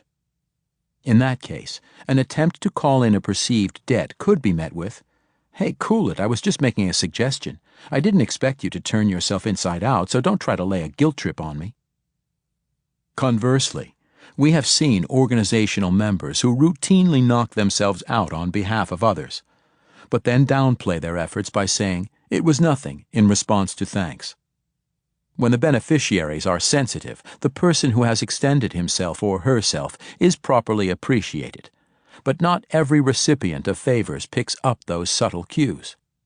As a result, the givers come to feel that they are being taken advantage of, and the recipients go blithely forward, not realizing that resentment is stirring. If you have made an effort for a potential ally, it requires a certain grace to point it out without sounding too crass. But hiding your light under a bushel may be a waste of a good light. The trick is to let the potential ally see you sweat a bit without complaining, so that the effort is visible but not flaunted. However, you don't want to be seen as overly preoccupied with the bookkeeping of obligation. The ability to deliver without calling attention to every last deposit in the obligation bank is a rare but critical one, so you should cultivate it. One of the most influential organizational members we have ever observed regularly performed miracles for others from his assistant to role, but he never acted as if it were a big deal.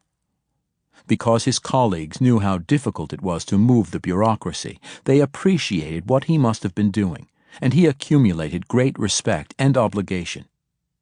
When the opportunity to take over as director of an important new division came up, he had many supporters and was selected for the job, despite the fact that he had fewer formal credentials than other candidates.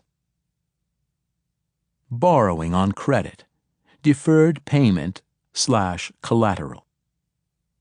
If there has been no chance to build prior obligations, and you either cannot immediately command the currencies the potential ally wants, or do not have time to mobilize them, it may be necessary to request a loan.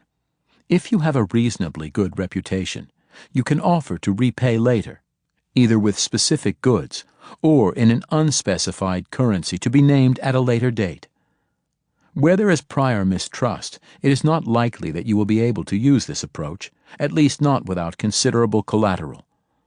But if the existing relationship is at least not negative, then it can be possible to obtain cooperation on the basis of a promise to pay later.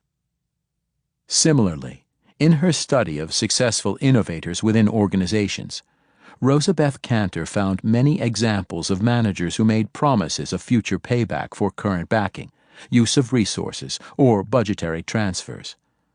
They would offer better support services in the future, recognition when the project was successful, or other forms of payback at a later date.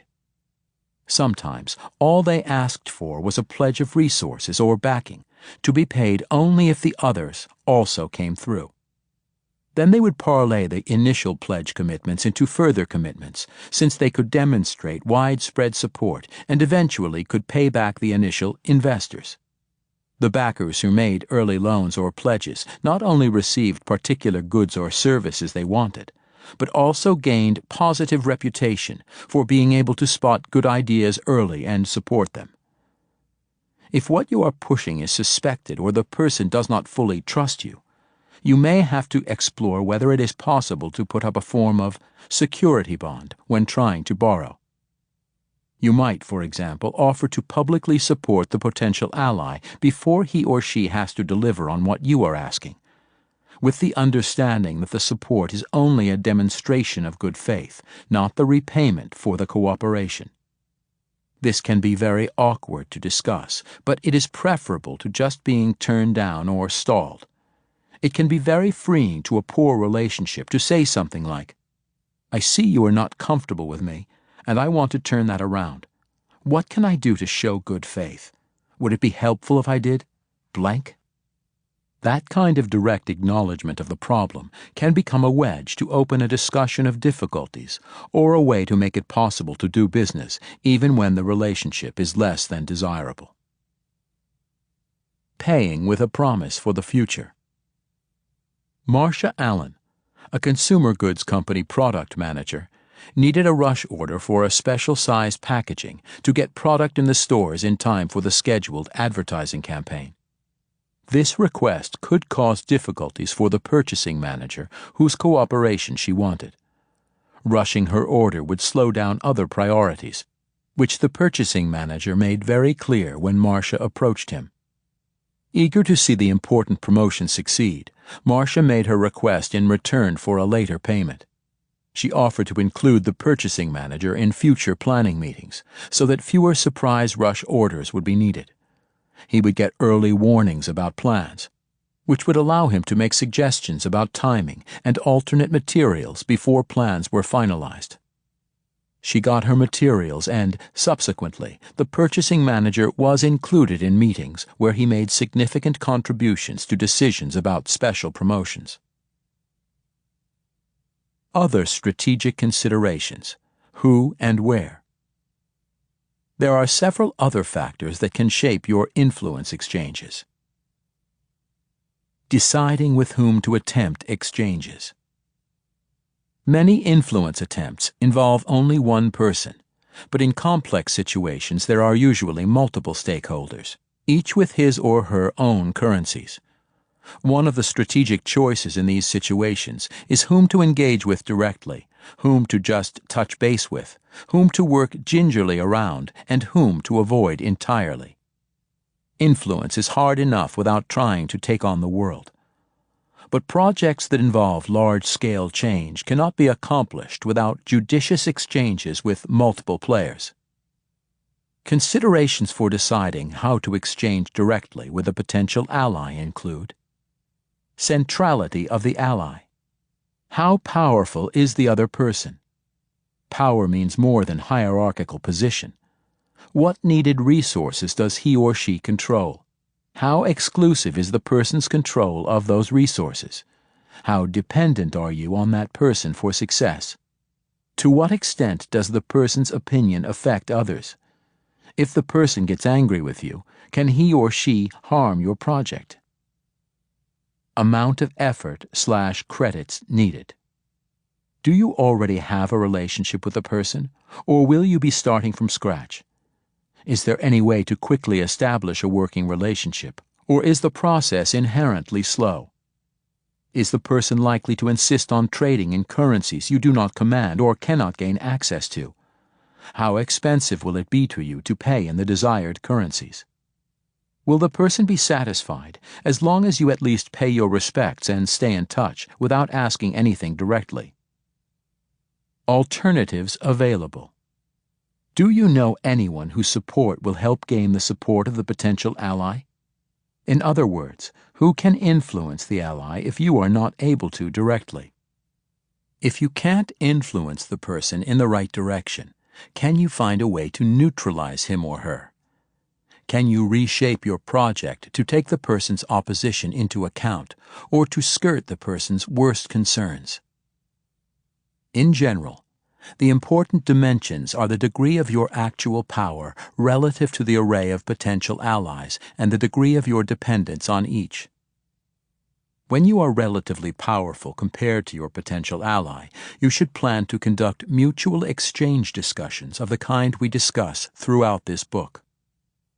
If, however, you are in a relatively low power position, even after having explored how to increase your power as described in Chapter 5, but are dependent on the allies' cooperation, you need to either follow a submissive strategy or look for others who will help you and who can influence the person.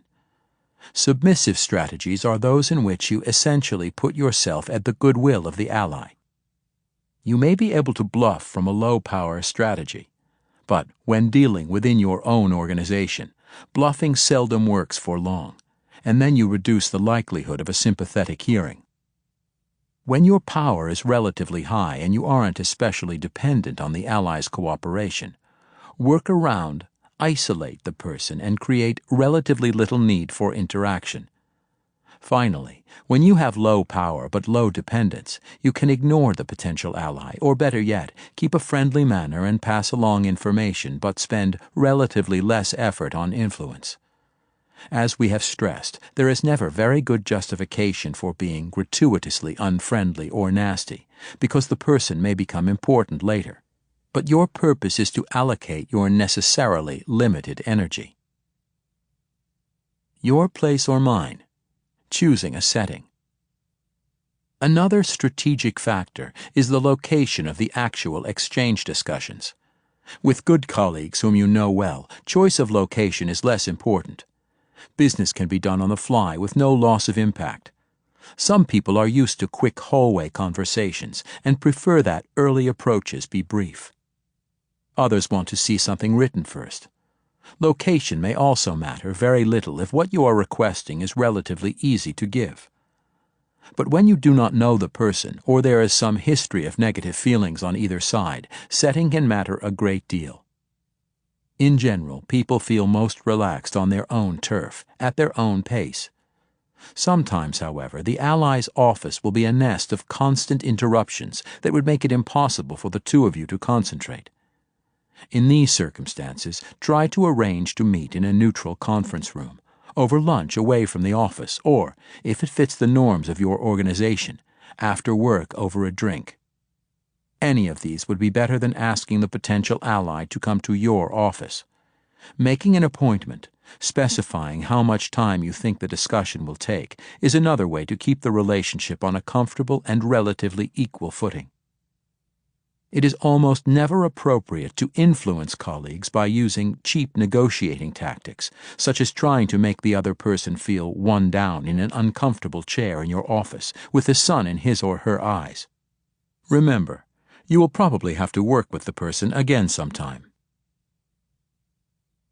5 dilemmas to be managed during exchanges. 5 possible dilemmas you may need to manage during your exchanges are: 1. Escalate or back off. 2. Openness or partial truth. 3. Stick to plan or react to the moment. 4. Positive or negative exchange arguments. 5. Stick to task or work the relationship. Escalate or back off. To try to collect on past debts from people who are not responding reasonably, gradually increase the pressure. Unless the potential ally is deliberately determined to take advantage of you, use the least possible pressure necessary to induce cooperation. If you decide that the potential ally is unwilling, for purely selfish reasons, to reciprocate, you can up the ante as far as you are willing to be seen as tough or risk permanent anger toward you. The first step of one form of escalation is to express explicitly the obligation as you see it, and insist that the potential ally respond.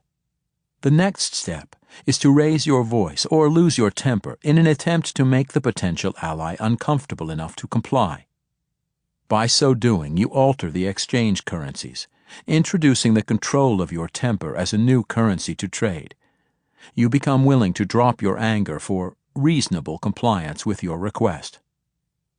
This kind of emotional blackmail works only when the potential ally dislikes emotional confrontations. It can easily backfire when improperly applied and cause escalated resistance. You have to decide whether you can risk the whole relationship blowing up. But deciding in advance that you will never use this kind of pressure can put you at a disadvantage if the one you want to influence trades in the currency of toughness. These traders in hot emotions often bank on the expectation that opponents may be too inhibited to make a big fuss. Then, if you hold back, you are playing into the allies' hands.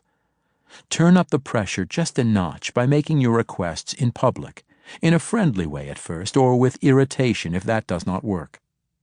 A smiling accusation in front of colleagues, to the effect that the recalcitrant potential ally hasn't learned to give or take, or wants to only take and not give, can make it very difficult for the game player to keep on refusing. Because this is no way to endear yourself to anyone, it is a method to be used only when you are thoroughly convinced that the potential ally is deliberately trying to grind you down. Openness or partial truth? The best exchanges are those from which both you and your ally get all that you both want at the lowest cost, where each side very much wants what the other side has and each is happy to trade. Both make a considerable profit from the transaction. You can both go away feeling good about the deal and about the relationship. However, there is a built-in temptation for you to exaggerate. If you can make your ally think that your cost is higher than it actually is, the ally will think it is an even better deal and feel more future obligation. Thus, the temptation always exists to paint an extreme picture of your own costs and minimize the allies in the interests of getting what you want at the lowest cost. Furthermore, what if you have more to give than your ally realizes?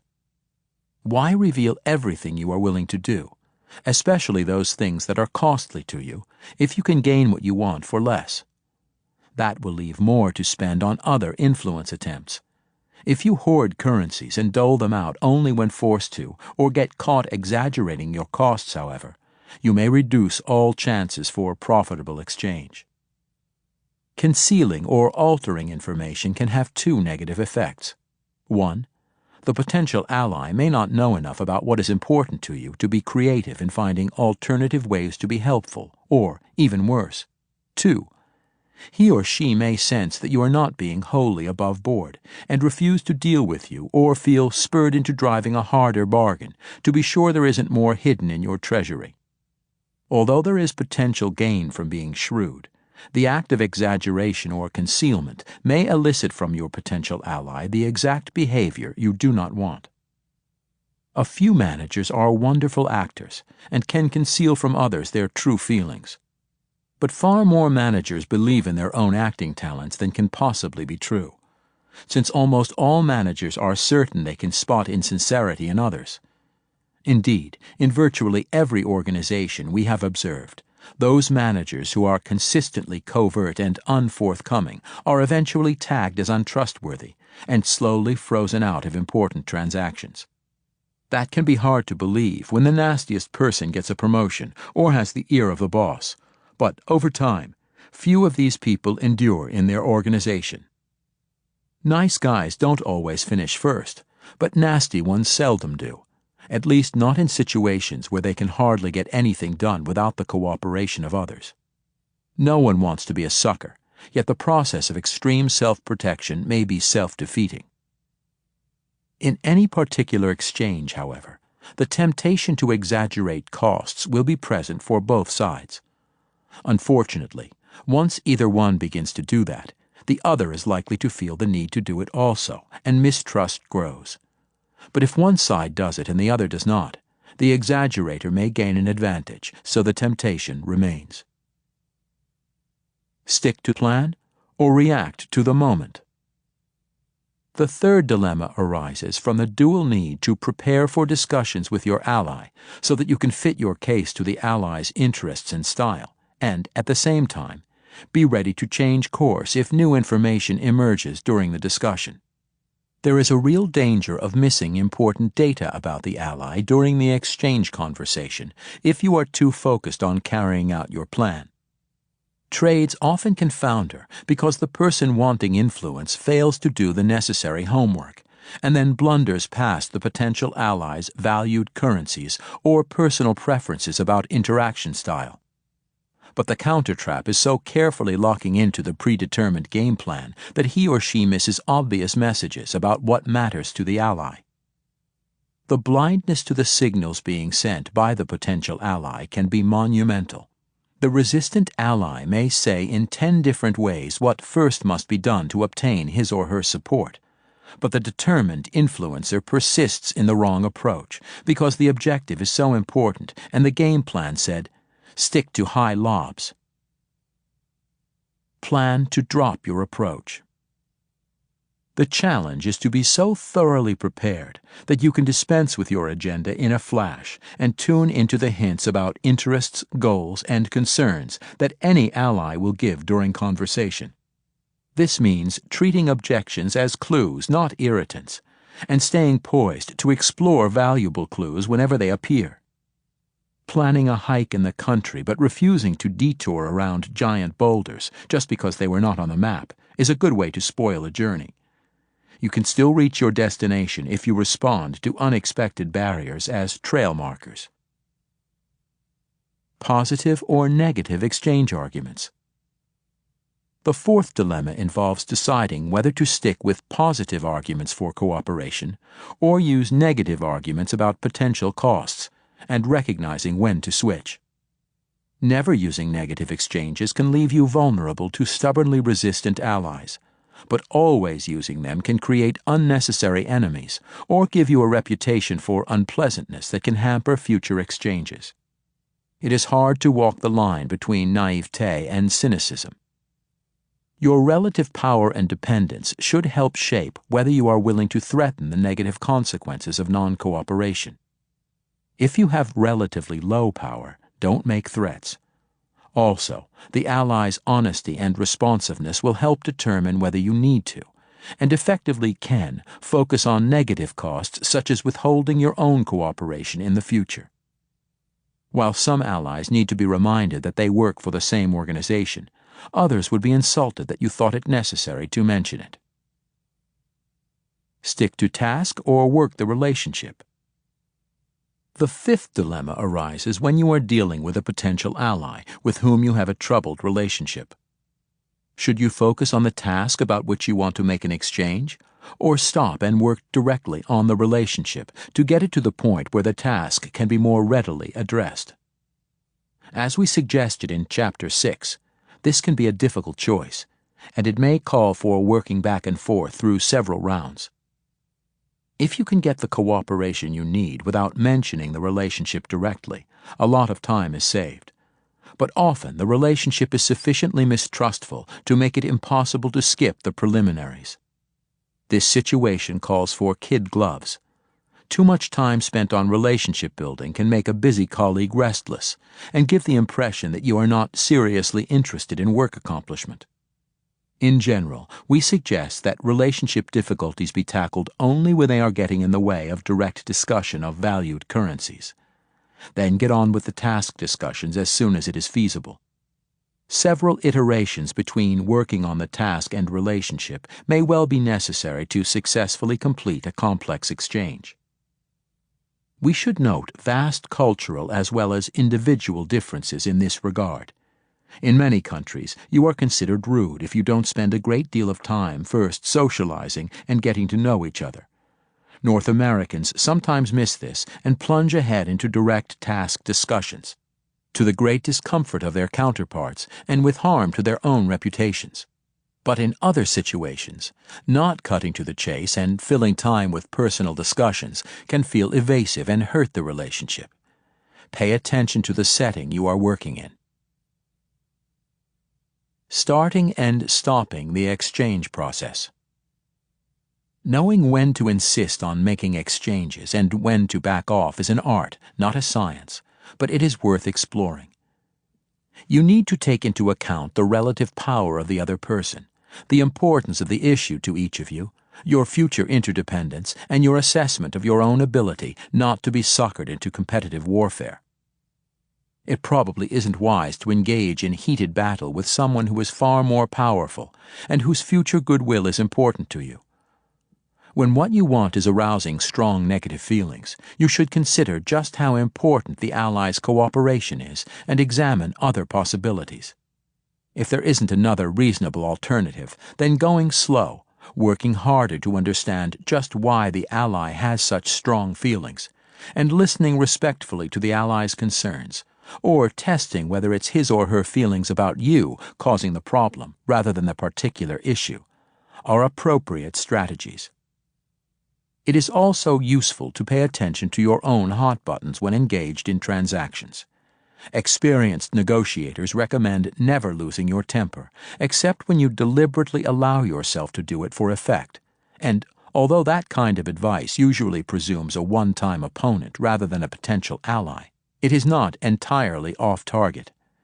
If it is easy to get your goat, a tough ally will instinctively provoke you around sensitive issues.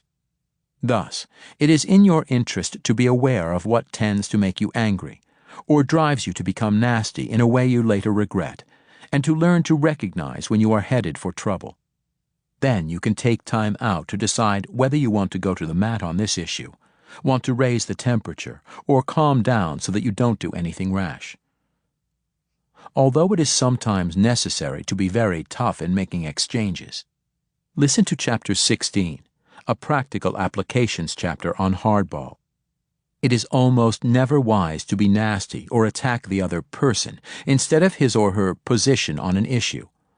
Walk away and count to 10, or 10,000 if necessary, as soon as you feel yourself wanting to deliberately hurt a potential ally.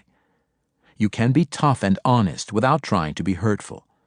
Pain that is a byproduct of honest exchange doesn't cause the same reaction as pain from a conscious attempt to maim for revenge.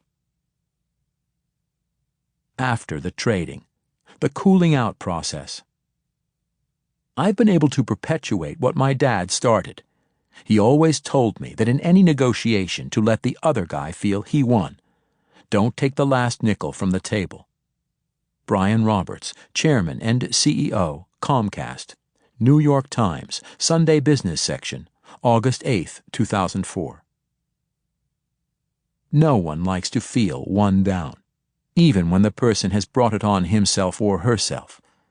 Therefore, when you have survived a successful but difficult exchange negotiation, think about how to leave your ally with some dignity.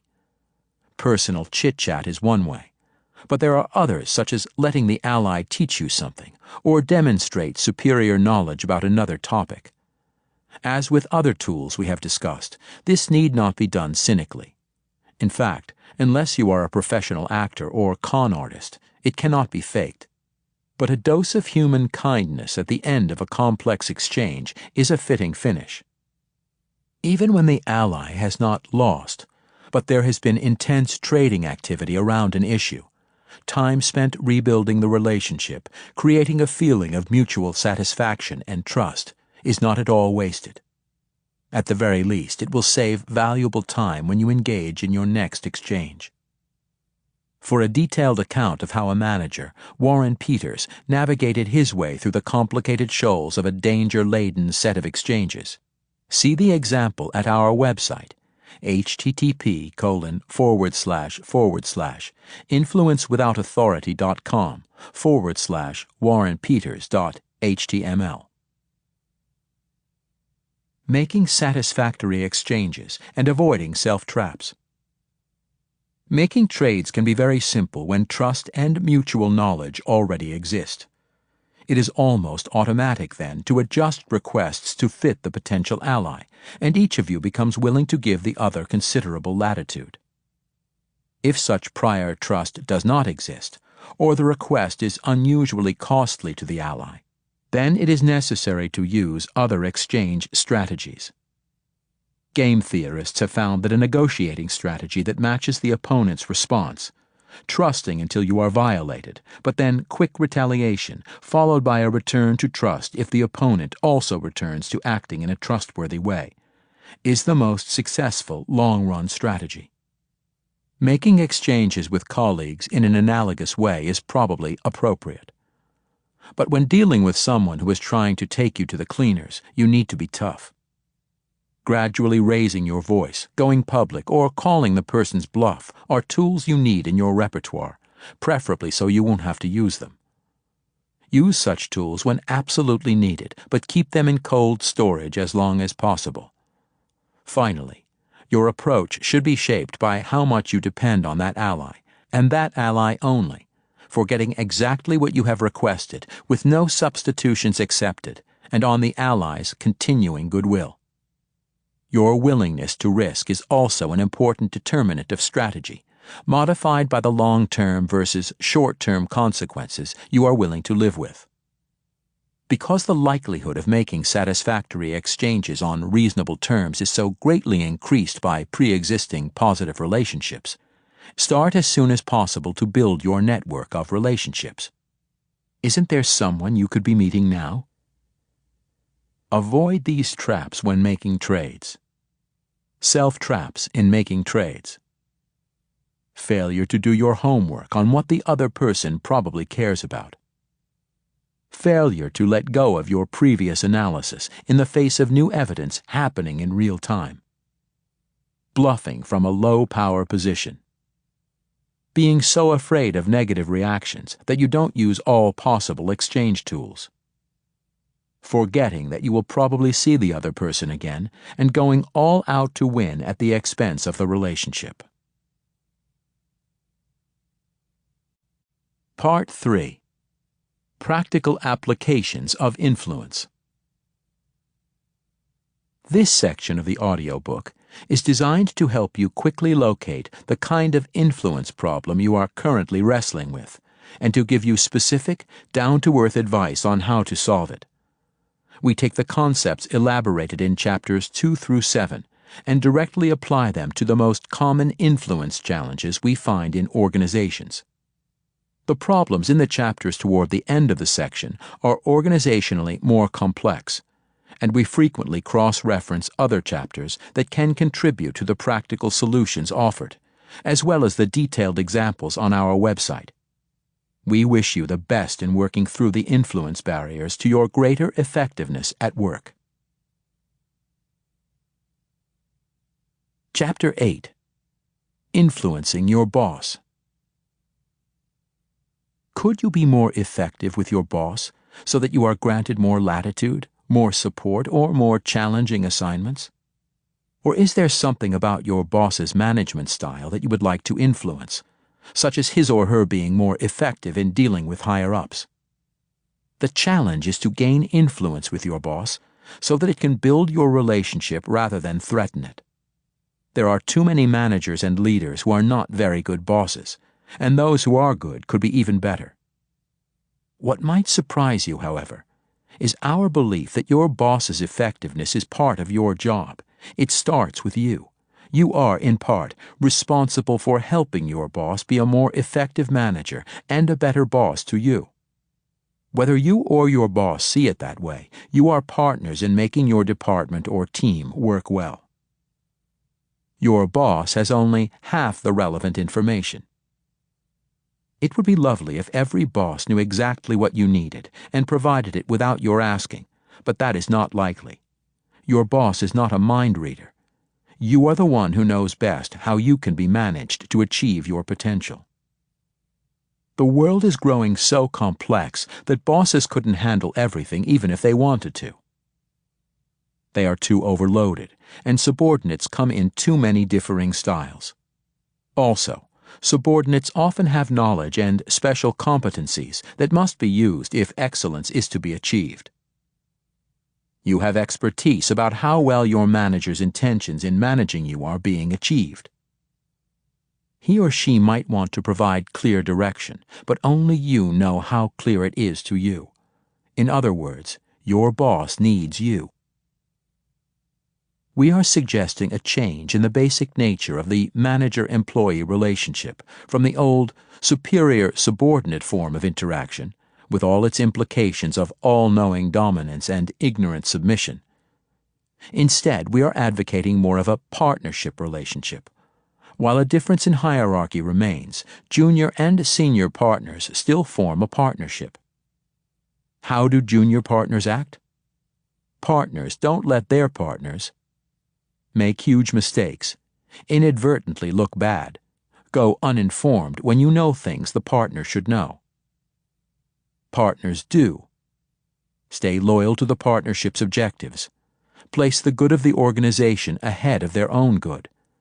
Value and take advantage of differing skills and perspectives. Tolerate each other's foibles. Not assume that bad behavior comes from bad intentions, but rather from misinformation or misguided views. They assume that senior partners are trying to do their best for the firm and are basically intelligent and competent, or they wouldn't have been admitted to partnership in the first place. No self-respecting partners could stand silently by when other partners, no matter how senior, are about to make a costly blunder, overlook important opportunities, or miss vital information that could affect success. It is the obligation of a partner to be as responsible as possible, even at the risk of personal discomfort or embarrassment. This obligation asks a lot of you, but wouldn't you want that kind of basic mindset from the people who report to you? Accept responsibility for the relationship with your boss. Both of you have a stake in your being more productive. That is the leverage point for influence with your manager. Accepting responsibility can get you the kinds of benefits many people want. Greater scope to your job, better supervision and coaching, a closer or more open work relationship, or a boss who is more effective in the organization. Not all managers may at first welcome such a partnership relationship, and we deal with that later. The approach. To get the kind of influence with your boss that will pay off, there are 4 main things to do. 1. See the boss as a potential ally, a partner. 2. Make sure you really understand the boss's world. 3. Be aware of the resources, currencies you already have or can acquire. 4. Pay attention to how the other wants to be related to. Is your boss as demanding as Donald Trump? Do you experience your boss as highly judgmental, jumping on you when you make the slightest mistake? Would you prefer that your boss begin his or her interactions with you by addressing how you can develop, rather than merely judging every action?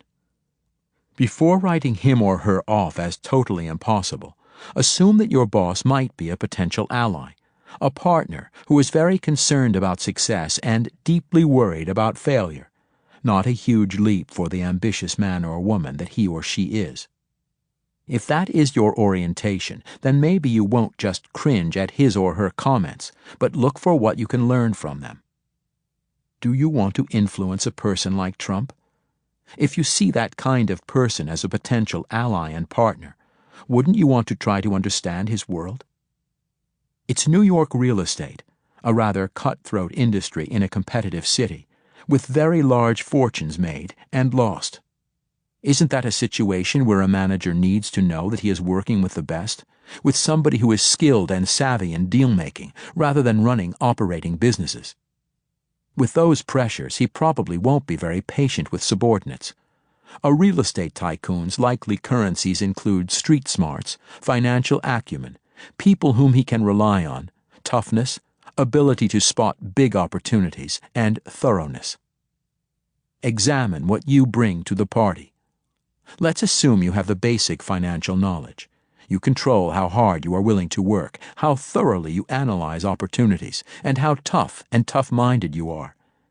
Can you be as nervy as a Trump would like, so that he can feel confident about your bold thinking?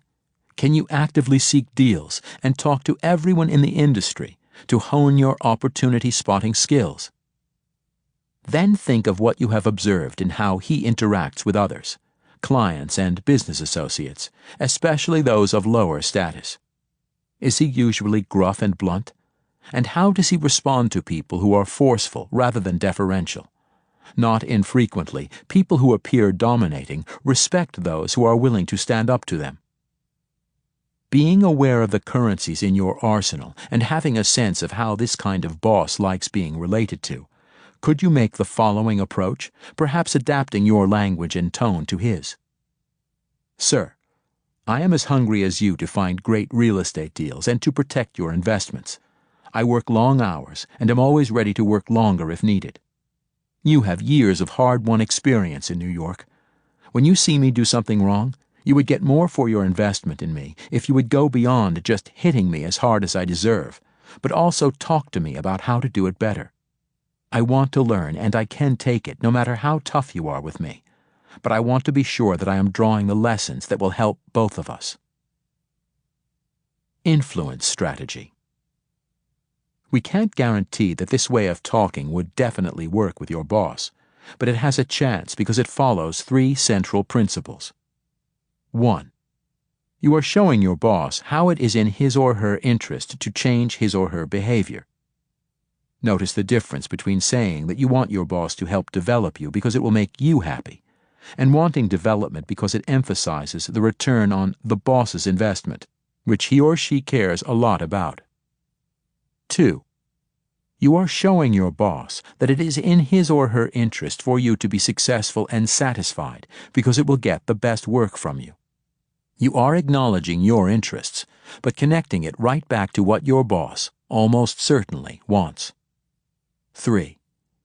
You are delivering your preference in a compatible style that is preferred by your boss. You have used a tough, no-nonsense tone, asserting that you can take anything he or she dishes out, but you will be more productive if your boss bothers to think about your learning. The idea is to always be on the side of your boss, not an antagonist who is just a critic.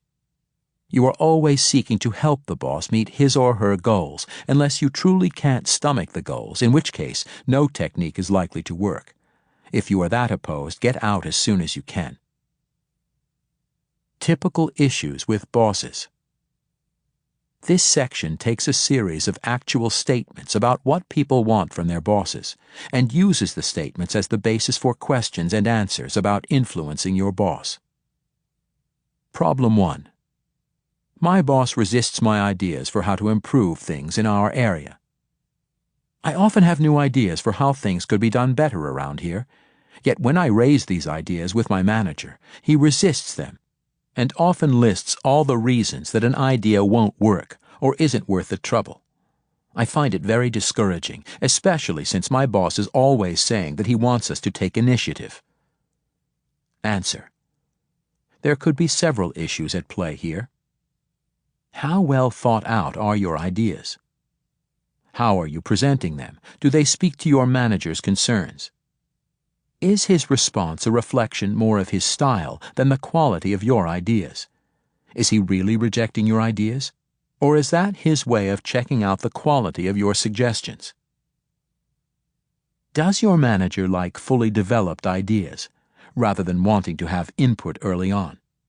If so, it is probably necessary to do some sorting of your ideas, testing them with colleagues to be sure they are feasible. Because you know from experience that your boss is likely to be resistant to new ideas, don't bring any that you have not worked out or aren't reasonably certain that will be beneficial. But let's assume that you have already done that and still get his usual response. Why would a boss be so resistant? Does your boss really believe that you are on his side? Are you presenting ideas only in ways that help your area? Or do they also speak to your boss's concerns? Have you understood your boss's world, the forces acting on him that might be inducing resistance? Is your boss already feeling overloaded and out of control, as many are in current conditions?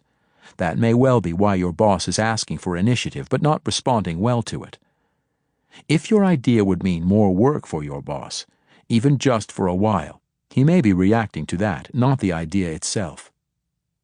What about the pressures your boss is under? Has he been recently burned with an idea from somebody else that went wrong? Or is your boss faced with the same sort of negative challenge from his boss and needs to have all the bases covered? If your boss is overloaded, what can you do to help? Are there things you could do to ease his burdens rather than add to them? Can you do more of the homework on your idea so you can show how it is already fully worked out and how you are prepared to take on more burden to make it easier to implement? Can you do the analysis, the lobbying, or the rounding up of supporters that would make it more attractive for your boss to agree? Another way to lighten your boss's load is to find a part of his current job that you could help with, an aspect that would be easier for you to do than for him to do because of your skills, or a part that you would like to learn about. That adds to the currencies you have to offer. If you are thinking like an influential partner and not a lowly subordinate, you will want to find ways to help. Perhaps the problem is in the way you are presenting the ideas. Are you so irritated and frustrated at past responses that you are coming with a bit of a chip on your shoulder, expecting a turn-down that proves what a hypocrite your boss is? That isn't likely to be received as a positive suggestion. The previous diagnosis is an important one, but you are guessing as to what might be bothering your boss and what he might want from you. We always urge you to go to the horse's mouth. Could you, in a non-accusatory, truly inquiring mode, ask him why he responds as he does? Such a direct approach might not work. In spite of your spirit of really wanting to know, and not as a veiled attack on his competence, your boss might think your question is too presumptuous, or forces him into more self-disclosure than he is comfortable with. So you might have to rely on your initial diagnosis. If asking doesn't work, you could still directly raise the issue with him, but this time framing it in terms of your development. I really want to take you up on your request to all of us to initiate more, but I have tried several times and you do not seem to be encouraging about my ideas. Can you help me see how to improve them so they will be more acceptable? That is not antagonistic, and it gives your boss several choices. Tell you some things you could do to strengthen your ideas. For example, calculating payback ahead of time or identifying all the stakeholders who will have to buy in. Reassure you to keep trying and to make the ideas bigger or smaller or whatever will help them gain acceptance. Tell you more about the reasons he has been so discouraging, which helps you know what currencies to use to alleviate the reasons. Or possibly to rethink the way he has been reacting and start to be more welcoming. Problem 2. My boss doesn't do his or her job well enough but won't take help. My boss doesn't do the team building and scheduling management that is her job, and she doesn't like my direct attempts at influencing what she does. I have raised the problem with her and tried to use all that you talk about in terms of not seeing her in negative terms. And I have talked with her about how her refusal costs her and harms the department, but she is still unwilling to change. In fact, she gets very uncomfortable when I directly try to talk about these interpersonal matters. Answer. There are 2 issues here. One is that your boss has weaknesses but doesn't appear to want help. The second is that she doesn't want to talk about it. Let's deal with the latter first. Much of what we suggest in this book is the power of being able to directly talk about issues. When the issues can get directly raised, successful resolution is more likely because each party tends to have different but relevant information. Only when all the facts and feelings can be put on the table is it likely that a quality solution can be discovered.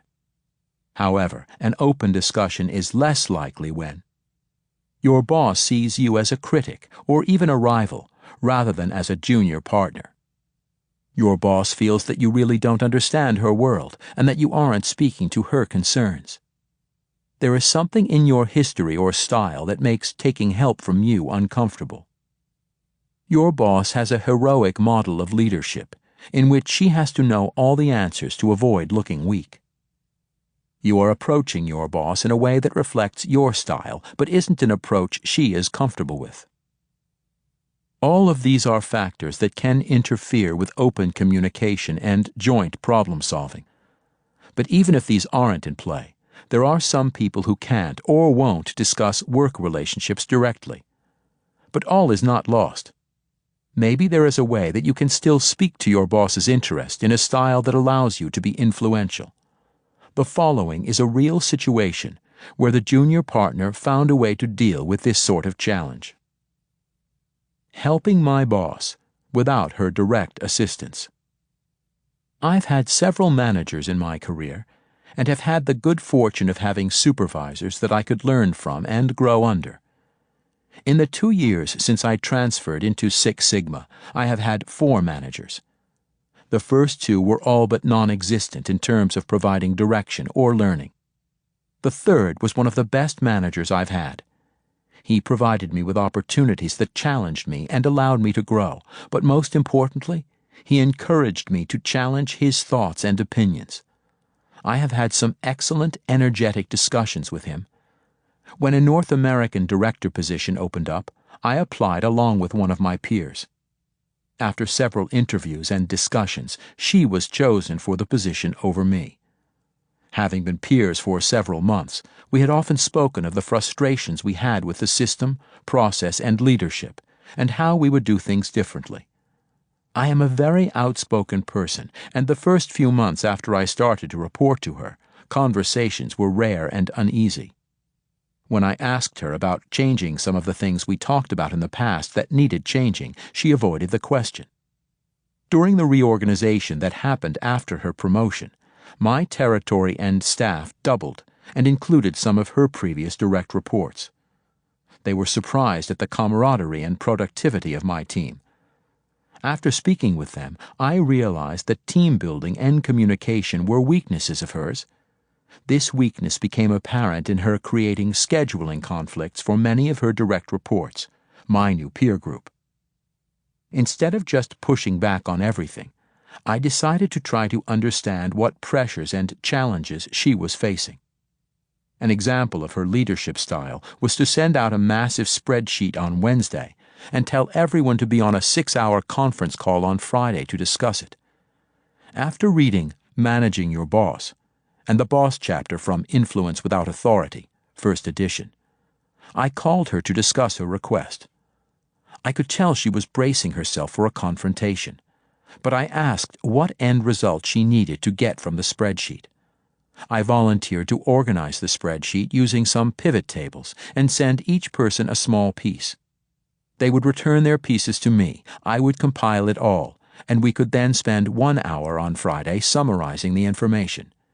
She was thrilled.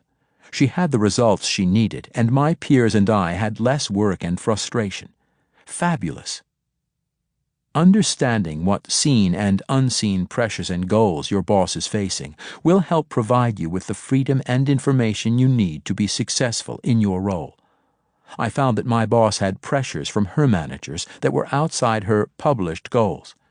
Since I started working with her in a more proactive manner, she has been more helpful and open in sharing some of the rationale behind the decisions being made.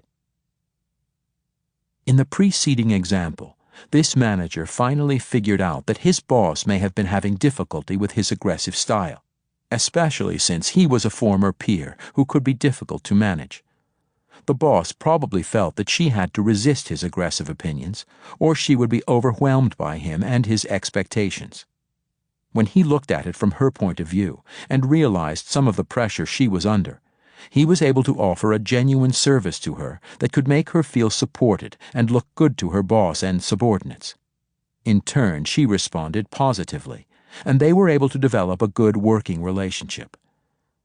This approach is based on making an accurate diagnosis without being able to check out your assumptions with the other person. In your situation, does your boss's superior pressure her to appear stronger? What have you seen that would